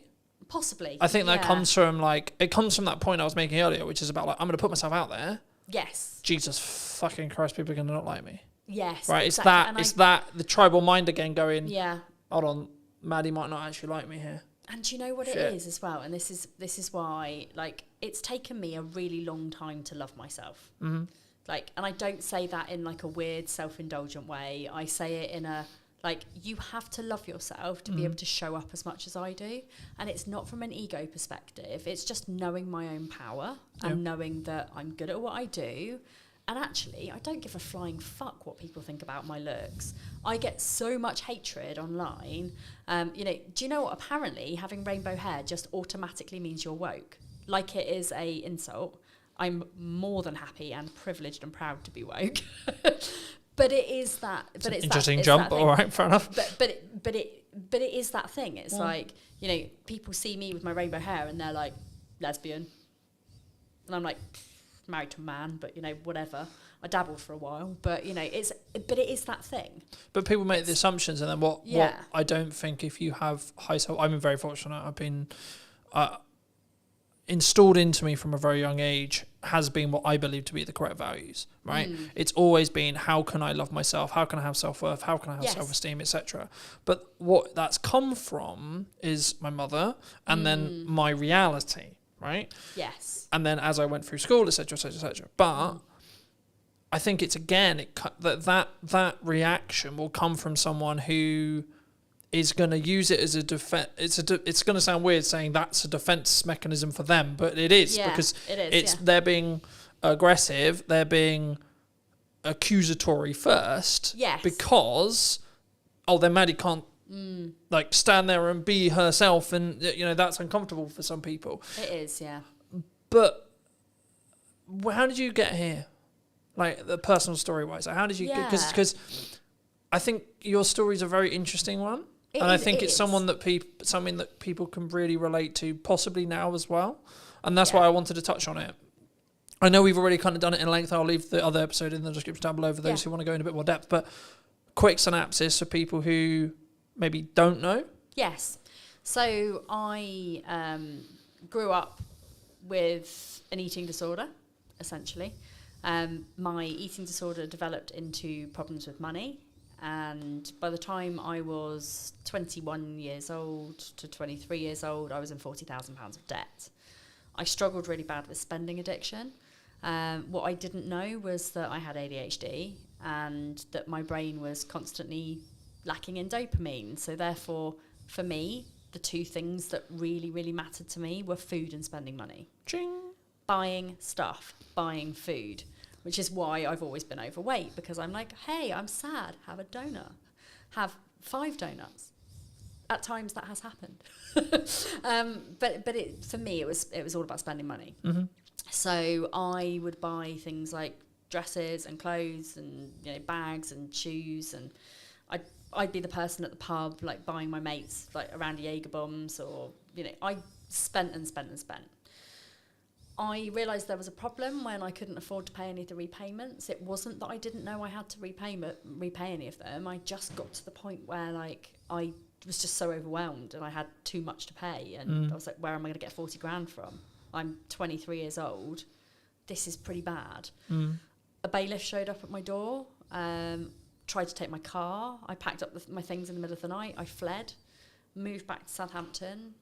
Went to see Citizens Advice Bureau. They basically said to me, like, it's bankruptcy or, like, you pay it off. Those are your two options. Both of those sounded really shit to me, but I took the second one because I'm not a quitter.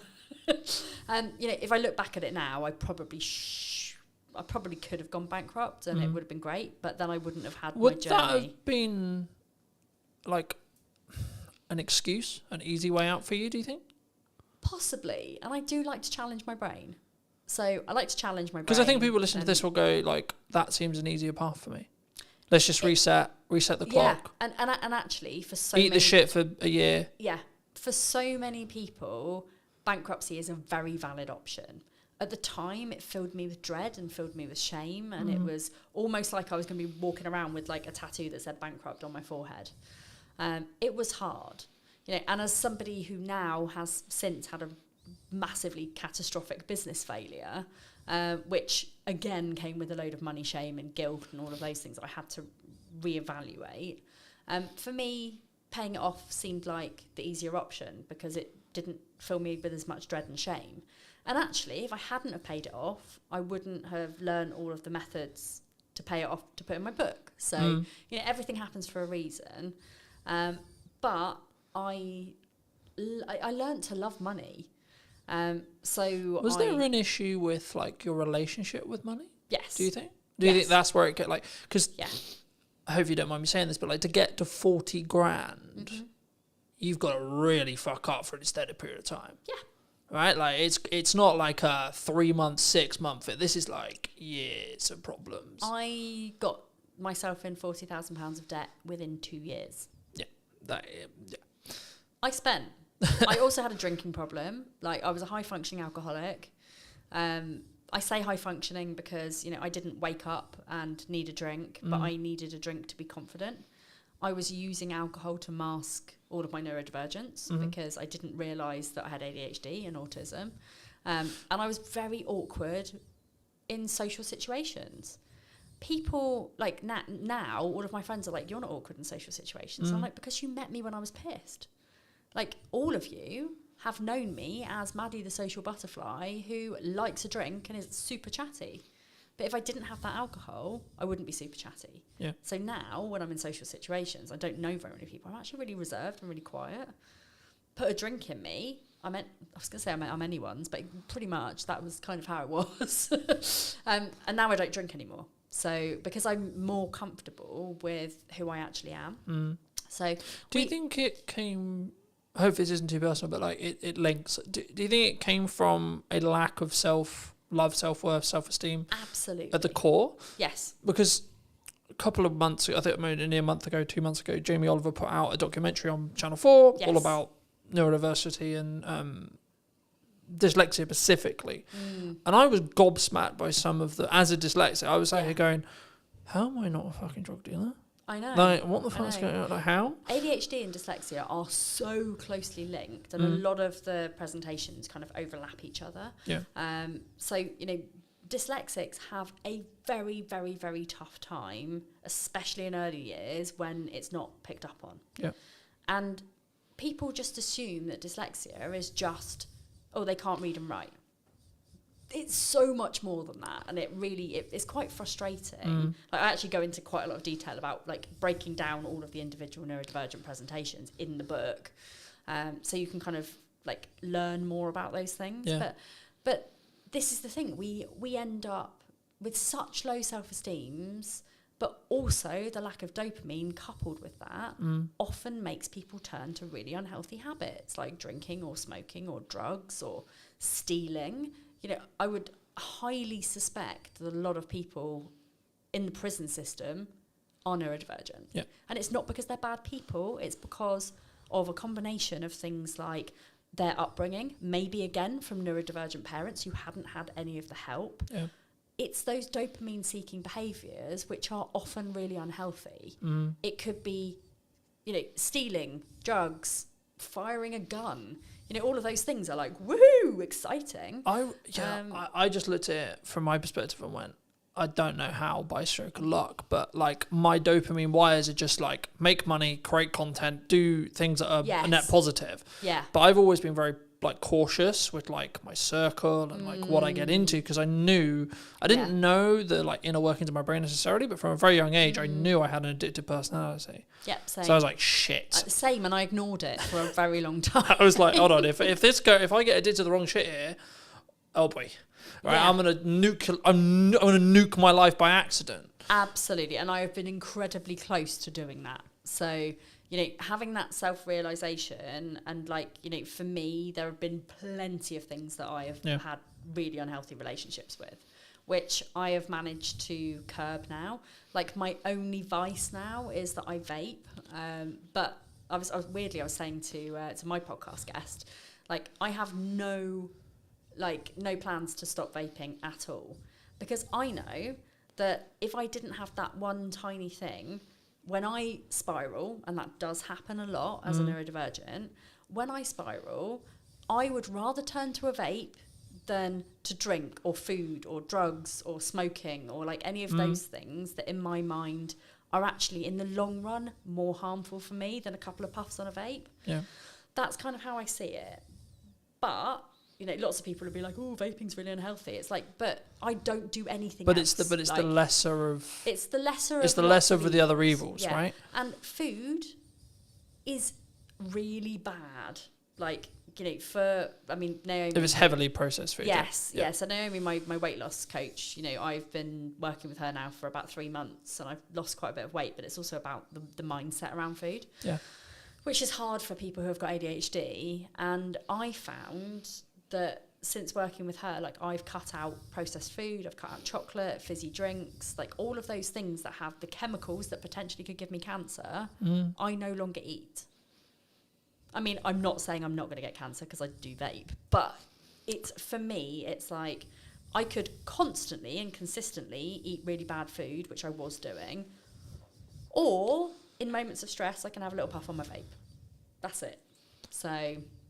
I think it's about focusing on those lesser of all evils. Like in an ideal world, like your stress response would be fitness. Well, right? in an ideal world, but as a disabled person who has hips that would probably die if I went to the gym, I mean, this is the reason why I'm on my weight loss journey. It's not because I'm fat. I couldn't give a fuck about my weight or about what people think of me. I want to be fitter. I want to be able to go to the gym without after 10 minutes wanting to pass out.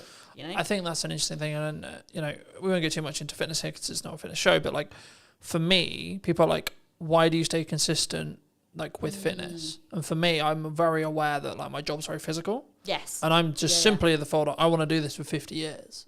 I want to be able to look after my kids when I'm older. I mean, they're not going to be kids when I'm older, but at the same time, like I went to a soft play with them at the weekend, and like. One of my children is very she likes the fact that mummy's an influencer, so she tells everybody. So this lady comes over and she's like clearing the plates, and she's like, "My mummy's an influencer," and this lady's like, "Oh, tell me more." So I'm like, "Oh, it's really embarrassing, but yeah, I do this." And she was like, "Oh, our area manager really want to speak to you." So the area manager comes over and she's like, "Oh my God, you're an influencer, like really love you to do some TikTok content for us," and blah blah blah. She went and got me some socks. She was like, "You have to go in and play." I was like, I can't, it's really embarrassing to say I'm disabled and I actually don't really want to go in and play. So I went in and played for like 10 minutes before I almost died, and then went on a very scary slide. I mean, that also rhymes. But I was heavily aware of the fact that I am not fit enough to go and do these kind of things with my kids, and it made me really sad. So that's my kind of motivation behind it. It's a good motivation to have. Yeah. Do you think in business people, and this is kind of more a mindset thing about like, they don't start the podcast, they don't start video, they don't start posting, they don't build the momentum, they don't start whatever it is, right? Do they do that from is it just the, what if someone else thinks of me, or is it still a tech issue? I still think there's a tech issue there. There's also an overwhelm issue. It's like we're told that we have to do all of the things. We don't have to do all of the things. And people, I think, like they see me as somebody who is very heavily into visibility, and they're like, Maddie's on every social media platform. She's got her own podcast. She's always on other people's podcasts. She writes books. She does speaking gigs. She's got a radio show. She's got all of these things. I'm manifesting the radio show, by the way. I'd argue you already got a radio show. You got a podcast. Yeah, Okay. It's already a radio show. Yeah, kind of the same. So they see me doing all of those things, and they're like, "Oh my god, that looks fucking exhausting. I don't want to do that." And it's like, because that's my hyper focus, and I love social media, and I love visibility, and I love doing all of these things. That's why I do all those things. I could still very easily put like 100% of my efforts into one platform and still have very good success with it. Do you think that people worry about volume? Yes. One of my biggest questions is how many times a day should I be posting? And does that matter? No, I don't think so. Consistency is what matters. So whatever consistency means to you, whether that is once a day, whether that is, posting 3 times a week, whether it's posting 3 times a day. But for me, I also think it's like, when I have no client work, I can post 6 times a day. When I'm in client delivery mode for half the day, I can only post once or twice a day. So right, I'm still posting, but you're not posting as much. But like when I'm here filming, I'm having to travel, I'm having to do this. I'm not in my office, sat there on the computer. So my posts will be less, right? But that's why I batch content. That's why I Exactly. Yeah. But also, I don't sit there and go, "Oh, I didn't hit 4 posts. Fuck's sake." But this is the thing. It's not how many times you do it. It's the quality of what you do when you do it. Yeah, of course. And it's also like just bearing in mind that output reflects input. Yeah. So if you post more, you will more than likely get more clients. If you show up more, you will more than likely make more business, make more money. And if you are posting once a week on one social media platform, you're probably not going to be getting to your ideal clients unless you're out there and you're networking 24/7. Yeah. Which, there are other ways of doing it rather than showing up online every single day. But it's the consistency, it's the output, and then you'll see a return on investment based on what you put into that. But it's also, because I think we're so, when I did a video a couple of weeks ago talking about like, we're so in the business world, we're so hyperly focused on, I need ROI. And I'm just like, yeah, but you're outputting an amount and your revenue's like driven by 10%, 20%, 30%, 40%, whatever it is. So in the nicest way possible, why do you give a shit about ROI? Because clearly it's working. Absolutely. Right? I obviously give a little bit of a, like for example, like I got invited to speak at quite a big event. It was a big investment, like 15 grand. I'm like, ooh, that's a really good opportunity because there's going to be like thousands of people there and it's going to be really great. But then I thought about it. If somebody gave me, and this is again one of my money rules, if somebody gave me 15 grand and said you can spend this on anything, would I spend it on that? And my answer was no. If I had 15 grand to grow my business, I would strategically think about where to put that. Yeah. I would probably put some of that on ads. I would probably put some of that on like promoting my book on Amazon, things like that. And I just thought, do you know what? What could 15 grand do for me? I could stand up in front of a room full of people and speak and maybe walk away with 5 clients. Or I can go and put 15 grand on Facebook ads and I can walk away with 70 clients. Which one am I rather going to do? So from that perspective, I look at ROI. However, I also don't look at it at all. So I'm very much a passion, purpose, and kind of pleasure, I guess, type of person. So profit to me, as long as I am paying my bills, I'm living the life that I want to, my staff are getting paid, my bills are getting paid, I couldn't give a flying fuck how much money I make. Yeah. And by me having that attitude, but also having very, very low costs, the only things that I really pay for are things like advertising, but I don't do traditional advertising. I mean, when I say advertising, I mean things like I'll go to an expo and I'll have like a stand at an expo, or I will have like something where like, maybe I'll pay for like to hire this podcast studio, for example. So my costs are still fairly low. And in my first year of business, I made 100 grand.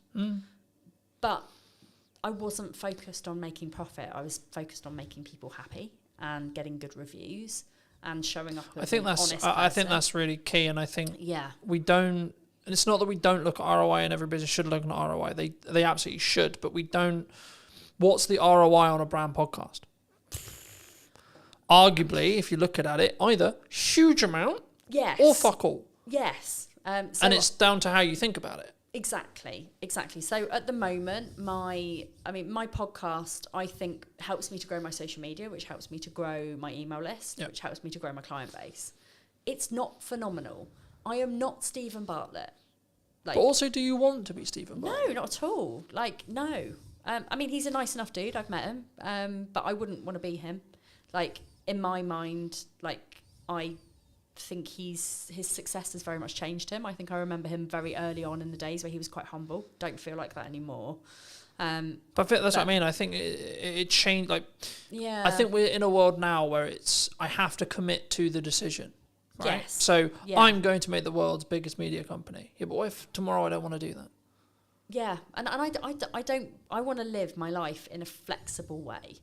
As long as I am fulfilling my life's purpose, which is helping people with neurodivergent presentations to live their best life, that's my main game. Like, that is all I want. So, this is why I help people with 3 different areas. It's like life, money, business. Those 3 things are, if you've got those 3 elements nailed, I mean, obviously not everybody's got a business. Some people it will just be life and money. Some people it might just be money and business because they might already have their life sorted. Some people it might be like life and business. Their money's amazing. But they all interlink with each other. And neurodivergent people struggle with all 3 of those things. As a rule, some neurodivergents will probably be flying. I mean, Stephen Bartlett openly says he's got ADHD. But he's somewhere along the line, like, massively landed on his feet and has never had to struggle with money because he's always made so much. And therefore, his business has been fine and his life's been fine. Yeah. So if I bumped into him in the street, his ADHD is not the same as my ADHD. And this is a good way to look at it. It's like every single person who is neurodivergent will have something that maybe isn't so great in their lives. And I'm not saying that Stephen Bartlett is perfect.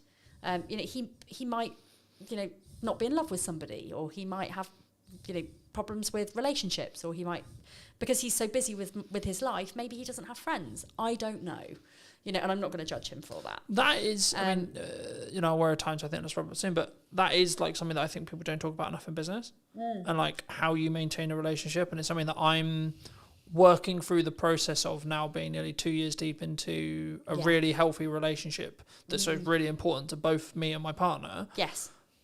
I'm like, yeah, but also my business is really important. So fuck, how do I do that? Juggling your money, your life, and your business is a really fucking tricky thing to do. It is a spinning triangle that, if you think about a triangle, like if you're spinning it too fast, you're going to poke yourself in the eye, it's going to fucking hurt. Yeah. So, like, you need to be balancing those 3 areas of your life so that they all work in tandem together. And that means, no offense, not working till 9 o'clock, because like I used to have a thing where I'd be like, oh yeah, my cutoff every night's 9 o'clock. Like it was some form of badge of honor. Now it's very, very, very likely that I don't work after 3. Like, it has taken me 10 years of running a business to work out what success looks like for me. And success looks like making enough money to enjoy the shit that I do. Yeah. I don't, like, and I'm sorry, universe, that I say this out loud, but I don't want to be a millionaire. If I had £1 million or multi-million pounds, my spending addiction would just be 1,000,000 times worse. So, like, I don't need that much money. Like, I find it hard enough to manage the money that I've actually got. Yeah. But I go on 2 nice holidays a year. I've got a fairly nice car. I mean, it's a Citroen C3 Picasso. It's not Citroen C3 Aircross. That's the chap. It's nothing exciting, but it's it's only 5 years old. It's got Apple CarPlay. It's pretty cool. And like somebody the other day, I picked up one of my clients, and they were like, "Oh my god, your car is so nice." And like to them, that was like a really posh car. To me, I'm like, that's not a posh car. Like a posh car is like a Porsche or a Jaguar or like a BMW or whatever. But I think it's about perspective. Yeah, it's perspective and the stage you're in, and that's what I was going to say about the whole like 9 o'clock thing, right? Yeah. Like, yes, at this moment in time, I'm working potentially till 9 o'clock. But that's because it works for you and that's your decision. Yeah. And also, one of the things that fucks me off so much about the business world is it's like either you're a hustler Yeah. or you're a lifestyle business. Like, there is no in between. Yeah. There's no, let's run a successful 6-figure business or you know, like high 6 figures, even early 7 figures. Yeah. It's like you're either a lifestyle business or you're a multimillionaire. There's nothing in between. And that's how I teach the people that I work with, like in business, that there is an in between. Yeah. Like, there is a level where people want to make 5k a month. There's a level where people want to make 2.5k a month. You know, they want to cover their bills, they want to cover their mortgage, they want to have 500 quid's worth of spending money. Yeah. Everyone's a winner. Happy days, yeah. It's all to do with how materialistic you are. It's all to do with like how much you want to show off and like flash everything around. You know, I'm not a flashy person. I buy my clothes from Shein and Sainsbury's.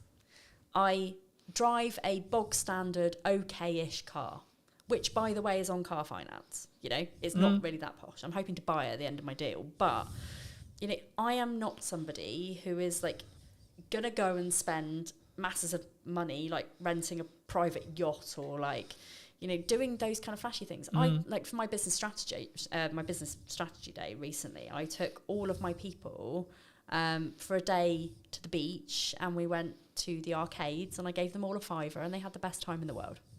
You know, that's the sort of thing that I bring to my business community. Yeah. It's not about being flashy. It's not about like all of the things that. But I think that we makes you need. more relatable, right? Well, it's I not think more so, about yeah. like, oh, this guy's untouchable, this girl's untouchable because she has the yacht, she has the car, she has the house, etc. But No. and again, I think it's one of those things where you've got to choose: do you want to live to work or work to live? I want to work to live, and I want to enjoy my kids, like as much as anyone can enjoy kids. I want to have a life where like I spend time with my friends and time with my family, and like I go to a lot of gigs, I go to a lot of festivals. Like if that was taken away from me, I would be very sad. Like, and if I was going to work more, that's my decision. Like, but that's what I mean by like phases, right? And the stages you're in. Yes. Right, and it's about actually having a longer, especially in a relationship. I don't know how you do it, but this is how I do it. Is right, this week, this month, this quarter, a lot of shit going on, right? Yes. I've launched a podcast, I'm doing this, I've got an event going on, I've got loads of client deliveries, etc. Yeah. So what's your event, just out of curiosity? AI, content creation, teaching young entrepreneurs how to do it in Crux. I love that. Why AI is not a threat and how you can use it as a tool. Nice. Link in the description, those who are interested. Yeah. The crux, though, is I've got a lot on in the next 3 months. Yeah. So the conversation I had with my partner before that period was the next 3 months is going to be a bit rough. Don't divorce me, basically. Pretty much, yeah. Yeah. Pretty much. It will end at some point. Yes. Right? I'll get churn. I'll get to the point where the podcast, I'm so far ahead that it's fine, it doesn't matter, etc. I'll have a lot of, like, when the kids are off school, client delivery will fall off a cliff because everyone wants to spend time with their kids, completely understandably, but that will be natural. Yes. So it's now about actually having the candor, the conversation, the understanding to say, I understand I'm not around as much as you want me to be. Yeah. I'm not showing up as much as I want to be for you. Yes. But this is important to grow the business for the next year. Yeah. So we need to sacrifice for 2 months, 3 months to allow to reap the rewards that will come in 6 months. Exactly. And I'm pretty sure that like me and my husband at some point went through that stage. Now it's very much like we're both working the same amount of hours. We're both having, like, because he works, he's just been promoted as well, so he's like head kitchen gardener for quite a big estate. You know, he has lots of things in the summer, like he's got to plant all his beds, and they have open garden days and like things where he's got to impress lots of rich people. So he has lots of things where he has to work. Yeah. I have lots of things because I've got like festivals and like things that I'm speaking at, and you know, I'm all over the place. And we always like have that little bit of time at the end of the day where we sit and we like debrief and we talk about the things, and like we know that we've both got the same end goal, which is moving house, and we've bought somewhere, we're just waiting to complete on it. But we know that that's not the end of our journey, because we're building a loft conversion, we're like having a garden office made, and like all sorts of different things where we're gonna need to still both of us work our asses off. Yeah. But it's about balance. And yes, it is about the stage that you're at.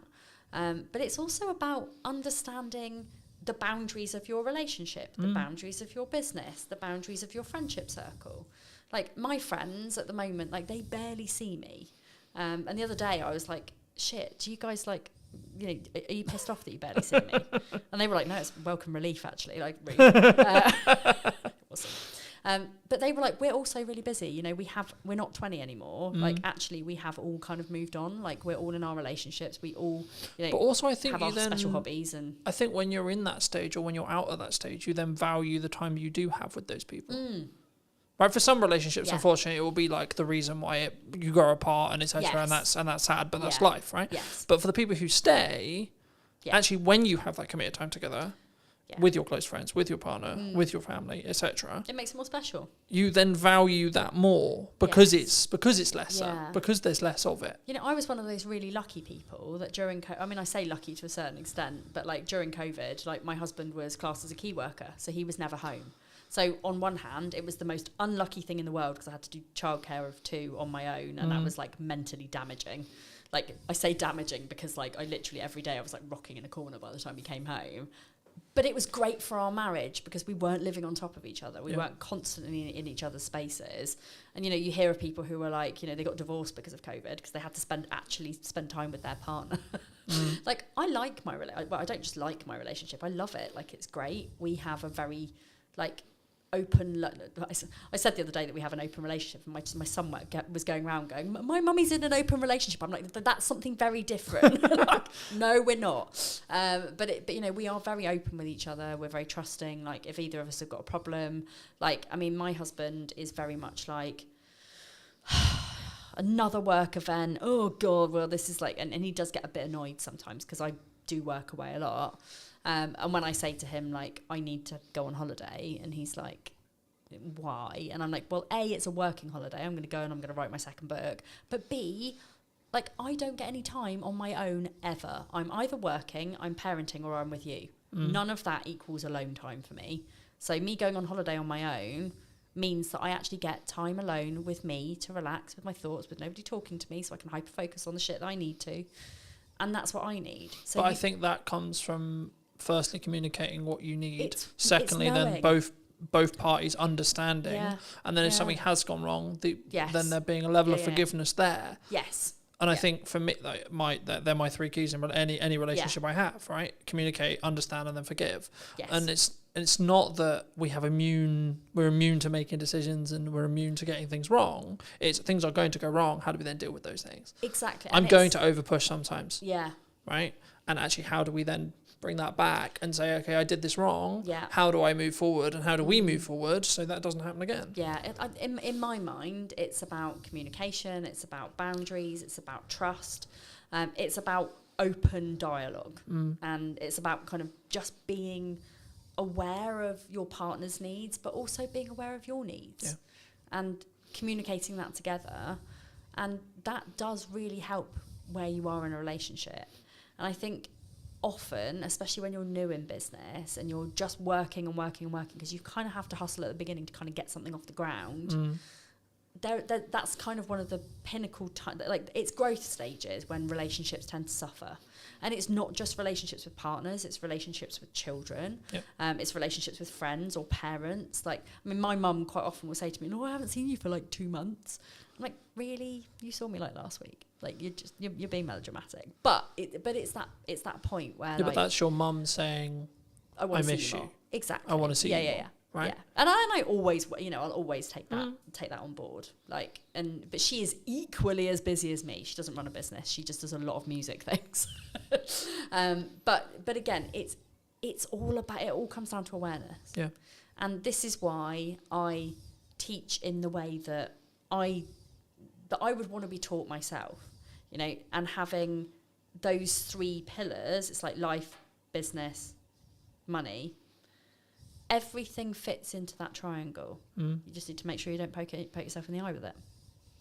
Great place to end. Where can people find the book? Where can people find your podcast? Where can people find you? Yeah, so I am And on... don't you poke yourself in the eye with the triangle. Don't poke yourself in the eye with a triangle.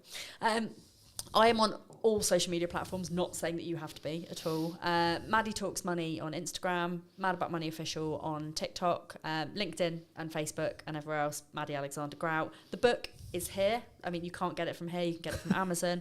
You can get it from all good bookshops as well. You can even order it in. If you don't have it, you can order it to your own library.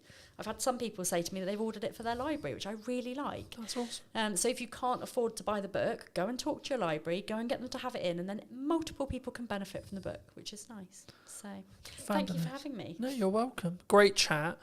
Final thing to end on. Yes.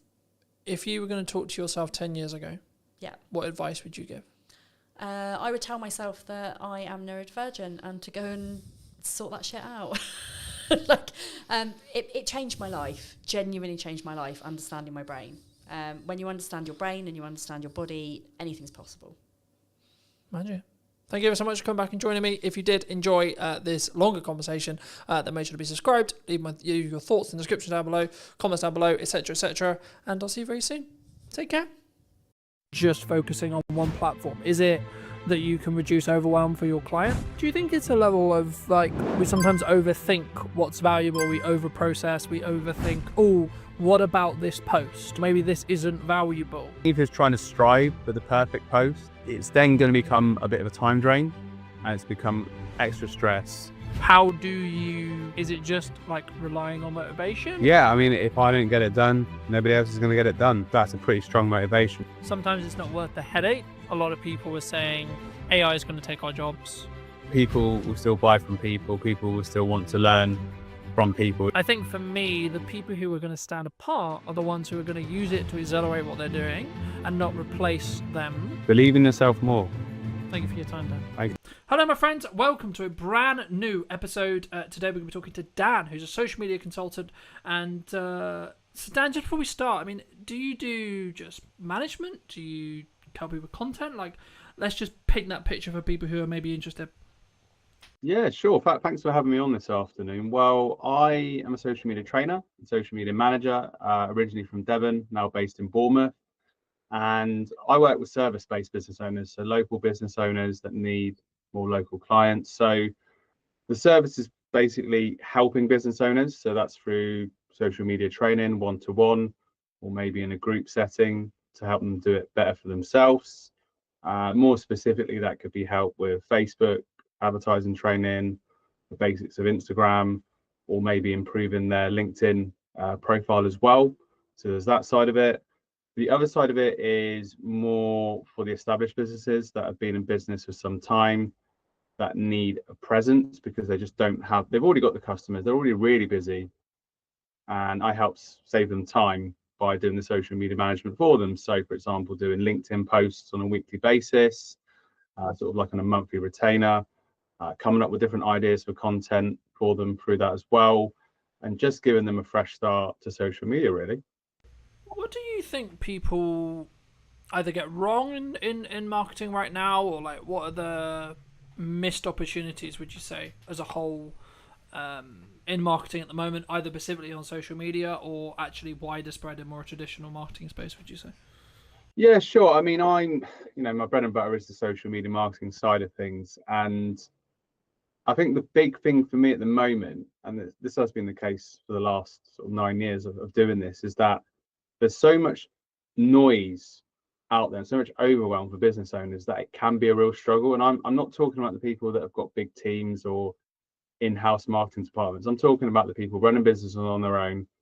They've got a solid business and they've got something that people want, but they're frustrated because they don't know what to do in terms of social, and they have so much conflicting bits of advice from people out there, and maybe they watch some videos on YouTube and that advice isn't really tailored to their business. Maybe it's more for creators or influencers, for example, and they get lost in all this noise. And rather than just really nailing and focusing on one platform that could really help their business grow, they then spread themselves too thinly, and they're trying to do a bit of this, they're trying to do a bit of that because they've heard their friends say they need to be doing this, they need to be doing that, when ultimately, they've got a business to run. They haven't got all the time to do that.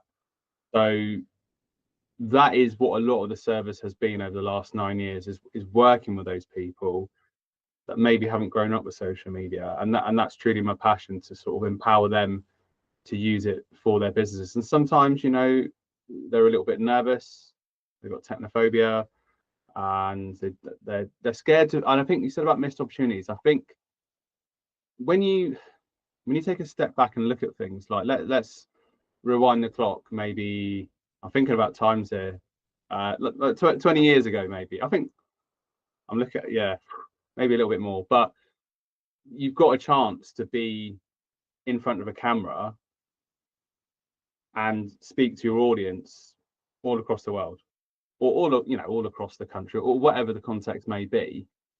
And that's not an opportunity you had all that time ago. And this is, obviously the way we are now with smartphones and social media. We're so used to it, so embedded into our day-to-day culture, that it's quite interesting to just take a little bit of a step back and realize the opportunity you've got there to build that emotional connection with people that are following you as well. And I've seen it time and time again. I'm talking about like supplement shops and fitness shops back in Torbay, just doing simple videos, and that's just a great way to get yourself out there, get people to know, like, and trust you, really. You mentioned that you mainly focus on one platform, right?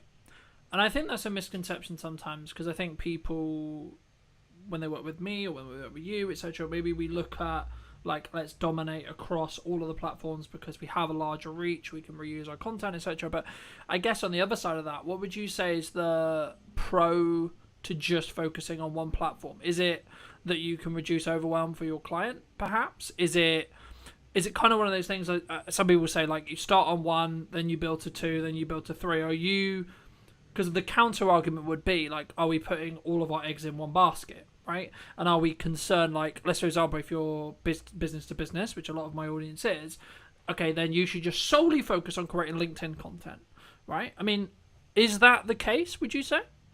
I think it's different for each business owner in terms of where they're at in their journey. So if you're starting out, I think, like you said, it's good, as we both agree on, it's good to focus on one platform and then you can move on to another. It just depends the resource that you've got, the budget that you've got, time that you've got as well. So if you really, like you mentioned, obviously the example of business owners really focused on LinkedIn, focused on the content, you've got a strategy for direct messaging, you're not just spray and pray, hoping for the best, you've got time, and you can build a tailored, solid audience of people that actually need your service. Then it just gives you that clear focus. Some people have got a better aptitude or sort of natural flair for it anyway, really. So maybe using LinkedIn and maybe Facebook, and in some cases, with LinkedIn and using the Facebook personal profile in professional mode, like a lot of people do, you can then repurpose some content as well, because some of that content can be suitable for both, but each platform has its own quirks. So I think, yes, if you're starting out, then starting on one platform and really focusing on getting that right, getting the right audience, getting the right content, not overcomplicating things. That's a big thing, really. So yeah. I think there's a question on volume. Like, that was gonna be my next question in respect to, like, there is a nature to social media where you have to do a level of volume, especially at the start, to be able to gain enough data to understand what works and what people resonate with and what people really enjoy. But, personally, just for the audience's sake, and maybe your case as well, I've been very fortunate where my new marketing strategy of saying yes and, so this is a very volume dominated approach, because value is subjective, so I always try to add value in content, of course, but for me, I've been very focused on daily output as the metric, and then overall arching numbers in regards to views, watch times, growth, etc. for that window of time across a month, for example. And I think if I'll put on the screen if I get it wrong, but I think it's around 200k at the moment per month that we're hitting across 5 platforms. Of course, that will change by the time this comes out, but at the time of recording, it's around there. And I think when I talk about those big numbers, I think people find them very intimidating, and they can find that maybe it is because of, like, the volume, or it's because, like, I'm very seasoned in knowing how to create content in volume but also high value.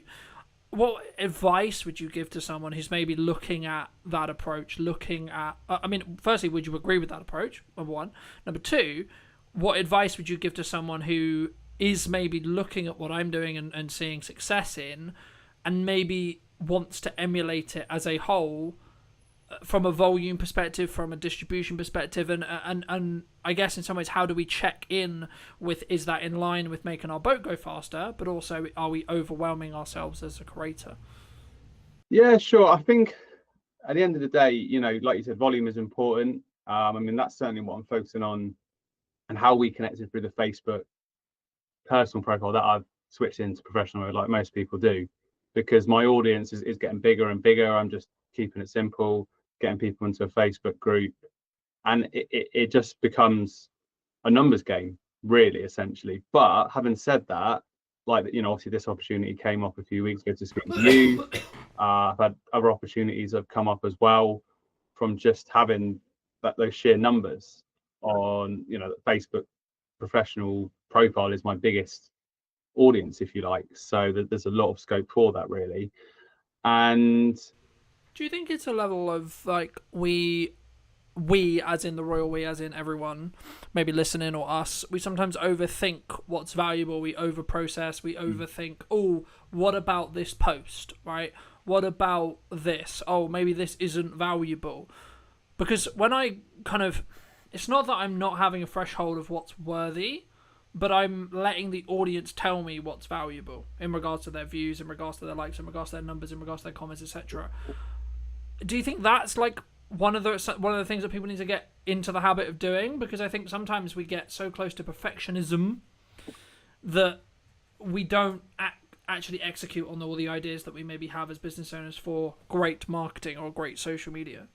Yeah, I mean, working like one-to-one with a lot of clients, talking service-based business owners, and it sometimes it's a case of getting over yourself and just posting things. Sometimes things will flop, sometimes things will take off in terms of your posts, and you'll be surprised by it, really.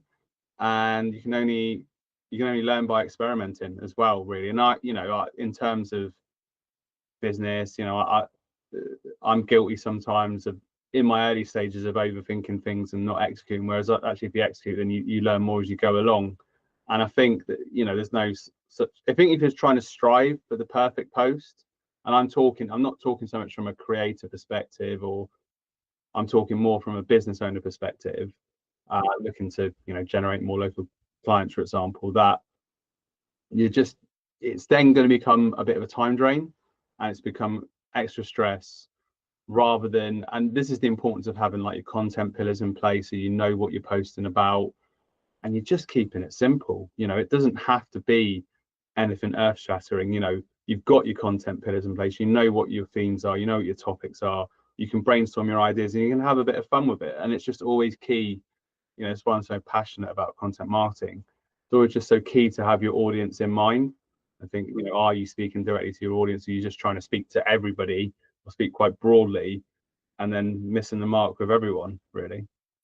Yeah, I mean, as a whole, I think, like, especially when we start out, we maybe worry about, as I say, like getting into that. What if people don't like the post, or what if like people don't like me, or etc. And we lean into that kind of like, oh, I'm gonna sound stupid on camera, or like, oh my god, I'm talking on my phone, what a weirdo, that kind of thing. I mean, it's a similar feeling to, I think, when we start networking, and I did want to touch on it a little bit with networking. I mean, personally, I've stepped away from networking, like the traditional sense of going to a room, about a year and a half ago. But the reason for that is, like, for me, like, it's just a scale thing, right? I'm at a stage where I'm very fortunate, where I've got a good number of clients, and whenever I do my marketing, I need it to be efficient and also scalable. So, and there could be arguments, and there is arguments, I'm sure, to say, well, actually, no, that's the time when you should be doubled down onto networking and etc. and etc. But for those people who are maybe starting out and really focusing on like maybe they're in the first year,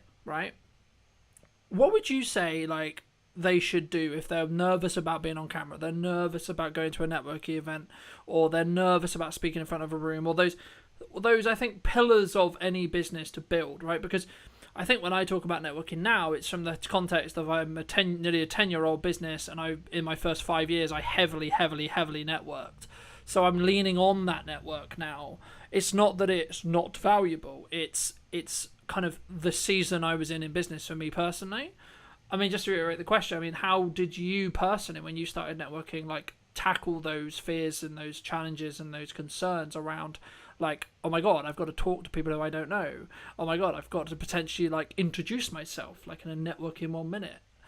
Yeah, I mean, I started doing it back in 2015, and I wasn't actually, my business started in 2016, but I started writing a blog about social media, how it impacts businesses in the Torbay area, and they had Torbay hour meetings in the local area, and there was, guys that were running marketing agencies that were helping people with social media. So I thought, well, that would be good. I just did a Google search and then found it, and I was like, oh, that sounds really cool. Because it's quite a small town, so go along to that and see what happens. And I guess, I'm quite, I'm quite at ease speaking to people that I don't know. I quite enjoy it, but sorry to cut you off, but do you think that comes from the experience you've had of nearly doing it for a decade now?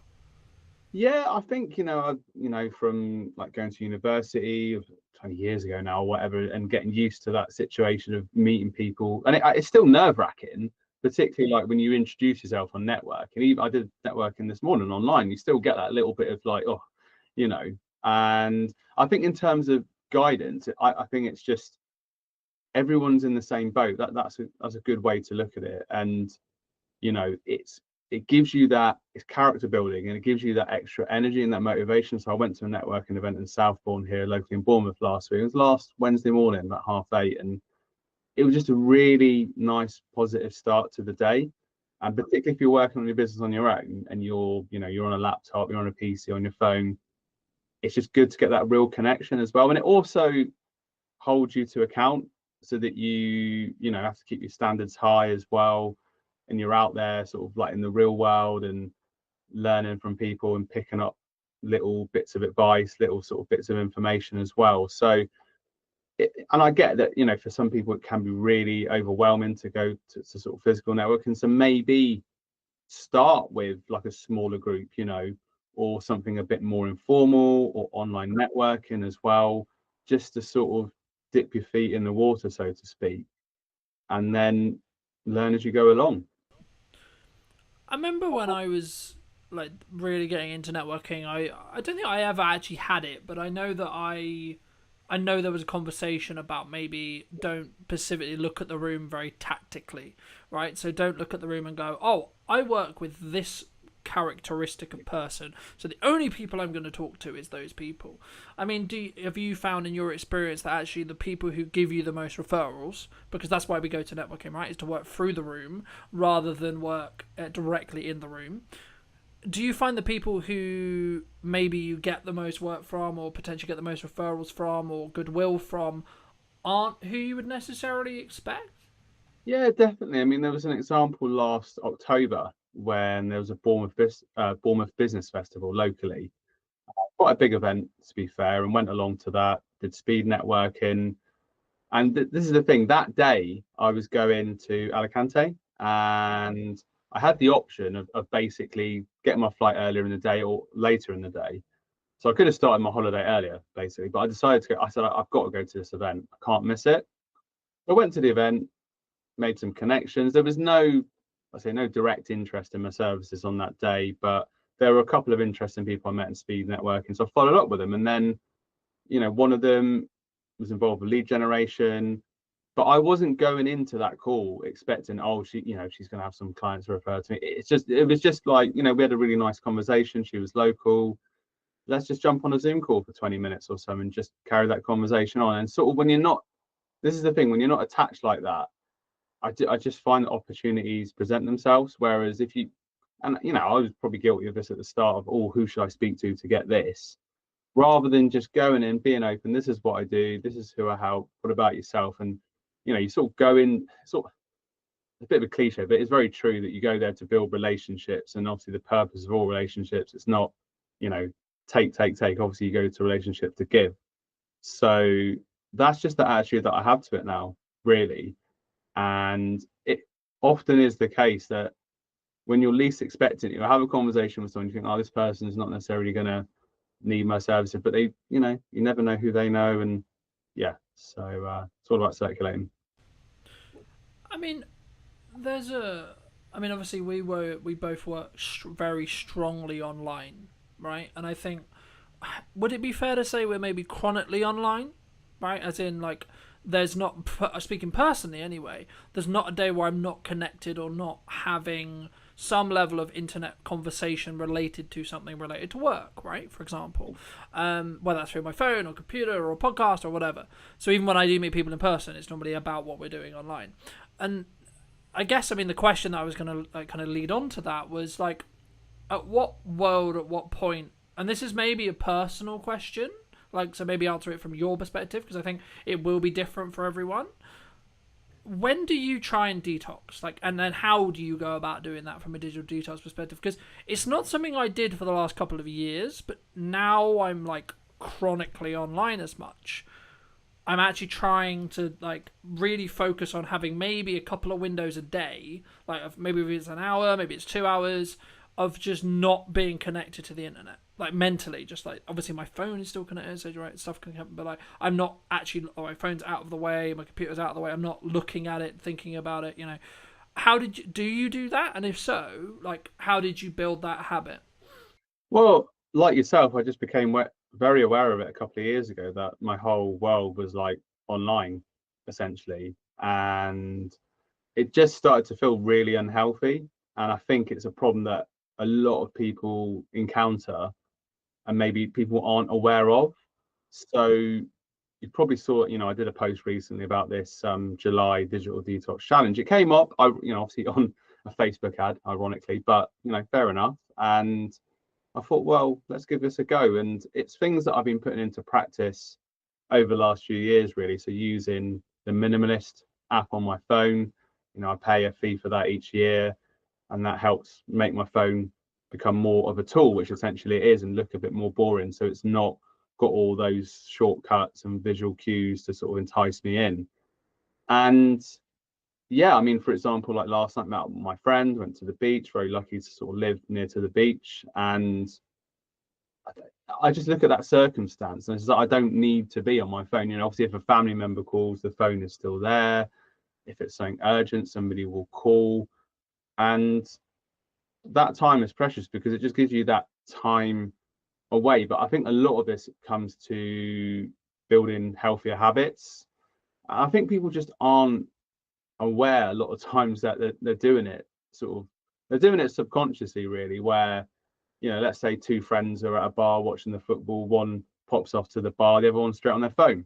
The friend's only going to be gone for a couple of minutes, but it's just an instinctive all waiting at the bus or whatever. And I'm not saying that's the worst thing in the world, but the thing with it is, obviously we're business owners, we're busy people, we got a lot to process and we got a lot of things we got to think about, and that creativity can come through silence. And certainly for me, like lunch times, dinner times, that's just a time where I'm not on the phone. And I'm not like anyone, I'm no saint or perfect. There might be a time where there's something on YouTube and maybe I'm just listening to it and in the background, but 8 times out of 10, just make that time to not be on it, because it's something I'm very passionate about, because it's just not healthy. And I know it gives us the opportunity to connect with people, like I said, all across the world at all times. It gives us a chance and more opportunities. But at the same point, you've got to balance that out with you. Well, you need the energy for the next day. If I was on my phone a lot last night, there's no real downtime. So I would highly recommend people to look at this digital detox challenge and just take a step back, because you'll be much better for it. I think that's an important point, and I would tackle it from a perspective of like, how present are you in the moment, right? And how present are you with your parent? How present are you with your partner? How present are you with that friend? How present are you with yourself, right? And I think that's sometimes what we don't look at, right? Is sometimes actually, like, as busy people, especially as you get older, you get into a relationship, you want to continue to build your relationship, of course, with your parents, etc., etc., and then maybe you have a friendship circle, you want to be social and so on. We spend all this time, or we spend working, or we spend doing a task or whatever, we spend all this time out, and we don't, I think, well, on average, unless you make a habit of it, to actually spend the time looking in and working on ourselves and, you know, etc. And for me, something that I've always had is that's why I do fitness, because it forces me into this point of view where there is no other distractions. You know, maybe I've got music on, or maybe I'm listening to a podcast or whatever, but from the crux, sometimes I'll just like go on the run, go for the workout, I won't put headphones in, I'm just there with my thoughts, and that's deliberate, because sometimes I'll need to process things, or like I need to just check in with myself and see.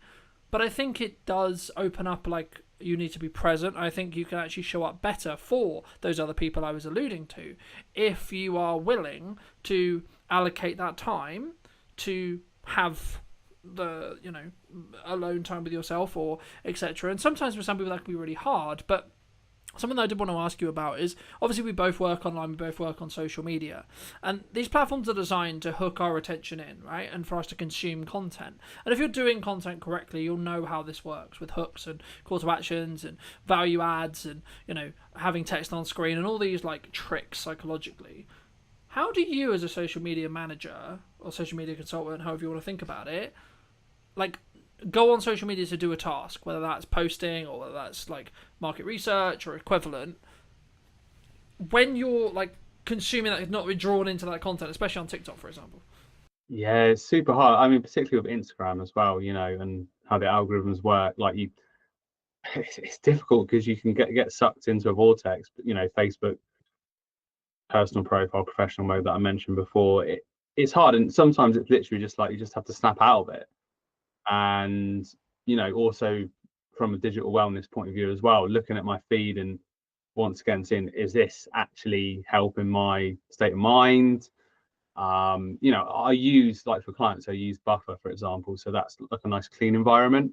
So I'm there for the purpose of, I've got Canva open, scheduling posts, and there's no distractions, and that's great. And obviously Meta Business Suite as well for other clients, that's useful, so that I'm just in that content management mode rather than that. But, you know, like you said about market research or whatever it may be, you know, I might have had a conversation with someone on LinkedIn and think, I need to follow up with them. And then, you know, posts come along and LinkedIn's got you now. Yeah, it's got me. So you just get sucked. So it is hard because as much as you can have all these tools, you know, we're only human.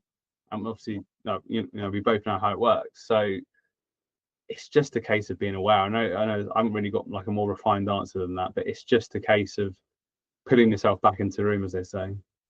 I think to an extent how I look at it anyway is I could potentially see it as a reward engine. Like, I don't actually, to be honest, I don't really consume on TikTok or socials anymore. Not really. Like, I'm a big YouTube watcher, sure, but that's when I'm trying to actually do research or trying to learn or equivalent, right? But like outside of that, I don't really consume content, and that's just because I've trained my mind not to go down that rabbit hole. But when I did, I would always do it in a respect of like, if you do X task, then you can spend 20 minutes on TikTok. Like, completely cool, completely fair, scroll for your heart's content, you know? And I think, I mean, to an extent, that kind of, in some ways, that leans into my next question, which is going to be around like, what lessons have you learned from like growing a business, or what lessons have you learned as a whole, like in your business journey? But I think for me, just before I pass back to you, I think using that reward pathway and using that, like, you do a thing, then you get a reward, I think is really key, because it allows you to still have the things you enjoy, but it also allows you to not feel then guilty about enjoying those things because you've tied it to an outcome, right? So, I need to get this work done for a client. Okay, cool. When the work is done for a client, I can then do the thing I enjoy. But just to reiterate, what lessons specifically have you learned? What specific lessons have you kind of taken from it? So maybe like the last 5 years, perhaps, or maybe the last year? Yeah, definitely. I mean, there's lots of lessons. I mean, a big thing for me has been personal development, knowing that, you know, I'm my business, I run my business, and the more I invest in myself, the more I'll get back from my business because I'm a stronger person. And I definitely think, particularly over the last, I'd say like 2 years, you know, I've been much more focused on tapping into like the local business community as well, and not feeling so alone, and joining the online networking groups like Larten Live, Oni, Entrepreneur Circle. You can just be with people in the same boat as well, and I really appreciate, you know, those opportunities to connect with people, and because it's very easy to just sort of be in that solo mode and kind of isolated in that sense. So that's a big thing. And I think as well, kind of give it, not being afraid to fail as well and learning from failures. That's obviously a big pressure, but certainly the more you fail, the more you learn. That's one of the big things I've learned as well. And not also, I think it's probably a thing that a lot of people can relate with, not being your harshest critic, as much as I am a lot of times my own harshest critic, because I want to keep doing better and everything. Giving yourself some slack as well. I think there's a difference to like when you, so for example, every single client shoot I've ever had, I've always done a debrief afterwards. And the point of that debrief isn't for me to beat myself up on what I didn't do well. It's to say, sick, you did it. Client seems to be happy. Things seem to be going well. Cool. But what if we could make it better? Right? And I think for me, those debriefs allow me to make those 1% improvements so that by the end of the year, I'm 37 times better at my craft than I was a year ago. And it kind of, to an extent, leans into maybe what you touched on a little bit about the networking thing and like building those longer term connections. But what role would you say that community, it's kind of a buzzword now, but like community as a whole, or having a community of business owners around you, whether that's digitally interacting with content and you're both kind of both interacting with content, or physically at a networking group, or maybe like check-in circles, or etc., however you want to do it, or accountability partners, so on, so on. There's loads of ways to do it. What role would you say those community element actually has for your business, but in general as a business owner? I mean, one of my values, is tied in with community as well, because I've been involved with lots of communities in the past. I was involved with a YouTube channel, Elite FPL. That was a big part of that channel was, and still is, being part of a community, a sort of online worldwide community that are passionate about fantasy football. And then, being part of these networking groups like Latte and Live that I mentioned before, Oni, Entrepreneur Circle, and the local business events as well. I use Patch, which is a local workspace in Bournemouth. So once again, without wanting to spout out another cliche, you're not on the journey on your own, and you've got other people to bounce ideas off. You can learn different things from different people, even from their challenges, which they might have a different business to you, but then you can relate it back to your own business as well. And it's definitely the thing of keeping you to account and helping you kind of keep on progress as well with your peers, if you like, really, so that you're not kind of slacking behind as well. And I think as well, mentioned it before, like when you asked about people that are new to networking, certainly confidence building. When I, once again, a few years ago, started to go to more local events in Bournemouth because I wanted to get more known in the local area. I was quite nervous rocking up to these big events, and that has lessened, and I've actually started to embrace and look forward to it as time has gone on. So it's been quite, confidence building as well. I think sometimes when we look at business owners, or we look at maybe some on social media, it's very highlight orientated, so that can naturally like build your confidence, but also it can go the other way. I think sometimes where people often wonder or often worry about like, what if they're not doing well, right? And I think something that I'm very proud of is actually whenever things aren't doing well, I've taken 100% accountability for that, but also number two, I've also like be willing to be open and share it. And I think that's one of the reasons why I'm potentially, from people who watch my content consistently, they tell me like, you're a human, right? So like, it's not like this, like, oh, things are going super well and etc. And I hope it makes me perceived, or makes me believe, that I'm more humble than maybe others. But it kind of does link into my next question, which was going to be around, obviously business doesn't always go well for whatever reason. I mean, do you have a specific either set of challenges or like a larger set of challenges that you're willing to share, that also like how you then overcame those challenges, more importantly? Because I think sometimes it's important for us to share a level of vulnerability there, but also share to the point where like actually it can be a tool to show like, no, don't go down there because there's a bear there, for example, right? I mean, have you had any challenges like that you're willing to share, and how you then fix them?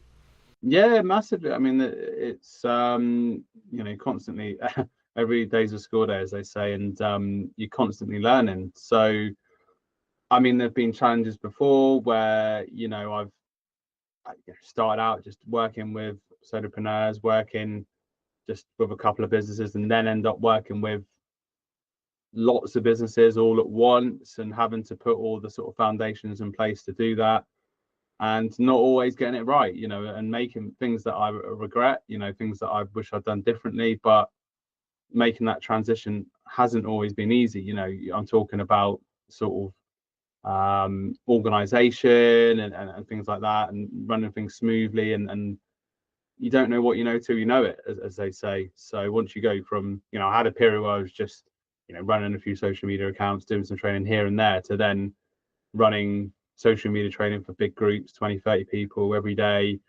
and just feeling overwhelmed at the time, really. And because I didn't have the infrastructure in place in terms of like the admin, all the tech side, really. And, you know, you are learning the hard way, really. But I think once you move past that and invest in your business more, like invested in business mentorship and training, and then the thing is, once you've had that experience and things haven't necessarily gone always how you'd like them to go, and then you do training and it goes really well, you get really good feedback, and you think, oh, actually, I've learned from that experience. I now moved on. I'm a stronger person for it, and you know, you sort of feel confident in yourself again. I think it's like there is probably a psychological term, something on the lines of the survivor. It's not survivor bias. There's something else there, but it's basically the crux of it is things happened to me. I survived it, so it gives then a knock-on effect to my confidence, because I know I can survive that again if it was to happen again. And I think for me, as someone who's been, could say in some ways turbulent, had business turbulence, etc., like, and I'm sure everyone has within reason, I think it's one of those things where to an extent you have to lean into what you knew worked previously, but also be trusting in the self that you'll figure it out. And sometimes there's challenges in business, sometimes there's challenges with retainer clients, there's challenges with project clients, there's challenges as a whole.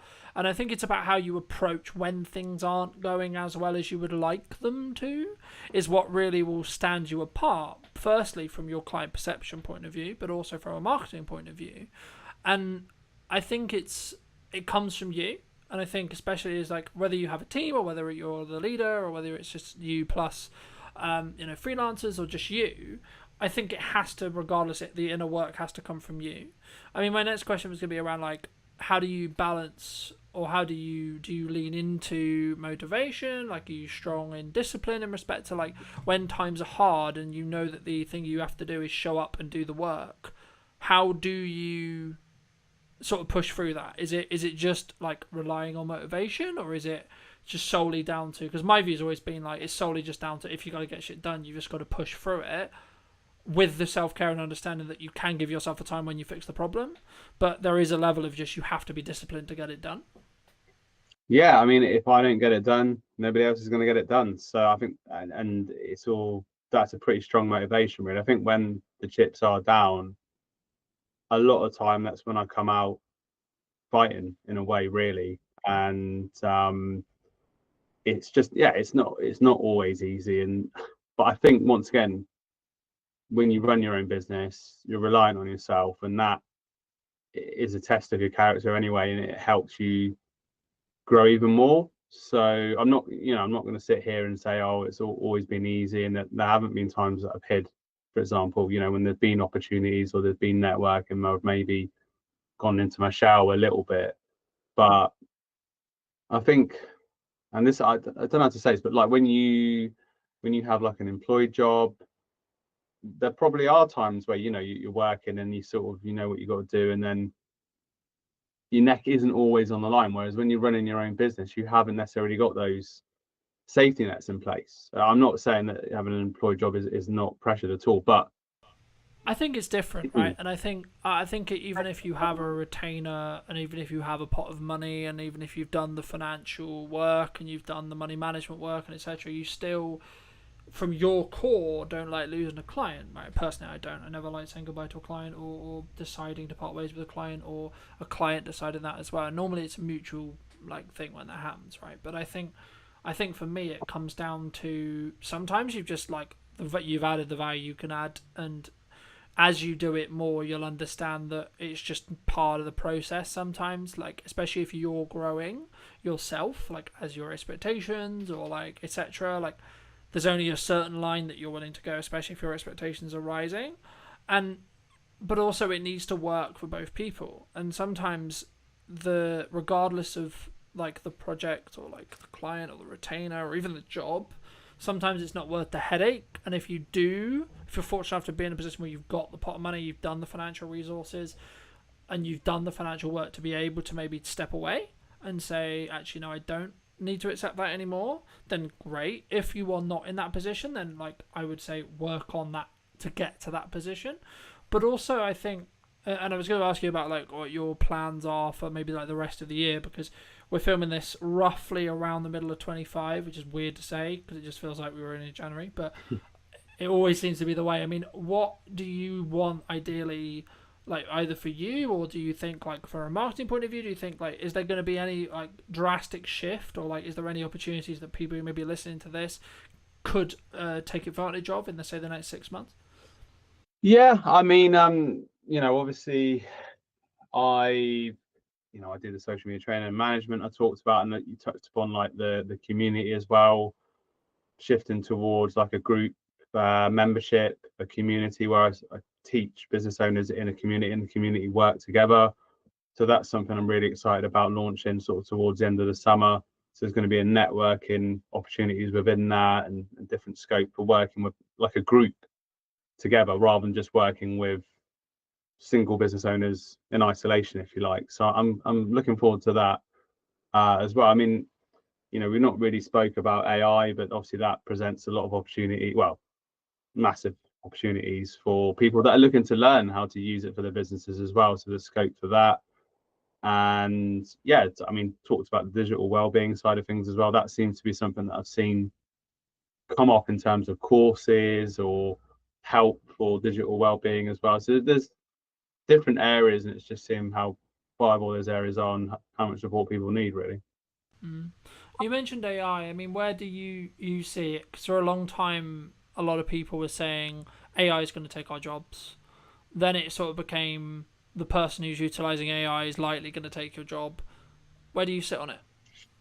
Well, I mean, I think that at the moment, obviously, I use it as a sort of virtual AI assistant, and from like a content marketing perspective, it can give you so many ideas and so much support. But ultimately, still, I've still seen people doing this where their copy is clearly AI generated, and it loses the tone. So I think in terms of like from our perspective, people will still need us to help maybe teach them how to use it. And also, use it as prompts, use the machine's prompts as well to get, content and do it for them. So it's still an amazing tool, really. And yeah, I just think it's very interesting times in terms of the opportunities it presents for particularly content generation for those business owners that don't necessarily have like the tech skills to use editing software to put together, really amazing content as well. So yeah, it's exciting times, but I still taking a step back from that. People will still buy from people. People will still want to learn from people. It's just harnessing those opportunities to do that, really. Yeah, the analogy that I started using is you need to, with AI, in the same way you would use a knife, you need to sharpen the knife before you use it. And I think the analogy I used that before is it's a tool to be used. You don't need a hammer for everything. You would sometimes use a screwdriver to put up shelves, for example. But I think for me, the people who are going to stand apart are the ones who are going to use it to accelerate what they're doing and not replace them. But I think I think at the moment, especially in corporate, there's a big push towards let's cut costs, and it's probably synergized with maybe the uncertainty, you could say, in the economy. I don't like mentioning it because, like, for me, it's like it's always been there. There's always been a level of uncertainty. There always will be something going on, and I think if you focus on that and you use that as an excuse, you'll never act and you'll never do the things you should be doing to grow your business to then be in a better position. But as a whole, I think there's a culture at the moment, especially in the corporate land or like the larger scale stuff, where people are maybe looking at headcounts, where they're like, actually, what can an AI agent do for me? So if you are a solo entrepreneur, maybe working with those businesses or in general yourself, you should be utilizing it, and you should be seeing how you can utilize it to make yourself more efficient and more valuable. And then what will end up happening, I think, is actually you'll get more of the economic reward of that value, in my view. And I think, for me, I think that's something which we're not quite there with yet. I think the system, the corporation, the how we outsource, etc., hasn't quite caught up, and we haven't. There's some businesses that are, but the majority, talking broadly, I don't think they figured that out yet. I think they will, given time, but I don't think we're quite there yet, in my view. I mean, for those who are maybe interested, where can people find you? Where's best to connect with you? If they want to look at see your training, they want to maybe talk to you about running their socials, that kind of thing. Where's best to connect with you? Yeah, sure. Thank you. So Daniel Ball on LinkedIn, to search me on there. Feel free to connect.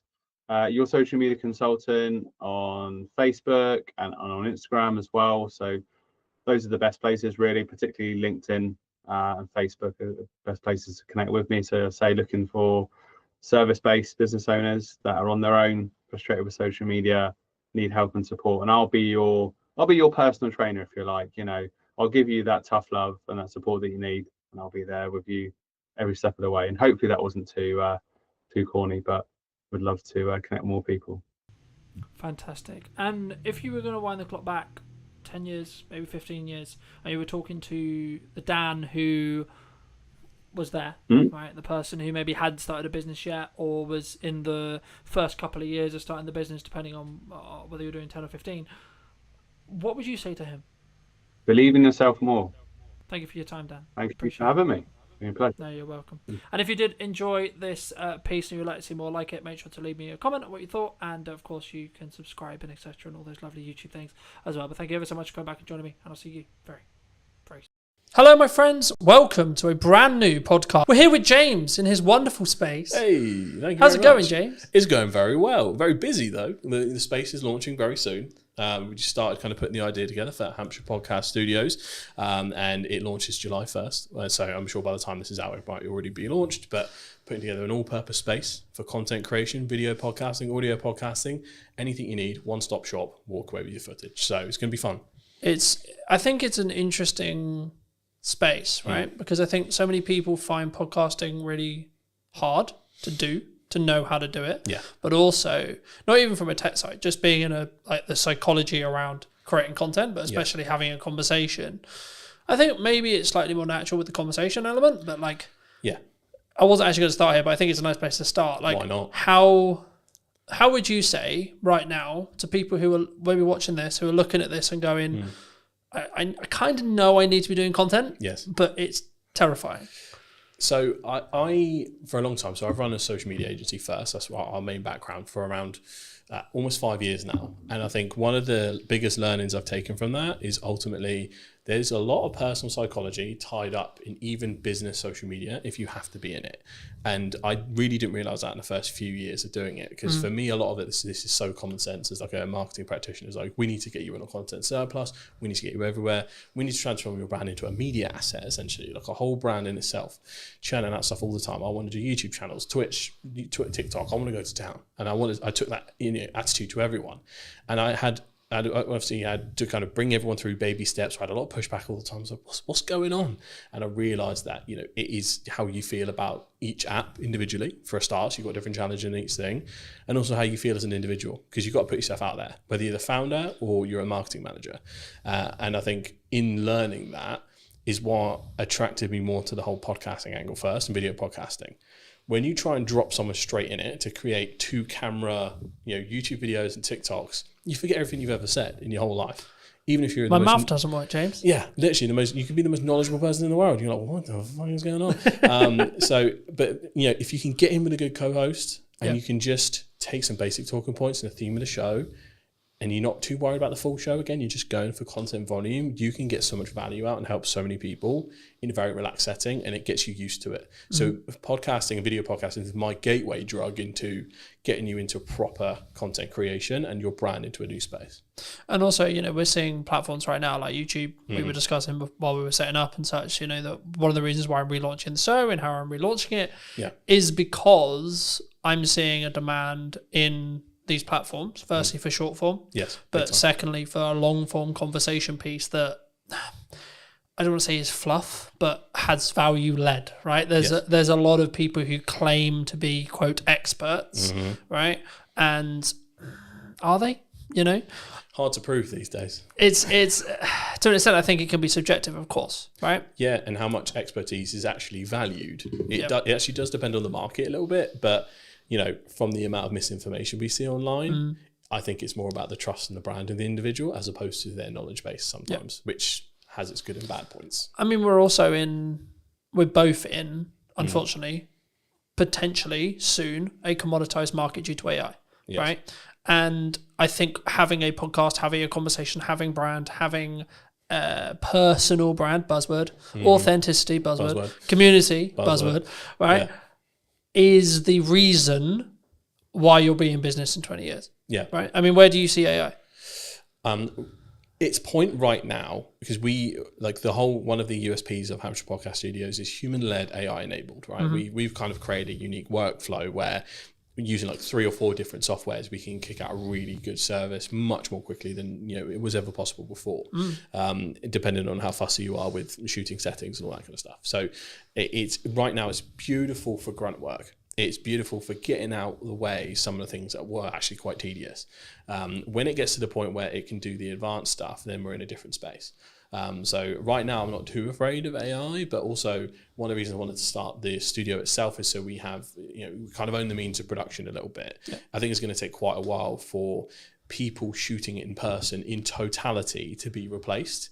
And I think it will go in phases. So it'll be like, short form, easy or creative content. I mean, we're seeing a lot of incredible stuff at the moment. That will be the first to go. Then like the more in details, maybe YouTube video, talking heads when you're more static. I think that might also go.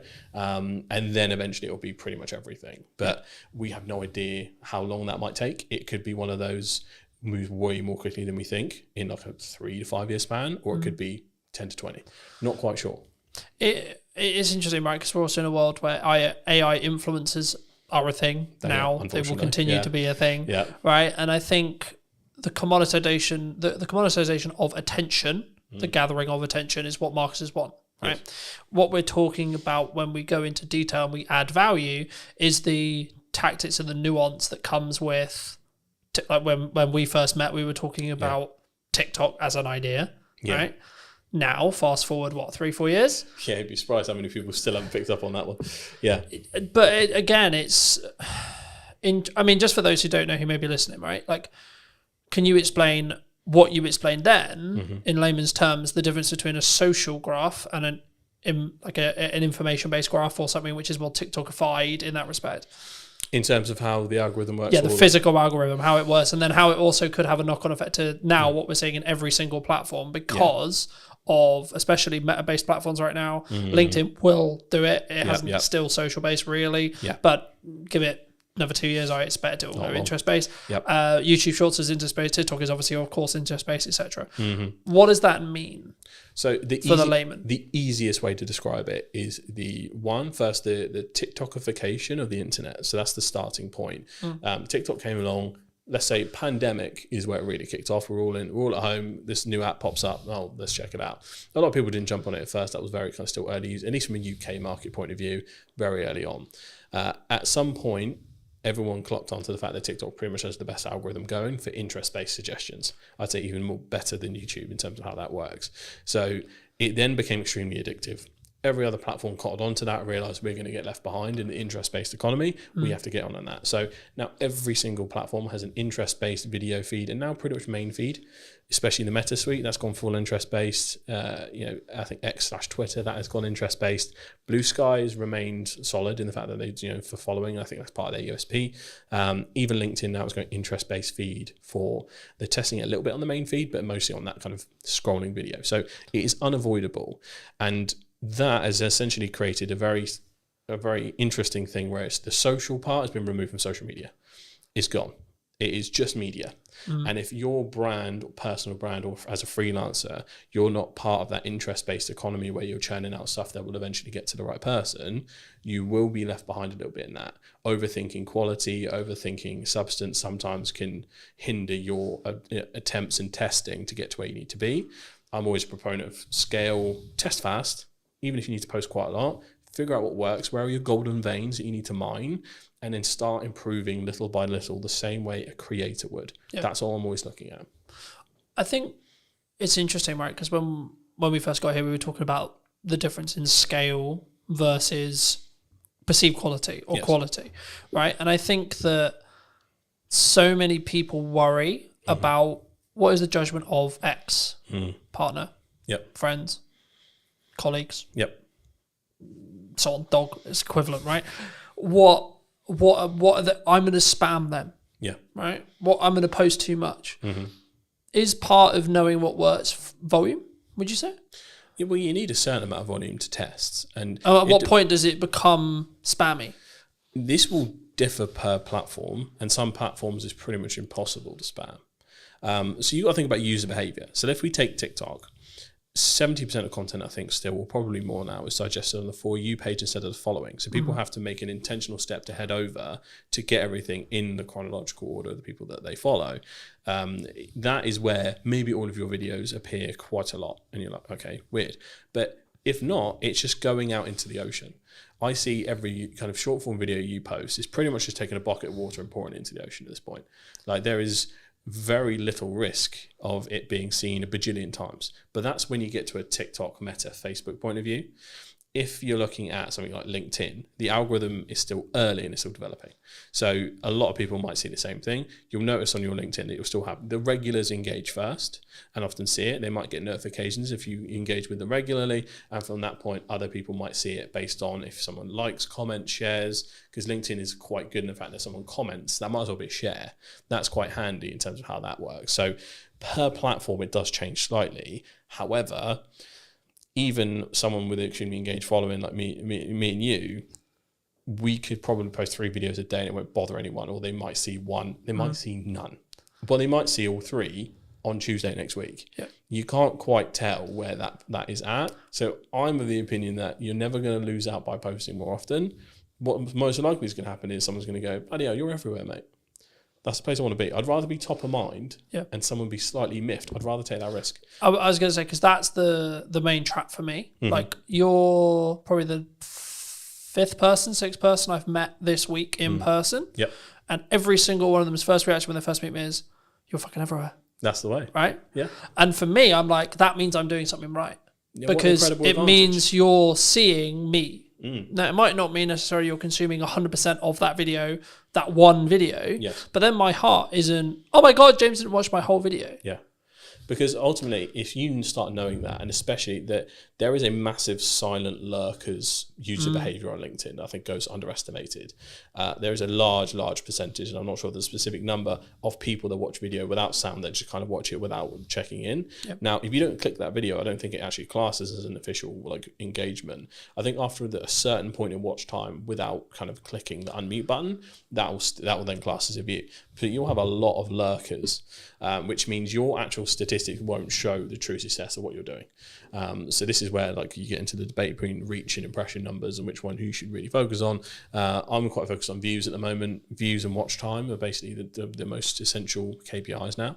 But in terms of how you need to look at LinkedIn specifically, I think you just go nuts. But if you're going to make those slight improvements to really focus on the quality element, again, quality is subjective. For a lot of people, our content will be quality because we have good equipment, good knowledge. And a lot of people within our industry will look at quality as how good's the edit. What are the things that grab back attention? So there are nuances to the game, and it does depend on your audience. So I often just optimize for the silent watcher. Title that lingers for like the first 5 to 10 seconds, put the best bit at the front, and then let the rest of the story play out. Because you still got to manage your own resource. Even if you have a team behind you, they've still got to manage their resource. You can't do a full Diary of a CEO trailer for everything. And often, if you're not already quite big or have a large following, we have catching up to do compared to others. So different spaces for different places. I think, again, and it's one of those things where I think this should be a yes and, not a yes or, right? So for me, I'm like, that's a good idea. Let's do that. And a podcast, and short form, and talks, and in-person events, best, right? and this, and that, and that. Because I don't then worry or care about this specific video has got X amount of views. I have absolutely no interest, to be honest, in what that standalone video does. What my views are as a whole across Meta, across Instagram, across LinkedIn, yes. Yeah. Okay. As a whole. Yep. Specific video, don't care. Yeah. Because I don't know what's going to go well or hit. The only way you can do that is test it, right? Yeah. Test and it. something Look at which the spikes on your graph. Yeah, and something when you're specifically creating content around a targeted event like an in-person event or a service you're trying to sell, etc. Yep. A strategy that's worked for me in the past and will work now is put out a load of short form stuff, see what happens, see what works, and then media buy, ad, Meta, placement, etc. against the stuff you already know works because you've already got the viewership, you've already got the metrics, and that way you're not then potentially wasting pounds or dollars figuring out going, is this good? Now, this is one of those things where you might want to tweak the copy slightly because it's an ad and not a post, etc. Things like that. But overall, it's going to work because you already know the creative's good. You know, absolutely. And the thing is, for me, I think people, they use the I'm trying to create one polished video on LinkedIn as an excuse not to be working. Yeah, because a lot of people will take that out. Again, this is where we come back to the personal psychology point. We know we're supposed to go to the gym. Do we all go all the time? Some people do. Most people don't. That's just the reality of it. It's Gary Vee that made the point originally. You know, social media is like going to the gym and eating healthily. We're going to relapse. We're going to mess up. We're not going to stay consistent all the time. We're going to have sprints where we kill it and then times where life happens. Yeah. Don't punish yourself for that. Kind of go with the flow. Do what you can do best. And this is what the testing allows you to do. Find what medium is the easiest for you to create and find most comfortable.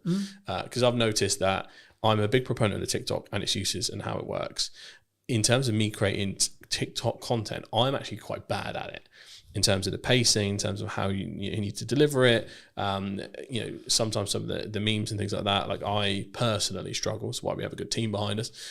Whereas in a YouTube or podcast setting, I thrive, and I think that is sometimes a matter of age. Sometimes I'm 28, so I'm either the oldest Gen Z or the youngest millennial. So I'm right in that center point, depending on what blog you read. So, but I grew up with YouTubers, so that is how I often visualize and say my thoughts and verbalize them.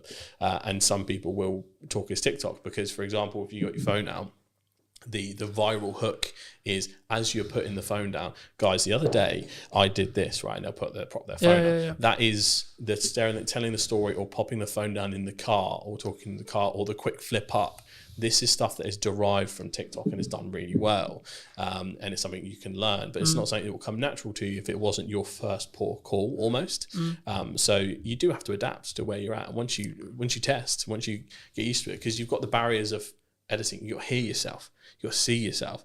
We are so used to it at this point, it doesn't matter. But there was a point in time where we were like, oh my God. Wait, I sound like that? Yeah, literally. What the fuck? Literally. And now, for some reason, it sounds exactly the same to me. But before it sounded so different. Yeah. But there is that hurdle. So I'm very acutely aware, even in a B2B corporate setting at some of the largest companies, if I've got the challenge of bringing a video podcast in or video content, that person has to start from ground zero. Yeah. It does not matter how big that brand is. If we have to use someone, but I deal with £100 million deals, James. Yeah, and then and I go, all right, tell me now, and I put my mouth doesn't work. Who am I? What day is it? Who are you? So it's hard, but you have to practice. Yeah. This is what a lot of brands do have some hubris around it. Like, I'm a big brand, we can do whatever. Yeah, it depends on your presenter. Unless you're going to bring in a professional presenter and pay. But again, should you, from a brand point of view? Because the whole point is I'm talking on camera, right? You need so to the have same person who sells is the same person who's talking on camera. Homegrown will always win, in my opinion. Homegrown, authentic, buzzword. Homegrown, authentic. We like our buzzwords We today. do. Homegrown, authentic, and just, I think, not tied to perfection is probably the best piece of advice I can give when it comes to corporate content. Yeah. Like something completely unedited, probably similar to how this podcast is going to be, flows nicely. You can tell it's genuine. Their corporate trust is at an all-time low as is. You know, if you are going out with something ultra polished that's over the top, you brought a TV presenter in, good luck relating to anyone, right? It is that kind of equation. So yeah, factor that in. If you're the biggest brand or just starting, both people are kind of in the same place. Yeah. And if you are starting, I think you'll pick up things, right? Like I've noticed, you may have noticed it in the show. I didn't piss around at the start. No. You know, it was you lose bang, people this is who I am talking to. This is what's going on. Bang, we're talking to James. Cool. Straight in, right? That's only because I'm used to doing long form content on YouTube. I've been doing it like 2 years, consistently for 2 years now. Yeah, because a lot of people don't realise the first 10 seconds is the new thumbnail. That auto plays as soon as you hover over the video. Yeah. So if you don't get straight into it, well, you've lost someone, and I know how the YouTube algorithm will work in the respect to, right, if someone sits and watches it for 10 minutes and is interested in this conversation, they're gonna then be then the video, the big podcast will be served to a larger set of people, and then so on. That's how stuff goes viral, right? Same with short form, but on a more narrow basis. The key, I mean, like, okay, we're probably at the point where people, if they're going to click off, they're going to click off. Hey, happy days. Yeah. So let's give people a bit of a history lesson on you, right? I mean, when we first met, you were not running this. You were running what, from my understanding, was a basically fully serviced social media company that helped B2B brands think like creators. Yes. In Crux, right? Yes. Okay, what happened? How did you get here? How did you start there, and then how did you get here? So it was really interesting. So the official journey was, scroll all the way back, lockdown, I think 2021 or 2022, is somewhere in that range. We all start working from home, you know, weird day for us. We think we're going to be back next week. Oh boy, did we mess that one up. So we were there, and I realized that, you know, I felt like I was outgrowing the place I was at, to put it that way. And I was like, I could probably do this. So got an ad up on Fiverr, and for a month it kind of did nothing. Had no idea what I was doing. I came from an advertising marketing background, 4+ years in that, working in-house and agency side. So I had all of the knowledge to bring. It was just a case of how do I business? I had no idea. So that ad basically did nothing for like a month, and then suddenly it put me in this like featured creators section. So I had a lucky break there. Most people don't admit their luck, folks. That's how it happened. And then from there, I got my first client, and then got my second client through Fiverr. I got my third. That pretty much got me to the point where it was around what I was earning, and I just went, see ya, and then I took a risk from there. And then from there, it started at just me. One person, two person, third person, ended up kind of, as we're going along the scene, working with the likes of the University of Southampton, Barclays Eagle Labs, American Express, Global Business Travel, people like that, over that 4-year period, almost 5 years. And it grew very fast, very quick. Didn't know how to business. So from that point, it was a tricky thing to navigate. And eventually I was just like, this is also isn't making me happy. We grew way too fast. Way too much pressure, navigating contracts, chasing people that hadn't paid. It was that essentially, and overspending too. We had office space at the time because I was in my head, and I think a lot of people's minds, we still had the path to return to normal. So I was spending a lot on a hybrid office space to go, come in if you want, you don't have to, but we have a space where you can still be creative, we can collaborate. And then trying to figure out what that was, but that was lots of extra spending on, you know, mostly, you know, UK team. We had an overseas team as well, and helped facilitate both. So we had kind of a hybrid model, but in the end, there was a few kind of financial things we ran into in terms of contracts, things like that with larger clients, and it pretty much was it sunk the boat. But I then kind of took some time away because it also happened at the same time as some personal losses. So I was very anti-work for like at least a year or two, I'd say. I was in the mindset of like, why do we do this? reading Buddhist scripture. You know how it gets. He I'm was going to go mountain, man. Yeah, literally, I was just like, bro, I should be. I'm going to vibe out. Yeah, I it's should all be good. out in the field. I was, when you get into watching like Outdoor Boys on YouTube, and you're just like, oh. Show me the jungle, man. Show me the jungle. Yeah. I was just like, dump me somewhere in the middle of nowhere. I know how to survive now. I watch your YouTube video. I can make fire because I watched it on YouTube. Man, make fire. So I was in that zone for ages, but then I rebranded, created a new agency with a different spin on it called Straw Hat Social. And you need a straw hat, by the way. Yeah, absolutely. It's inspired by one of my favorite shows, One Piece. I absolutely love it. I kind of made Shogun up on the spot many years ago, so it didn't really have much personal meaning to me. But Straw Hat does. It's basically a show about pirates, and the kid who wants to be the king of the pirates. And it sounds simple, but it's one of the most complex and deeply layered shows in history. 7th best-selling piece of media ever in the entire world. So check out One Piece. So from there, it's a very different angle in terms of how I approach it. It's a bit more of an in-house agency model in terms of I do spend time at clients' offices at times. It's very involved in terms of more of a consultancy angle, because what I learned a lot of the time is most of the time there's other work to be done in the rest of the marketing cycle compared to when it was just social. So that is what Straw Hat is a little bit more. I'm still working on, I need to create a website still, all the taglines, all the rest of it. But then the next part of that was the podcast studio. And that has now been born from that journey of going. Often a lot of clients had financial troubles, especially some of the smaller ones. A lot of them needed content, but for us to produce it and for me to have a retainer good enough to support my team ended up being too chunky. And I was like, we just need a place where someone can come in, grab their stuff and go, but still have a good experience and get what they need. And it's guided by social first expertise. And that's how this was born. So that's the journey through and through. It's been really interesting. And it's a really interesting space. And I'm kind of curious where it's going to be in a year to two, right? Me too. From what we discussed. But I think that leads on quite nicely to what is the missed opportunities right now in marketing? Because we're talking about like short form is good, but it's kind of 3 years old now. The idea of it is 3 years old. Yeah, it's fairly commonplace at this point. I think a lot of brands know even AI, using AI is kind of like 2-3 years, right? Yeah, and I think a lot of people are so aware of it. I think there's multiple layers, so people are often overwhelmed by the amount of choices now.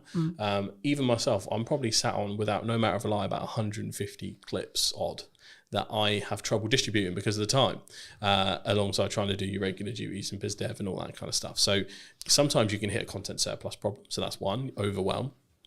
But there's also, I think things are undervalued. I don't think there's a silver bullet where like this is super underestimated, but I think because of the rise of TikTok and AI, I think YouTube is a seriously underrated platform. Because for brands especially, like my dream for Hampshire Podcast Studios is for it to be a full-blown vlog channel, podcast channel. I want it to feel like a living, breathing entity. And this is where the brand part comes in. Eventually, I want someone following me around, the team around as it grows, and just helping people out as much as humanly possible in the most authentic, easy way possible, by also doing what I do on a daily basis. I think that has a really nice ring to it. We love following bloggers. I think I'm lucky enough to, a lot of people do follow for my personality at times, and I can channel that big energy. So it's one of my unfair advantages. And again, a lot of people do have to tap into their unfair advantages, figure out what sticks, what works for them. But yeah, I think YouTube is just seriously underrated. I still think good usage of TikTok from a B2B channel point of view, underrated. And I think people need to just focus in on that platform and possibly looking at some new starters. Blue Sky, I think, especially if you're in the political space or if you're in the more thought leadership space, do open an account and start growing it, because that's new, fresh, fertile ground with the anti-Elon sentiment in the world at the moment. X kind of is very much transformed, as a lot of people know. So if you want a kind of non-toxic space, Blue Sky is where you need to be. I mean, Threads is Threads. For me, it's a bit of a non-starter. Most people just dual post across both from Instagram to Threads. So yeah, I think having some kind of home base and making it feel living and breathing is where I want to be at, because that's the part that you couldn't replicate that. I mean, you'd have to go through years and years of stuff and spend lots of time dedicating to prompt engineering to really get almost a sitcom. And this is how I explain this to a lot of big brands. Like, there's so much interwoven intricacies in brands that grow so big. The best example I could possibly give is the Goat Agency. They were like the king of pioneering vlogs, and they still do them to this day. That company probably has the best set of advertising for what work culture is like at Goat.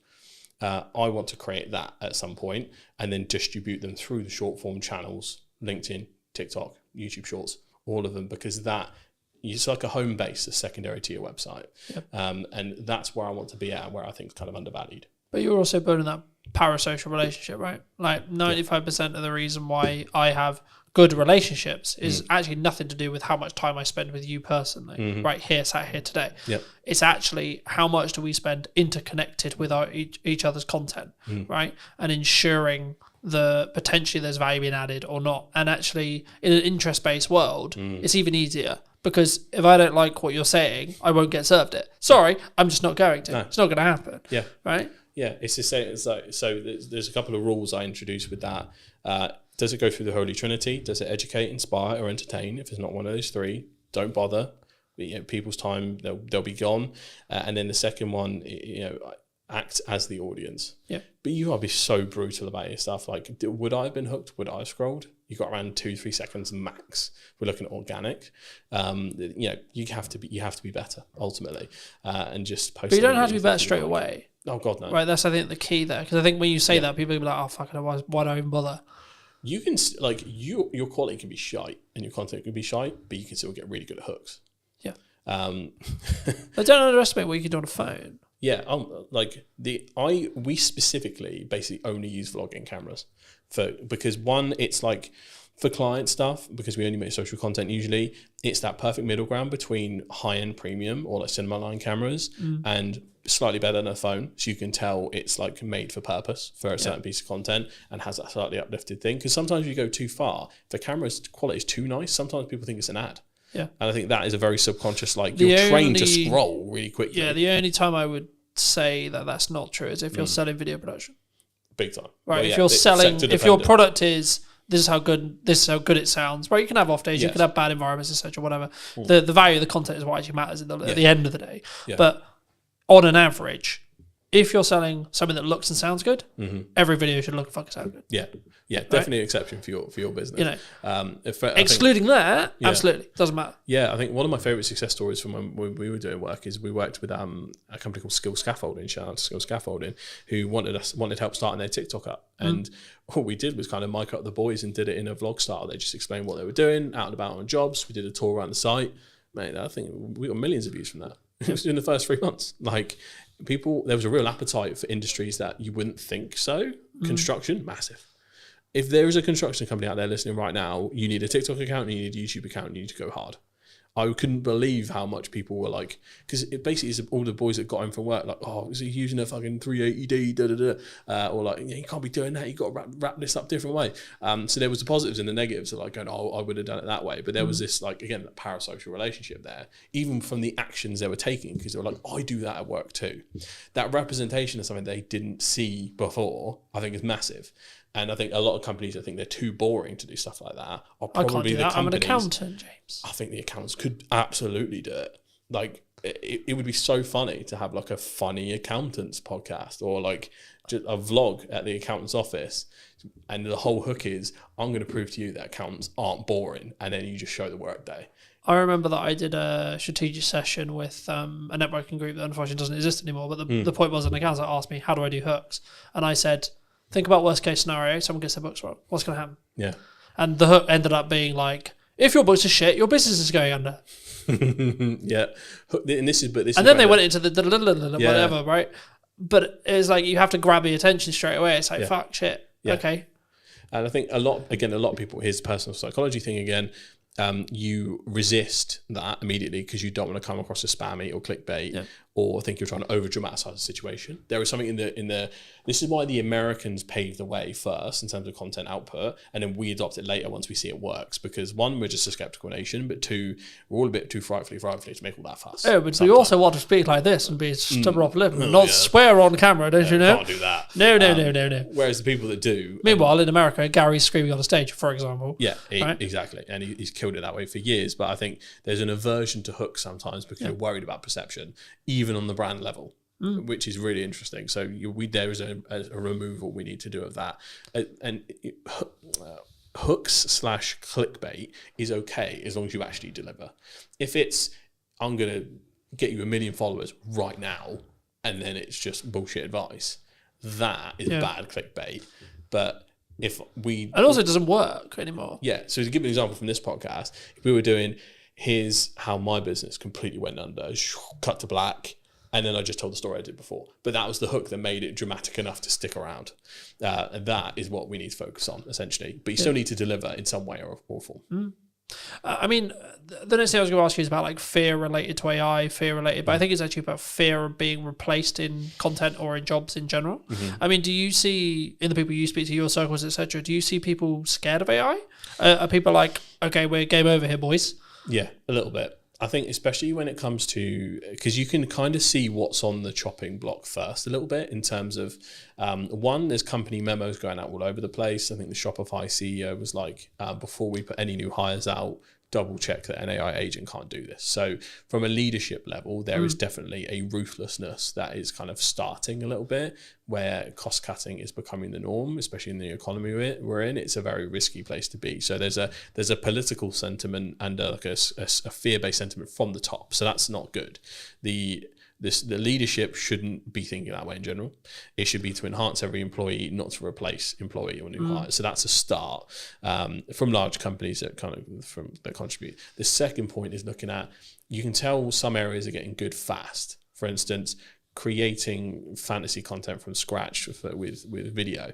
Is Google's tool VO? Is it? VO3. VO3. Yeah.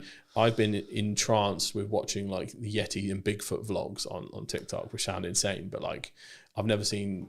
I watched one the other day where Bigfoot was working for the cartel, like dropping drugs in the rainforest, and it's just like we are here, and they are really funny.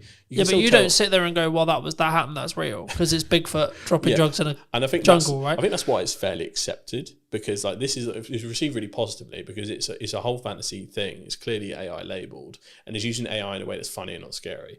But if you try to then, let's say if you took an audio podcast and then transcribe this but put us in a fake studio and everything else like that, I don't think that'd be received very well at all, because that is just a perceived thing of, right, you've removed the cameraman, you've removed this, you remove that, you're cutting the humanity out of a humanizing process. So I think there's a way you use it can help. Well, we've already watched this happen. I can't remember which YouTube it was, but there was a Minecraft YouTuber who was like, I'm going to AI myself, and I'm going to make everything AI. And his entire audience turned on him. Yeah. The long and the short of that story was the entire audience turned on him. We're not in a place societally where it's like super accepted right now. Like, there are certain ways they're accepted and some ways that aren't, and sometimes you can't actually tell where that is going to fall. And if you're a brand that's just doing nothing but trying to AI everything, whether that's individuals, like I had a studio tour, for instance. I like to take pictures with the people that come down. I forgot to take a selfie with a guy, and I was like, could you send me a picture of you? And I'm just gonna like do a cartoon version and say, I fucked up. AI came to help us though, and here's a picture of us together. And that'll be my saving grace. And that's fine, because it's just a little helping hand, as opposed to, it's not like I could have sent that to a designer or a Photoshopper and they would have made that happen, because the pictures would have been clearly Photoshopped and weird. So it's a different use case. So if you can see it's helping someone as opposed to replacing someone, I think that's where the sentiment changes. But graphic design is what scares me. For what comes first, I guess. That's getting scarily good fast, even better than the video side. In terms of prompt engineering, if you can get that right, it's like, ooh, that's a bit mad. But I mainly worry for entry-level positions, because a lot of the things you have to learn, a lot of the grunt work you do would be the base level edits, it would be your standard graphics, it would be like, that's where you learn your trade. And that's what worries me, because I know that big companies will try and cut that out fast. But is there the counter argument, I guess, to that is, you could be valuable to a company that isn't leveraging AI by teaching them how to use AI to do that thing. Absolutely. There is, chaos is a ladder. There is an abundance of opportunity that comes from this uncertainty, this change and all that stuff. But this depends on whether you're looking at it from an individual solution or a societal solution. I'm always looking at it from, I could probably spin up a course tomorrow talking about how we can introduce it to your business, and this is how you don't get left behind and all this.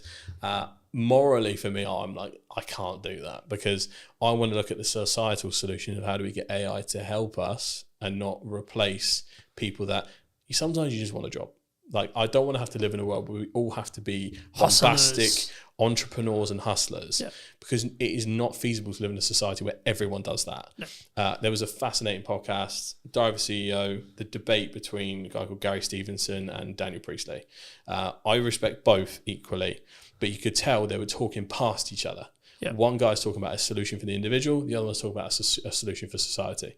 And I think we do need to find a middle ground, because ultimately everyone's got to look after themselves. Yeah. If we go too far in the realms of rugged individualism, we leave everyone who's vulnerable behind. And I think there is a place where we can move forward and do this right. Yeah. But this is what's interesting. What will happen is America and probably China will pave the way in a massive way for AI development. And typically what's happened so far, the EU in general, will then regulate the advancements that come from those two areas. That's typically its role. It's not really a powerhouse in terms of AI and technology, but what it does is it knows how to make rules right, GDPR, other stuff like that, and it kind of reins in rampant innovation, because otherwise people get left behind. Yeah, and I think there's so much you could go into on that, but I think the main thing is like self accountability related to your own actions, right? Like, it's interesting because obviously when I've been starting the podcast and do the research on the show, what I want to do with it, etc. But like, even in the podcast I filmed this morning with Jack, we were talking about the fact that the economy is in a bad place, which is really weird for me to hear, to be honest. And this is going to sound really horrible, because I'm doing better than ever in respect to like commercial work. But is that because I'm self-action and I took an audit of what I was doing last year when things were harder? Like, it's not like, oh, I'm fucking immune to it. Last year was shit, right? And it was like, do I get to a position where I did my audit, I redid all my marketing, I redid all my structure, I fill in all the gap times, and then I'm very focused on client delivery? Yeah. Is that why? Because I'm 100% account. Like, I don't. Yes, you need to know what's going on in the news, but I'm not sat here going, Rachel Weaver said this. Like, we're speaking about this. It'd be easy to use that as a on crutch. the day that her Spriggs statement is happening. I've got no idea what it said. Yeah. It's probably happened. I've no idea. Yeah. I've been too busy working. There's a spending review today. Yeah, that's what I mean. But I know it's today. Yeah. I've got no idea what was said. Yeah. What? Because I've been working all day. Yeah, same here. I only got to hear a little bit of the preamble before she actually kicked off, but there is a fine balance, and I think it might be industry dependent when we look at it. So industries like ours, you can look at it in two ways. Usually, first thing they cut is marketing.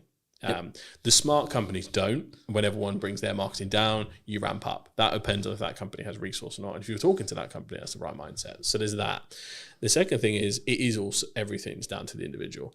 Obviously, the pandemic was an awful time economically. I came up during that. That was my ladder. I was born in the dark, raised by it.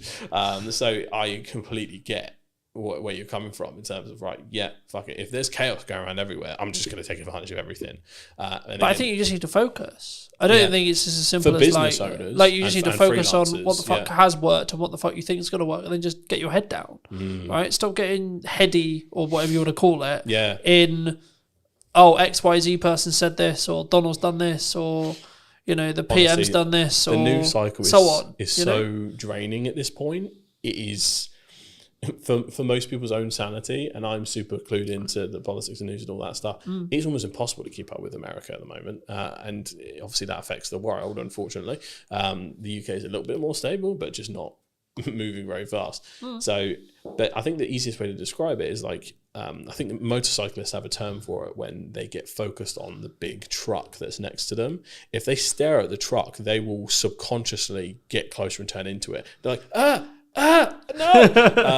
Even though they could just not go that way, but it's like their hands make it. It's like when you're supposed to look where you're throwing the ball and things like that.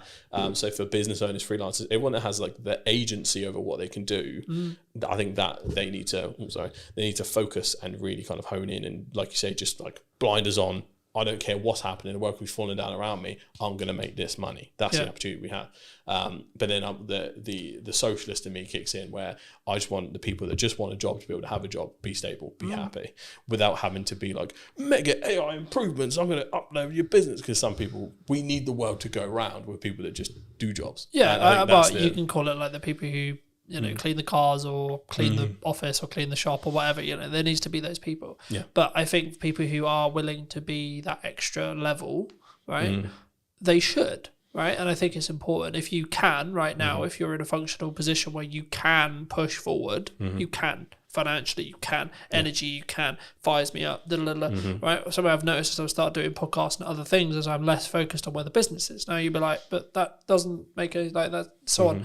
But with financial planning, I know that I'm fine regardless. And actually, I'm like, okay, cool, but actually, I'm then winning more work because of that. Yeah. Which is a really weird Tell you what, concept, you know? I've seen very similar. The biggest learning I had from when the business started to go down on my side was my lead tap almost entirely turned off when I stopped focusing on social.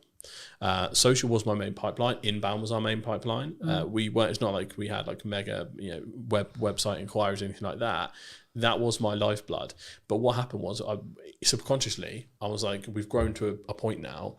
Bigger companies don't bother with all this social media. Like, maybe I can just calm down a little bit. Ironic enough, considering what I did. But I was like, I almost sat in this complacency of they'll come to us now. I don't have to try as hard. Would it be fair to say your ego got in the way?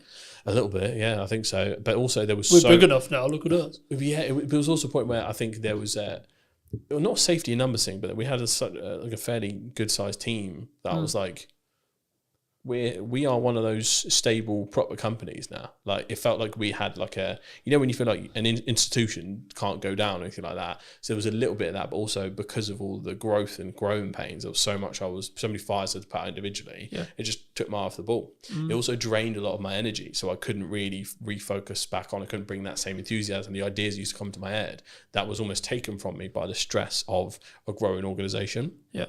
And I think, again, it's probably another problem that people might be facing that isn't talked about enough. But ultimately, like all of that combined, it made me deprioritize social. And that was essentially the start of the death of 1,000 cuts. So, yeah, social is important, folks. Don't be like me. But we're okay now. It's good. It's, I think in that respect, and I think to an extent, it's also about understanding where you are, right? If you don't want to grow and you're happy with where you are, then yes, you should still do social. But it should be less of a priority if you're trying to scale. If you don't want to grow, you should focus on social even more because you just that pipeline. You want it stuck there for whenever you need something. Just pluck something out of it, like a box of toys. And also, you don't know what projects are going to come from those connections, from those ideas, from those things. Nearly everything that I do now has come from a pipe idea that has happened while I'm asleep, while I'm there. The concept of the new format of the show. It will sometimes be remote, sometimes hybrid, sometimes on location, etc.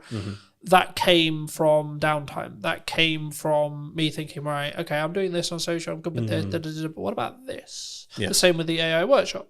And the content creation workshop I'm working on at the moment, right? Same thing. It was like, okay, cool, that makes sense. There's demand for that potentially, right? Needs marketing, cool, fab, cool. And the same thing, and I know you want to talk a little bit about live streaming. Where's live streaming fit into this then? Live streaming is really interesting. So when I'm always a proponent of looking at creator economies. So creator economy in general is essentially where are all the platforms right now where people are making a living from? Where's a lot of the content coming from? Where's a lot of the trends starting? All that stuff. So it's so important to find what's happening right now. YouTube and TikTok essentially had dominated for a long time. Twitch has basically come out of nowhere, and a lot of people do stream on different platforms, but Twitch is the most important one. Live streamers, I think in general, have replaced YouTubers as the main go-tos, because what's happening is, well, in Gen Z circles anyway, what's happened is you've got Kai Cenat, iShowSpeed, Drewski, all these people that are like more often creating content via live stream. They have so much more content they're able to distribute. They started dominating the airwaves, very similar to how podcasters dominate the airwaves via clip distribution. They started winning the war of attribution in regards to kind of just like getting clips out there here and there, and in interest-based content. So, but they have that huge file of long form to be able to then. These people stream 8 hours a day. That's what I mean. If you look at political streamers like Hassan Piker, he literally streams 8 hours a day, Monday to Saturday. Like, it's an insane amount of content. He's giving takes constantly. Every piece of news that happens live, he's staring at the computer, essentially waiting for the next headline to come through so he can give a take. He has full thing. So, but then his editing team, which is important to mention, will then have that clip on YouTube within like 2 hours whilst he's still streaming. Within a couple of, so he's really unique in the fact that obviously he's a left wing, almost socialist creator. he opens the door, so he has no copyright on his content. So he allows other people to use his content and monetize their YouTube channels without striking them. So he has a content economy where everyone makes stuff for him. Yeah. He has his own channel where he monetizes and things like that, but his channel is often 1 or 2 days late. There are a multitude of clip channels that get stuff in while he's still live. It'll come out within the hour and it will just take that 10-minute segment or that 40-minute segment. It's incredible the speed in which those people work, because they make a living off of Hassan making a living. Yeah. So it was fascinating to see how this happened. But Twitch streamers have become like the front end of like the social cultural zeitgeist, to use a weird term. So ultimately, follow what they're doing. And I think the first few brands that get serious about live streaming, and I think brands like, we've seen Foot Asylum, for instance, lead the way in terms of YouTube channels. If they can find a way to do Twitch, if, you know, even B2B brands, like my dream would be to like live stream entire studio days, to be able to stream other people's podcasts if they were comfortable with it, to show what they could do through my channels, to kind of always be sharing the love in that sense. You would be able to see such an awesome mix of different things. Each industry, you know, some industries won't be able to do it, some can, but I think if they're the first to market, there is a rare opportunity there to be taken seriously in that space, because Twitch has only been for like gaming for a while.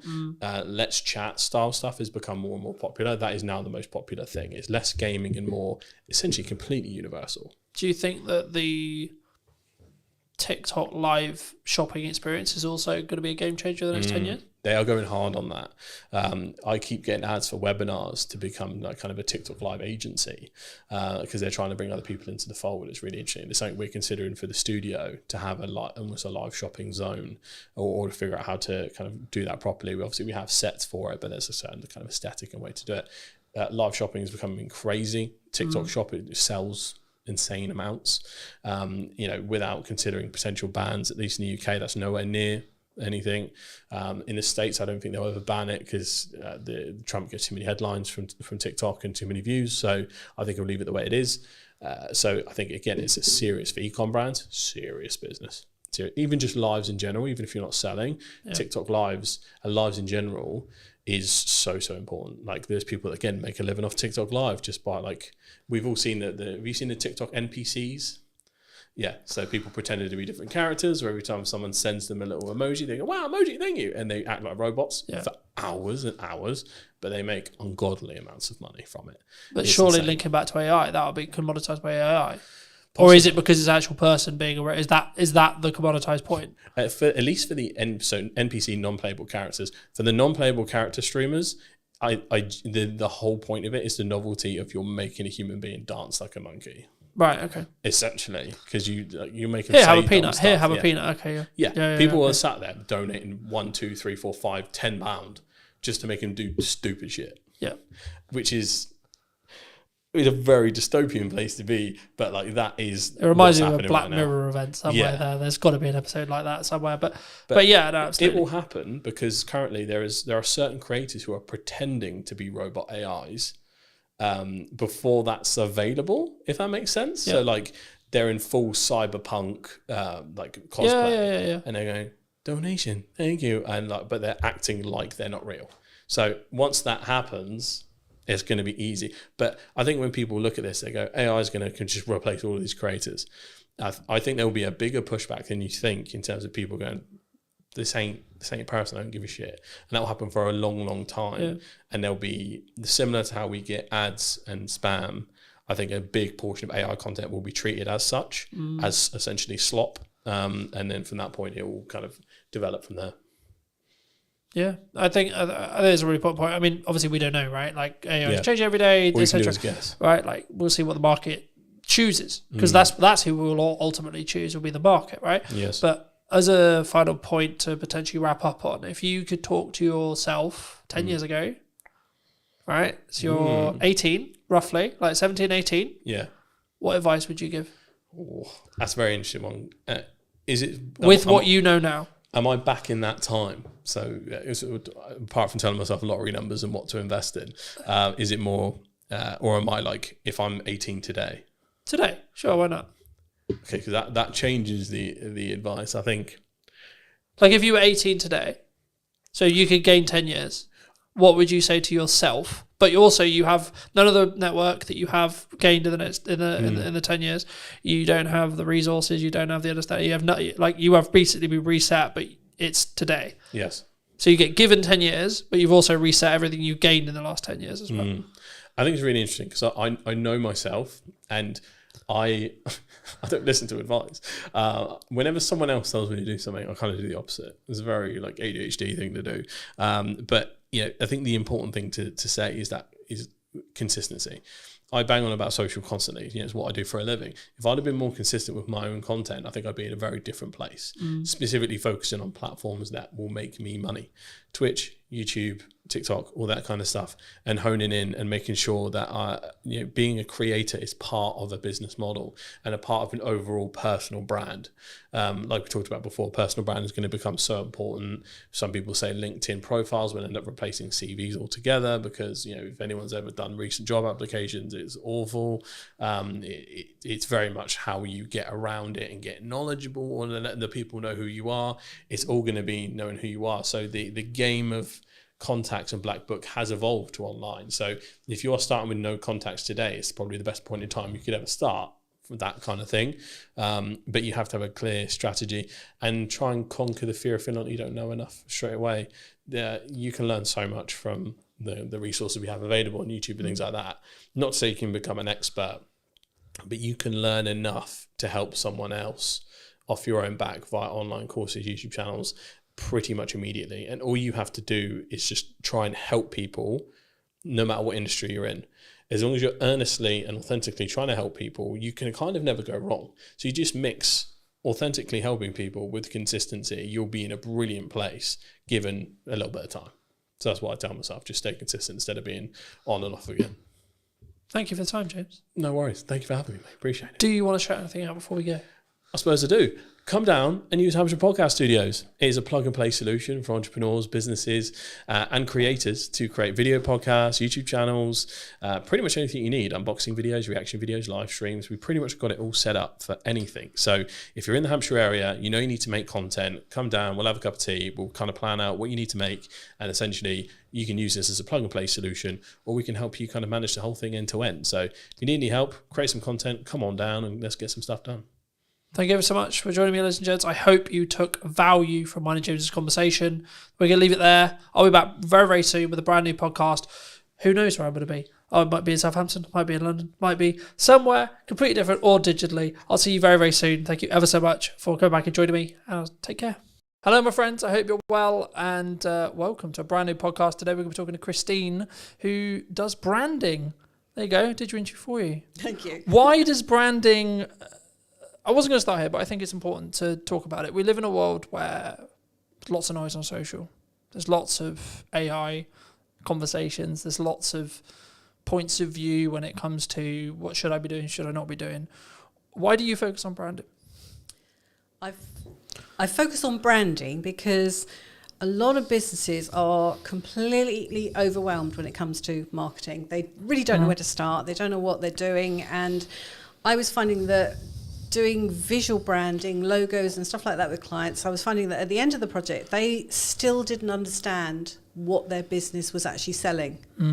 So by doing brand strategy, which is what we're really talking about here, it's about understanding exactly who you are, what your business is, your positioning and everything else that's involved. And then that gives you a core to work from when it comes to marketing. So it sets your tone of voice and all the rest of it, and then you can take it from there. So I think there's so much there, and I'm sure we'll get into a lot of it. But for me, I've been in a very interesting place the last month or two. I've been very focused on growth. I've been very focused on client delivery. I've been in a very grateful place because of the amount of work I've got going on. And as I was setting up, we were sort of talking a little bit about kind of all the plates I'm currently spinning and some of the concerns that maybe come with that when you see someone like me doing that. And I think it's a very action-led thing, but I'm not focused on the outcome. I'm not focused on the result. Yeah, of course I want it to happen and I would like it to happen, but I'm purely just focused on the journey of getting there and saying, right, I've got to do this, this and this, and my action will compound across time to then mean that I've got the successful podcast, I've got this successful business, I've got this successful marketing. To phrase it in a question, when you look at someone's branding, maybe you're helping them with branding, they're looking at rebranding, etc. I mean, is it to an extent a level of just they need to execute on the brand that works, or is there like glaring issues that someone could have with their brand that would then trigger you to say, actually, you should be looking at a rebrand? Do you think? I think a lot of the time businesses evolve, and so they try different things, and they don't know necessarily where their ideal clients are. They don't know the type of work that's the sweet spot or anything like that. So it's very tempting to kind of take everything that kind of comes in, and then you end up juggling plates. But in actual fact, once you've sort of established your brand and gone through exactly what it is you are looking for, you become very much more focused. And that's the core to everything, really, with taking on work. I mean, it may be that then you turn down work because it's just not appropriate to your end game. So yes, I think. Do you think clients struggle with saying no sometimes? Oh yeah. Because I think there's a mindset of, in some ways, you could say it's there's going to be no more work out there. The work's not going to be there. I haven't structured my finances or my business. And so, like, this was a problem I had in end of 23 into 24, which was I was overspending every month in comparison to what was coming in, right? Yeah. And I wasn't doing the financial work to build a foundation to allow me to be able to have the freedom to be lean enough from a cash flow point of view to do the other growth things that I needed to do to continue to then grow. But I was coming from a place of, I need this to make me money today. I need this to make me the money next week, because I have bills at the end of the month that, to be honest, at that time, I didn't know where the money was coming from. Yeah, You and know. that's typical, especially in the early days of running a business. But the problem is you become so busy running around doing those jobs, and I'm just as guilty of it. You become so busy running around doing those jobs that you haven't got the time, the bandwidth, or the brain space to actually think about the fact that it's really not going to help where you go. Yeah. I mean, it becomes very much a feast and famine, as we were saying before coming on air. That you spend all your time running around, and you don't set up the next work and things. It's just not top of mind. And I think that's one of the key things about setting down exactly where you want to be, the type of clients you want to be working for, your position in the marketplace, etc., etc. Like I say, you become very blinkered then. I think there's lessons and stages, right? I think I'm always of the mind where I'm very grateful that happened, and that I nearly lost the business multiple times. And I would actually argue it's made me and my partner a lot stronger, because she's seen another side of me. Like, now everything's sunshine and rainbows in comparison, right? Yeah. But I think for me, it gave me a real reality check, because I'm sure some who know me would be like, oh, Colin's very egotistical. He's very, he thinks he's the bee's knees kind of thing. And I was like, yeah, but actually I know I've got a skill set now that's, when my back's against the wall, I'm in a corner, I know I can get out.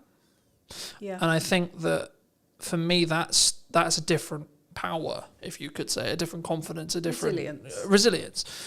And I think that's the thing that's maybe lacking.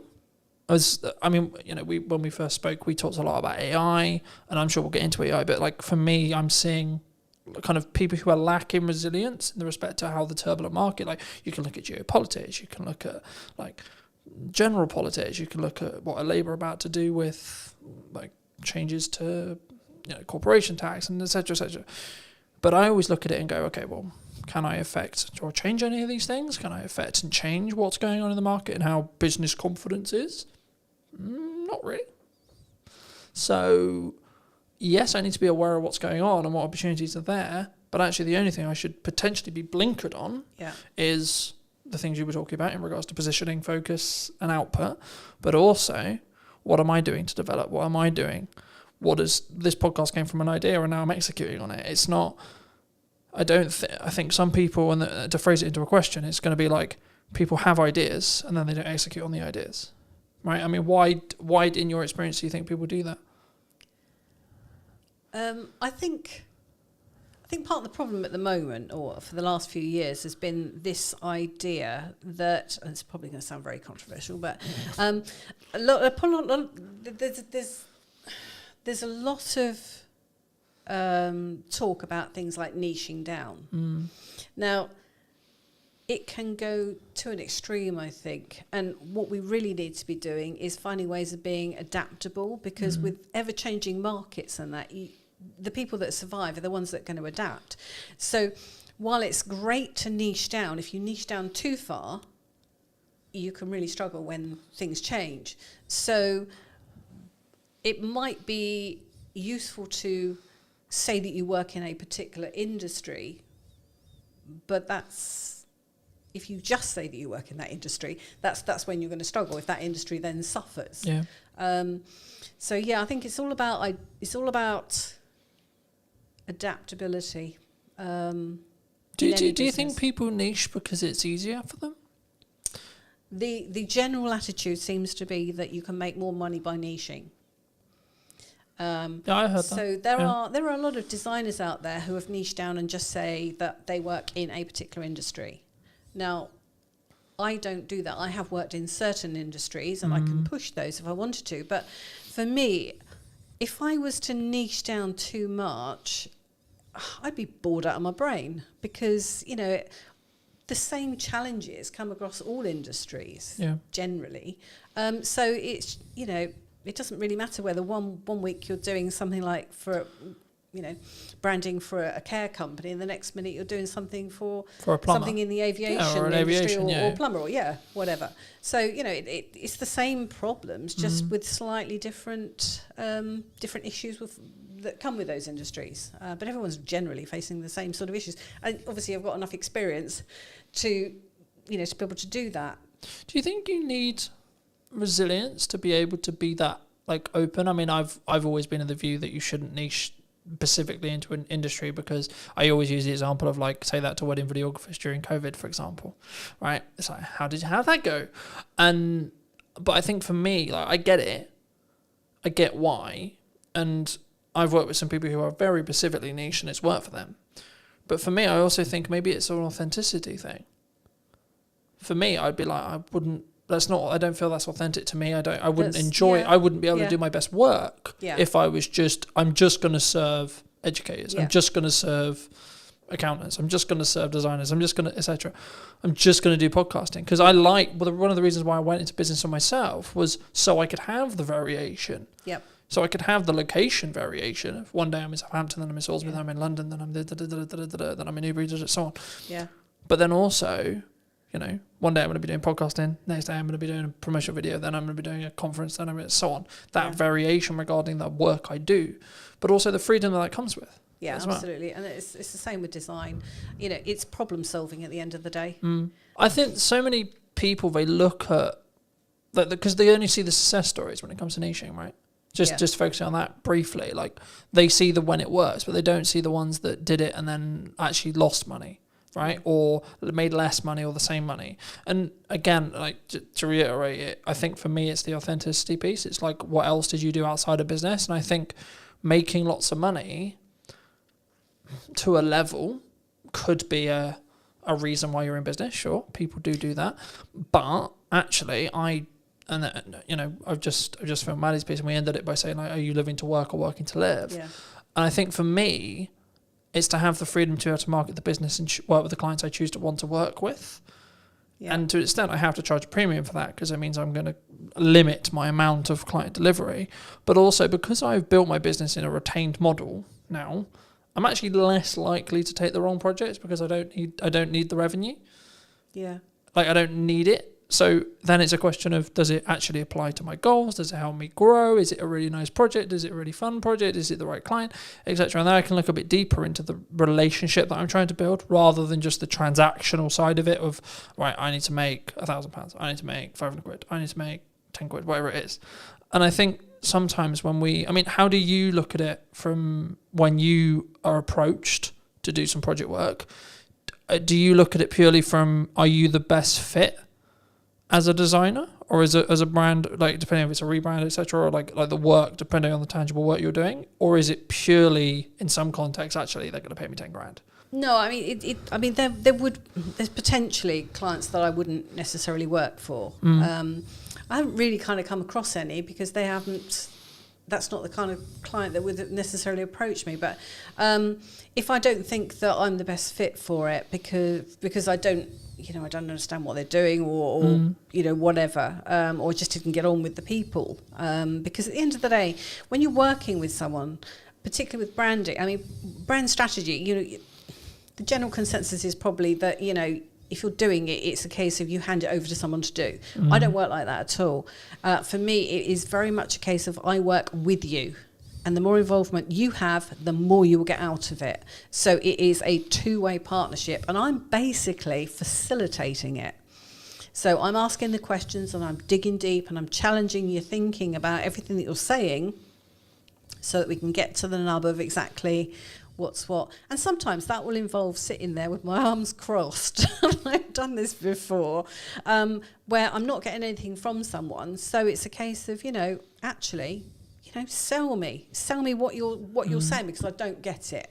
And almost being slightly aggressive, defensive sort of thing. But it's a way of kind of getting them on the back foot to then get into the nuggets of what's what. Now that's a just one-off example, but that's not normal. But I'd like to come back to what you were saying about the type of work that you were doing, because to a certain degree that's niching in a way, in that you're choosing your market sector. So some people would say that that's niching, but it's really just deciding what your position is in the marketplace and who it is you want to work for. I think it's about, like, there's a lot of conversation at the moment about, especially from like Alex Hormozy and others like that, talking about the model of your business, right? Yeah. And I think for me, one of the things I may have got wrong in my early career was not understanding a sustainable model, right? As a career, I think maybe even a niche is now becoming a buzzword, right? And I think for me, it's more about being authentic, and that's why I lean into authenticity more, because it's about, for me, saying, is this the right client? Right? I can personally work with them, like tangibly, can I talk to them if things go wrong? Are we going to be able to work through those? And then B, more importantly, can I actually add value to that client? Right? Can I be the provider to fix their problems? Because in 95% of cases, we're paid in relationship to the size of the problem that we fix. Yeah. Right? And to be honest, the client doesn't actually necessarily care about the nuts and bolts of how you fix it. In 95% of cases that I've found, they don't. They're not interested in what camera am I going to use, what lens am I going to use, what tripod are we going to use, what microphone are we talking into, etc. They just want to know, I've got this thing, I've got this problem, I've got this objective. Can you help me get closer to that? Or can you help me get to it? Yeah. I mean, going back to basics then, with branding, how do you build a brand? Does it have to be around you? What, as an individual? Yeah, so when you're looking to build a business, let's say I was starting again. Okay. How would I build a brand? Okay. Well, we do use a framework generally to establish the core values and positioning and all the rest of it. It's one of those things where, what do you want to do with the business? That's where we've got to start, really. What do you want to do with the business? Where do you want it to go? Do you want it just to be you? Because that's the key thing. If it's just going to be, is that looking tangibly at, like, do you want to exit? Do you want to sell? Like, etc. Are you going to have staff? All that sort of thing. Where do you want to be in 5 years' time? Where do you want to be in 10 years' time? Because if you're looking to build an empire or an agency or something like that where you've got staff, there's no point building a personal brand. Well, there is a point, but do you know what I mean? The business cannot be your personal brand, because going forward, that's not going to work. You've got to build a business brand. Do you see what I mean? Yeah. So, because your staff are going to have to come under that brand. So, do you think people worry about scalability? Because what you're talking about there is scalability. Do you think people worry about scalability too much? Because I would argue, like, depending on how you look at it, your personal brand is either infinitely scalable or not scalable in any way, depending on your mindset around it. So the one thing I'll never be able to outsource is me sat here in front of you today, because I need to be involved in the content. Sure. right? Sure. So in that respect, it's not scalable. But the more content I have, it's infinitely scalable. It is, but what I'm saying is, it's how you then put that out. Do you put it out as you, or do you put it out as the business? Mm-hmm. Do you have a business name like I do, separate to the to my own brand, like me? You know, because if you are going to have staff, you cannot just rely on your personal brand. I mean, I remember years ago I went to an interview with somebody whose attitude was very much, well, I'm the face of the brand. Which was fine, but it just meant that he couldn't have a sales guy go out on his behalf because that wasn't the face of the brand. Do you think that can transition though? Do you think like when a business starts, it's very founder led, let's say? Yeah. Right. So in my case, it's 100% founder led. Right. When you have a discovery call, you're talking to me. I show up on set. You're talking to me. You're working with me. When we do the strategy meeting, it's me. When you're doing the post editing, it's me. But if I choose to, right? One of the main visions that I had was let's scale it. I think they can work simultaneously. It depends where in the growth process you actually come in with this, really, doesn't it? I mean, yes, if it's at the very start of a business, but what I'm saying is those are the questions that we ask for going forward, because if you are going to stay as a freelancer or as a solopreneur, whatever, then build your personal brand, because that's probably got more equity long term than your business. But do you think that's Do you think clients and consumers are more open to connecting with people's personal brands than company brands then? Because I've found personally looking at like the corporate side of the world, that even corporates are now like driving out saying who can we put maybe in the C-suite, or like who can we put out that is the personal brand for the corporation.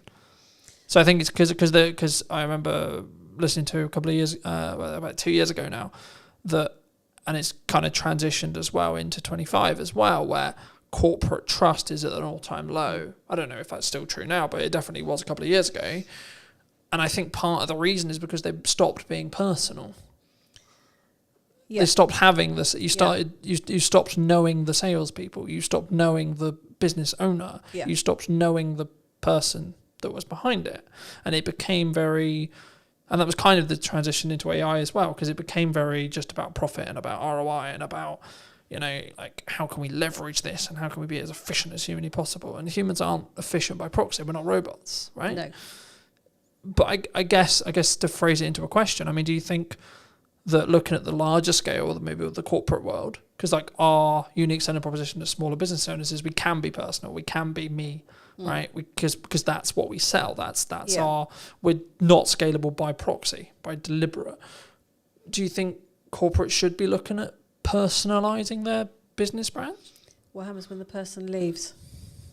If it's a person, if they've moved company, then what? What is that person putting out? Are they putting out stuff that's on brand with the company's policies, or are they putting out stuff that's completely random, and at odds with it? It's difficult, isn't it? Yes, a difficult one. Yeah, I think there's pros and cons. I think there's risks like anything when it comes to that. But I think that maybe the medium-sized companies that may be listening to this, or the larger companies that listen to this, I think you have to make that decision, and then you have to commit to it for a period of time. Yeah. And to an extent, you are potentially risking, and that's why I sort of lean towards C-suite, because they're less likely, they're more committed to the company that they're in because they're C-suite. But actually, I would say, okay, well, let me pivot the question differently.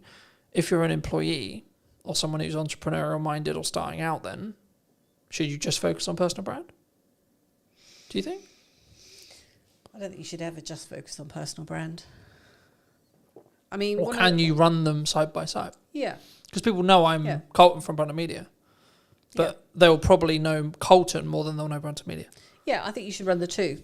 I mean, that's what I would do with various clients is run the two. So you have stuff that's a bit more key messaging, perhaps, that's going out on the company side, and then stuff that's a bit more personal on the on the individual side. and then the two, there's no reason why the two can't work together. But I mean, I think going back to what you were saying about sort of staff and that, you've only got to look at what's happened with the BBC recently, where you've got employees that are putting out stuff that the BBC haven't agreed with.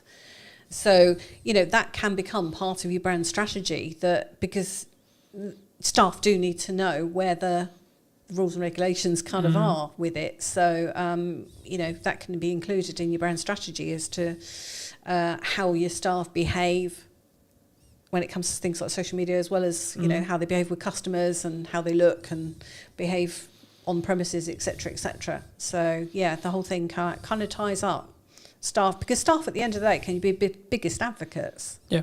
No, I agree. I think that's quite a cautious line, though, from an employer point of view. Like, as someone who's been employed, where I won't say their name, but I was employed, and the social media policy was basically, you can't, which I get and I'm completely cool with, you can't name us in any way, you can't talk about us, etc., which I get, but that's kind of the line I would draw, because I think the issue can come is when you're saying to someone who works for you part-time or works for you full-time, you're then saying, you can't post on social media full stop, right? I think that's when the concern is for a lot of people, because I think they would be like, well, from it like a civil to liberty point of view, it's like, well, no, you can't control that. But not even there. It's actually like, you're now bleeding into my personal life, and like you're stopping me from developing like a potential side hustle or like a business on the side, etc. And I think, from my view at least, a employer needs to be quite cautious with how they, I get it from a PR point of view, I get it, I do. But you need to be quite cautious in how you execute that, in my view, because you need to make sure that where the boundary lines are. Like, it's completely cool if you work for, like, let's just say Company X, that I shouldn't be writing as an employee of Company X. Oh, well, Company X is blah, blah, blah, blah. Yeah, sure. That's the danger, Right? But if I've got an opinion, or I want to talk about something that's completely irrelated of Company X, why shouldn't I be able to put that on social? And that's why I think the kind of the to and fro, and having the and treating people like adults, right, and having the adult conversation. It's not about like, you must follow your contract necessarily all the time. It's actually, people are going to make mistakes, right? And that's kind of leading into my next question, which is going to be like, we can have the brand strategy to the T, but what if I want to do something that's not on that? When it comes to marketing and output, do you think I shouldn't? Brand strategy is really guidelines more than rules and regulations. So, you know, should I post about my dog, for example? Depends whether it has any relevance, I suppose. Or whether it's a nice dog. Or, you know, I've referenced when I'm not in a relationship in content before. Now I'm in a relationship, I've referenced that dynamic, right? Yeah. But my partner's not wanted to be as public as me, so I don't use her name. Right, it's got nothing to do with the fact that like she's not cool with being on it. It's just respect out of her, and saying, well, okay, well, she's not as a public person as me, and that's cool. But I can still talk about the dichotomy between how I balance a business and I balance a relationship, and the how my thoughts have changed across time. But that isn't specifically business related. It's not like, what's the ROI on that? You know, if you're just going back to the ROI thing again, it's like, well, what's the ROI on that conversation? I mean, those are probably the posts that will get the most, traction anyway. So I think it's just about being sensible with it. I mean, you know, I know plenty of clients that their staff do post something we put out, or they'll reference something that's happened that they've done at work or whatever, and that's just them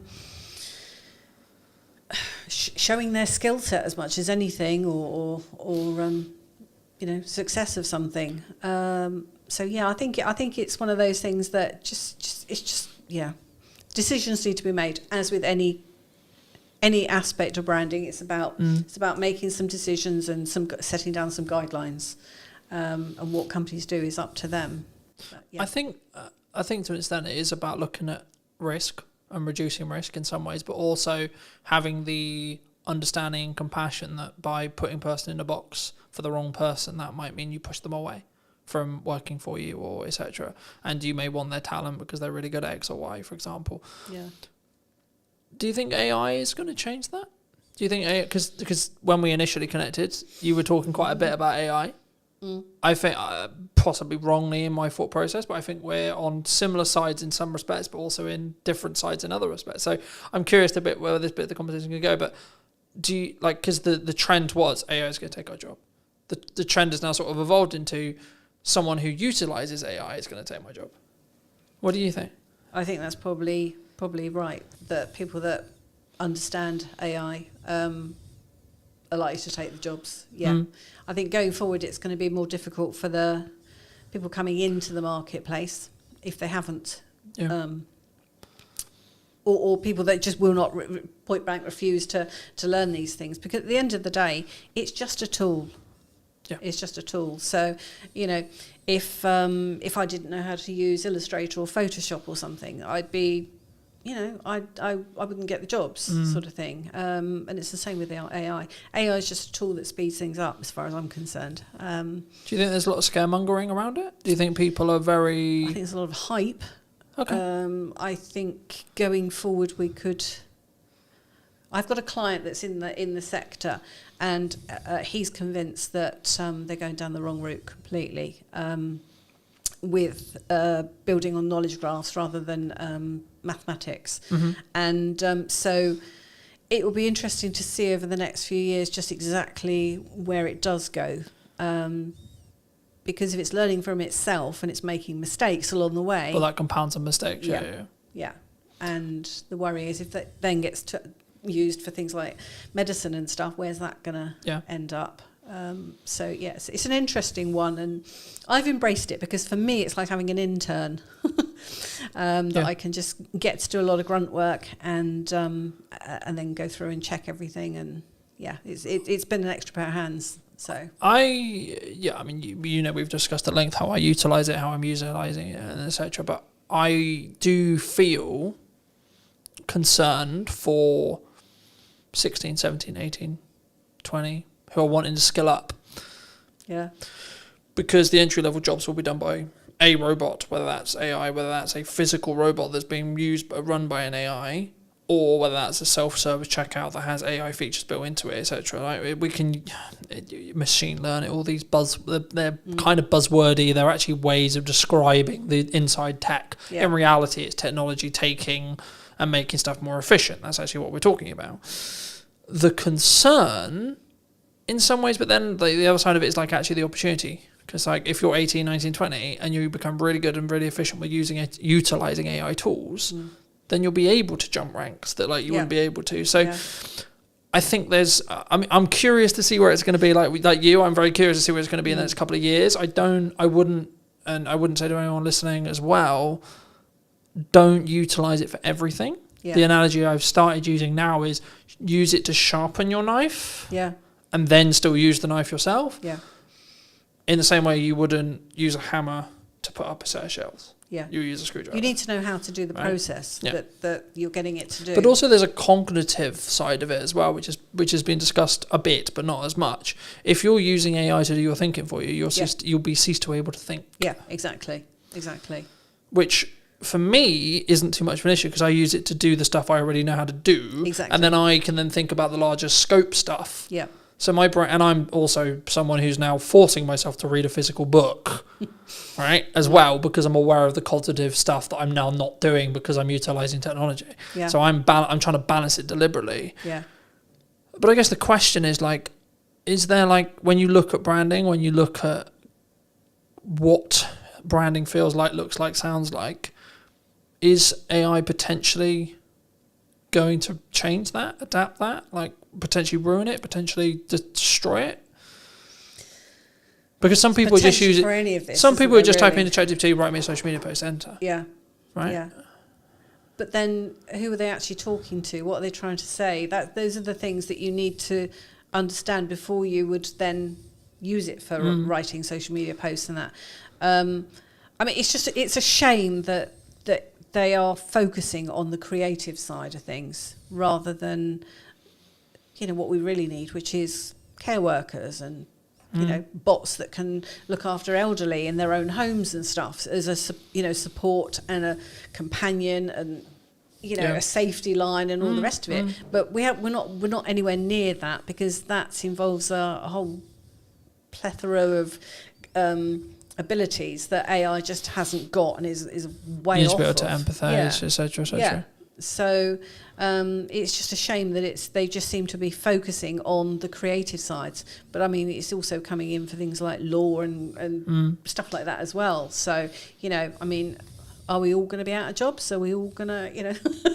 Well, if you go down the Terminator Doomsday books, then yes, right? But and then we're looking at completely universal income and that kind of entire point, and no one works, etc. But I actually think the real reality will be what happened with technology, has always happened with technology, which is the jobs we did won't be as important or as done by us anymore. They'll be done by a computer, technology, or AI, or both. And then we will do strategic thinking, we will do creation, we will do and that's why I'm focusing solely on strategic thinking now. That's the only things I'm thinking about. That's the only things I'm creating for. That's the only because everything else will get commoditized. Cameras will have AI chips inside them that will be able to, like, we're already seeing it. Yeah. Like the cameras that are coming out, they can AI track my face better than a focus puller can, arguably, right? Now, if you go to a purist in Hollywood, they're going to say, no, a human's better because it has mistakes and etc. But the reality is going to be solo setup, solo shoots like today. I need cameras that can work without me having to look at them. Yeah. Right? Yeah. So I can focus on talking to you. That will be where the game changers are. Yeah. Because you'll have technology enhancing what I can then do on my own, which removes my costs. And I've been thinking about this a lot. It's like, well, actually, businesses have done this always. They've tried to find ways to pay people less or outsource it to other countries, and they've always looked to reduce costs as part of being a business. But it did also open up a question, which is like the counter opposite to AI, which is what role does emotional intelligence play in our branding or in business? Yeah. Which is the other side of it, which has to be humanized. Yeah. Do you lean into emotional intelligence? Is it a situation where, because I've always been very fortunate where I was brought up to understand emotional intelligence and be very emotionally in tune, so to speak. I could go down the road of like men are known to be a masculine, stoic thing, but I've noticed actually the people who are, quote, winning when it comes to social and what they're doing can lead with emotional intelligence, meaning they can lean into either the feminine energy of being empathetic and understanding and that kind of thing for periods of time, and then also then transition and shift into the go-getter, stoic, I've got shit to do, fuck my feelings, it doesn't matter, I'll deal with it later kind of approach. And I think actually the people who don't sit on their morals and go, I'm a stoic man or I'm a stoic woman, but then also don't lean into the I'm a victim, the world's really difficult, and actually can balance between the two and bounce between the two and lean between the two, will be in a position where they are more likely to win. Because they won't just be, in the same analogy, smacking a head repeatedly against the wall going, well, the wall's not breaking down. But it's a case of understanding your client in that situation, really. I mean, if you know that your client is a female of a certain age and likes, you know, certain rom-coms and all the rest of it, you're going to have a more feminine approach when you communicate with her. Whereas the same approach isn't going to be applicable for a roughy-toughy man, is it? That's into outdoor sports or something. You know, you've got to address it in the language that you use, the imagery that you use, and it may not be for a whole company. It may just be for a particular set of products or something for that company that you lean into those things. But then you would have an overall brand for the organisation as well. Which is, you know, I don't know, we produce the strongest, longest, whatever toilet paper or whatever, whatever the item is, you know. So yeah, I think. But looking into personal branding, is it actually about just being in tune to what you're feeling at the time and or what's authentic? I hate using the word authentic all the time, but authentic to you. Yeah, I think you've got to be authentic to you. Because there's times when I'm really busy and I'm really like, where I've got a lot of shit to do, and I would be perceived as someone who's quite stoic in that respect. Yeah. And it's not that I'm not in tune with my emotions, it's that I know to get the X amount of things done that I need to get done, I need to utilise stoicism. But everything you would be putting out at that time would still have your tone of voice and everything, even though it might be a little bit sharpened to normal. There would still be the essence of you within that. I mean, I'm very introvert, so doing stuff like this is terrifying. But and I know that in some instances that can kind of come across as a little bit aloof. And it's not. It's just that I tend to stop and think about everything. If I go into a networking group or something, I'm kind of there assessing the room and everything. And it's not that I'm sort of being snobby or anything like that. I'm just processing what's going on. So, and I'm quite open when it comes to social media stuff. I mean, I don't talk about family and things like that particularly on there, but I will hint at things just because but yeah. Do you think it's also about kind of the chapter that you're in? I've been, and again, it's kind of like, again, I hate using the word authentic, but it's being authentic to you because, like, for example, I've always been someone who talks about my emotions quite openly. I've been very, like, heart on my sleeve kind of thing. Like, when I'm going through shit, I'll be very open about going through shit. When things are going really well, I'll be talking about it really well, right? Like, when I'm really excited, I'm very animated and etc. But, like, I also don't overthink it, right? I think so many people, they sit there and go, I shouldn't write that post because it would be perceived this way by a person I don't like. Or what if XYZ person sees it and then they think about things, or what if they choose not to work with me because they see something? And I think actually, in the nicest way possible, in the grand scheme of things, it doesn't actually matter that much.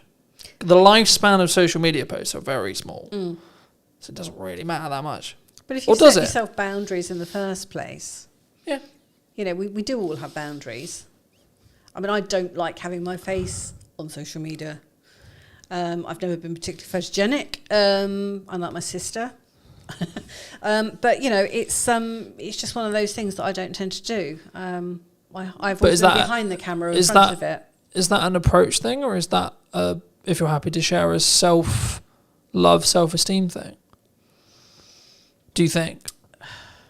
It's just me hiding, I think. But it's like what I mean by that is like, because I coach people on this all the time. Is that a confidence thing? As in, you haven't done enough reps in front of the camera to be confident on camera. Quite possibly, but I mean, yeah. If so, more props to you to doing the show, because that shows that you're pushing yourself outside your comfort zone, which not a lot of people would choose to do. Which is what I am doing this year. Yeah, I'm forcing myself to be more visible this year as a person. Because I see that there are other designers out there that haven't got my capabilities and that. And that's not me being arrogant. That's just me being sort of, open and honest. That there are, I know that I'm good at what I do. Yeah. So I have got to push myself out there because I can help more people if I do. But it's also, you're kind of leading with your best foot forward and you're helping your client more so, if that makes sense. Because actually, by you putting yourself out there more, you're the best solution for them. And by you doing that more, you're doing them a favour by ensuring that they can see you. Yeah. And not being, quote unquote, it's not to diss anyone else. It's just, we might synergise better. Yeah. Right? It's not like tangibly you're better. Because this is the thing that people don't understand about value. I think there's misconception sometimes. It's like, Colin, you post 14 times a day. I'm like, okay, don't watch it if you don't want to. Yeah. I'm putting out stuff that will be perceived valuable by a certain set of people. Yeah. Happy days. Yeah. If you don't think it's valuable, there's plenty of other content you can watch that has nothing to do with me. Yeah. Right? And that's why, especially in an interest-based graph rather than a social-based graph, to go a bit technical, that's why just posting for the sake of posting, not just for the sake of posting, but like get out of your own head and just do it, will always win for you. Because your output will then be your input in 3 months. Yeah. 6 months, 12 months, depending on what as long as you lead with value. Yeah. It's not about me going, I sell video. No, it's, this is what I found works. Yeah. Try it. Let me know.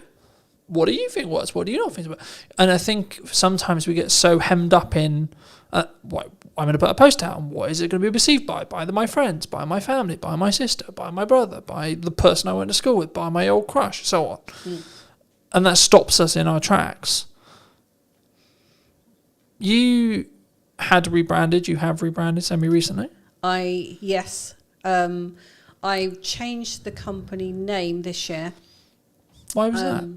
because I did a rebrand of the brand strategy last year. So I put myself through my own process. So I knew what the brand strategy was, and the final piece really was the actual name, because these are all pieces that come together to form a brand.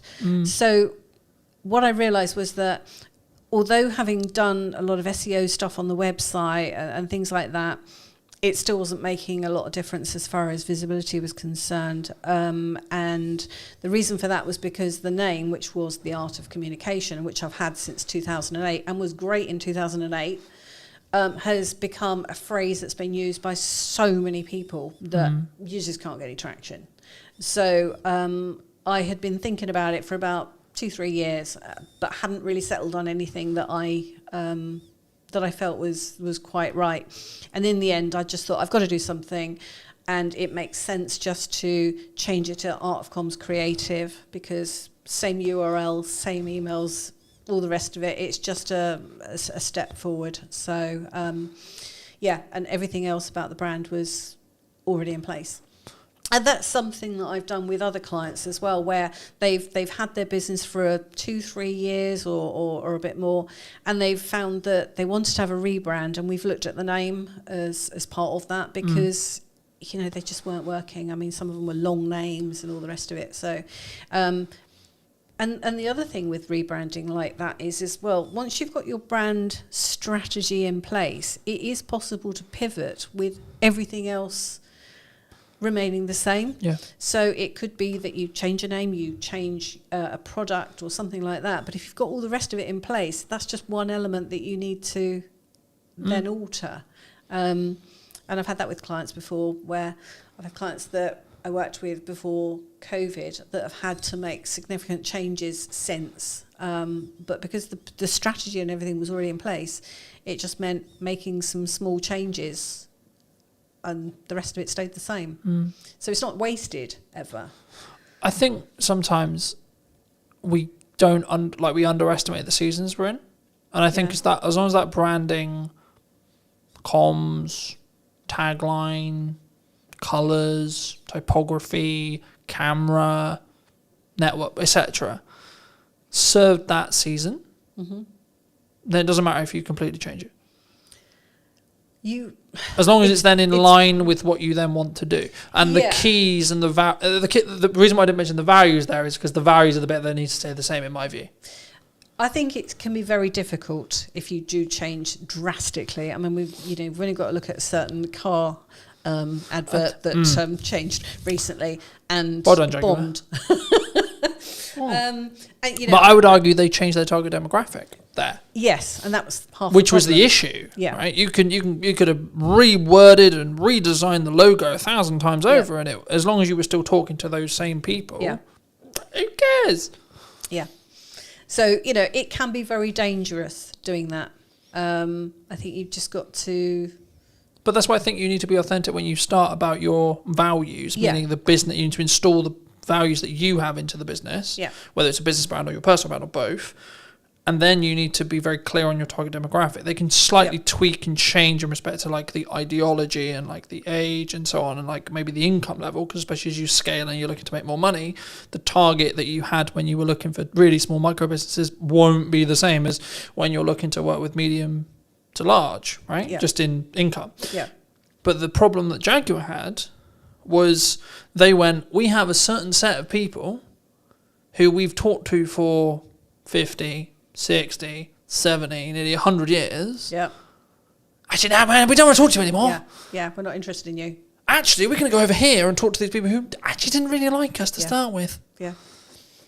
And that's the problem. You don't necessarily have. And then call it a rebrand. Yeah.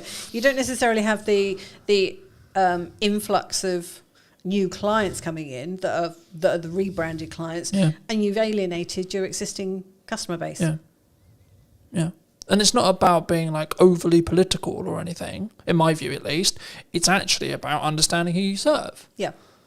And actually saying if you're going to make a transition, a pivot, whatever you want to call it, Are you slightly pivoting, or are you drastically pivoting? And if you are drastically pivoting, have you thought about the downside, and have you prepared financially to make sure the company can run for 2 years while you build the momentum on the other side? There's nothing wrong with that. You might have gone, actually, I don't align with that anymore.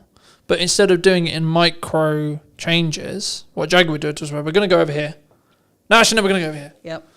So funny enough, it didn't work. Yeah. And it was then became a laughing stock on the internet, which I found quite interesting. It was very interesting to watch. Yeah, very interesting. And I was like, which comms manager just got fired, right? Because you know a comms manager got fired somewhere. They did. Right? And the agency got fired. And it's like, whoever came up with that idea is like, you could have done that in 2 pivots, not 1. But you don't know what Jaguar was saying to them. So, I mean, you know, it's all being blamed on the agency. But, I mean, at the end of the day, but also did, and this could be anyone, not necessarily aimed at Jaguar, but did they want to lean into where they believed the future with political correctness was going? Who knows? You know, I've always been of the view that if you don't know what I say, don't listen to it. Yeah. Right? So maybe I'm anti-political correctness, but that's what branding is about, though. It is about not just attracting people, but also putting some people off. Yeah. And I think for me, I've always been, I have a 100% honesty policy that sometimes gets me in big trouble. All right, sometimes with clients as well. But I think that's being more authentic to me, and I think that's actually really important because, like, if I make a mistake, I'll put my hands up and go, I'll make a mistake. Yeah. But also, if I think that the client's comms or the client's communication before the project was the problem, I'll say that this wasn't on the list. Yeah. I had it the other day. It's like, I did, but that wasn't on the deliverable list. So, funnily enough, it's not a deliverable. It's not to deliverable quality. Yeah. There's footage that exists of it, yes. But it's not to deliverable quality because we didn't agree that that was a deliverable before the project. And then I purely just focus on how can we do it better next time. I don't dwell on it. I just go, well, okay, there was a miscommunication. I don't even point the finger. I just say, well, there was clearly miscommunication there. But I think that's natural in business. And sometimes that might mean we don't work together. Okay, fine. That also might mean, actually, I think that strengthens your relationship with the client sometimes. It can go either way. Yeah. And I think, do you see that that's actually okay sometimes? Like mistakes happen in business, and like how does it say more about a person, I guess, in a question about how they deal with the problem and how they deal with the mistake rather than because mistakes are bound to happen, right? Yeah. I think about a lot of it is about managing expectations. I remember years ago I did a logo for a company down in Portsmouth, and there were 2 partners involved, and one of them loved what I'd come up with, and the other one was completely no. He was almost stroppy about it. The guy that loved it, he came on and he said, "We've got a problem here." And so I just sort of said, you know what, let's have a meeting and we'll sit around the table and work out what's going on here. And I went down there, and funny enough, the guy who loved it scarpered. He left me with the other guy. But love to meet you, bye. But as it turned out, I mean, what we did is we sat down and I just sort of said to him, look, you know, went through the various things, you know, sort of like, you know, what about the colours? Yeah, I'm fine with the colours. What about the fonts? Yeah, I'm fine with the fonts. So where's the problem? So what's the issue then? Actually, I promised someone who's an investor that we would use certain aspect in this logo, which we haven't done. And I'm kind of like, oh, okay, we can sort that. Do you know what I mean? It's kind of like, you know, let's just get it resolved, and then we can move on, because, you know, but I could have just sort of said, what's going on here? You know, that's not right. You know, I'm a designer, I know best, and all the rest of it. But no, that's actually work on this together. Do you think there's a level of ego there? Like, as in, you have self-worth rather than you have an ego? Yeah, I don't bring... There's no place for an ego in design, especially when it comes to branding. I was saying business, right? You need self-worth in business. I need to know what I'm worth. I need to know that I'm valued, I need to love myself, etc. Yes. Yeah. But I'm not sit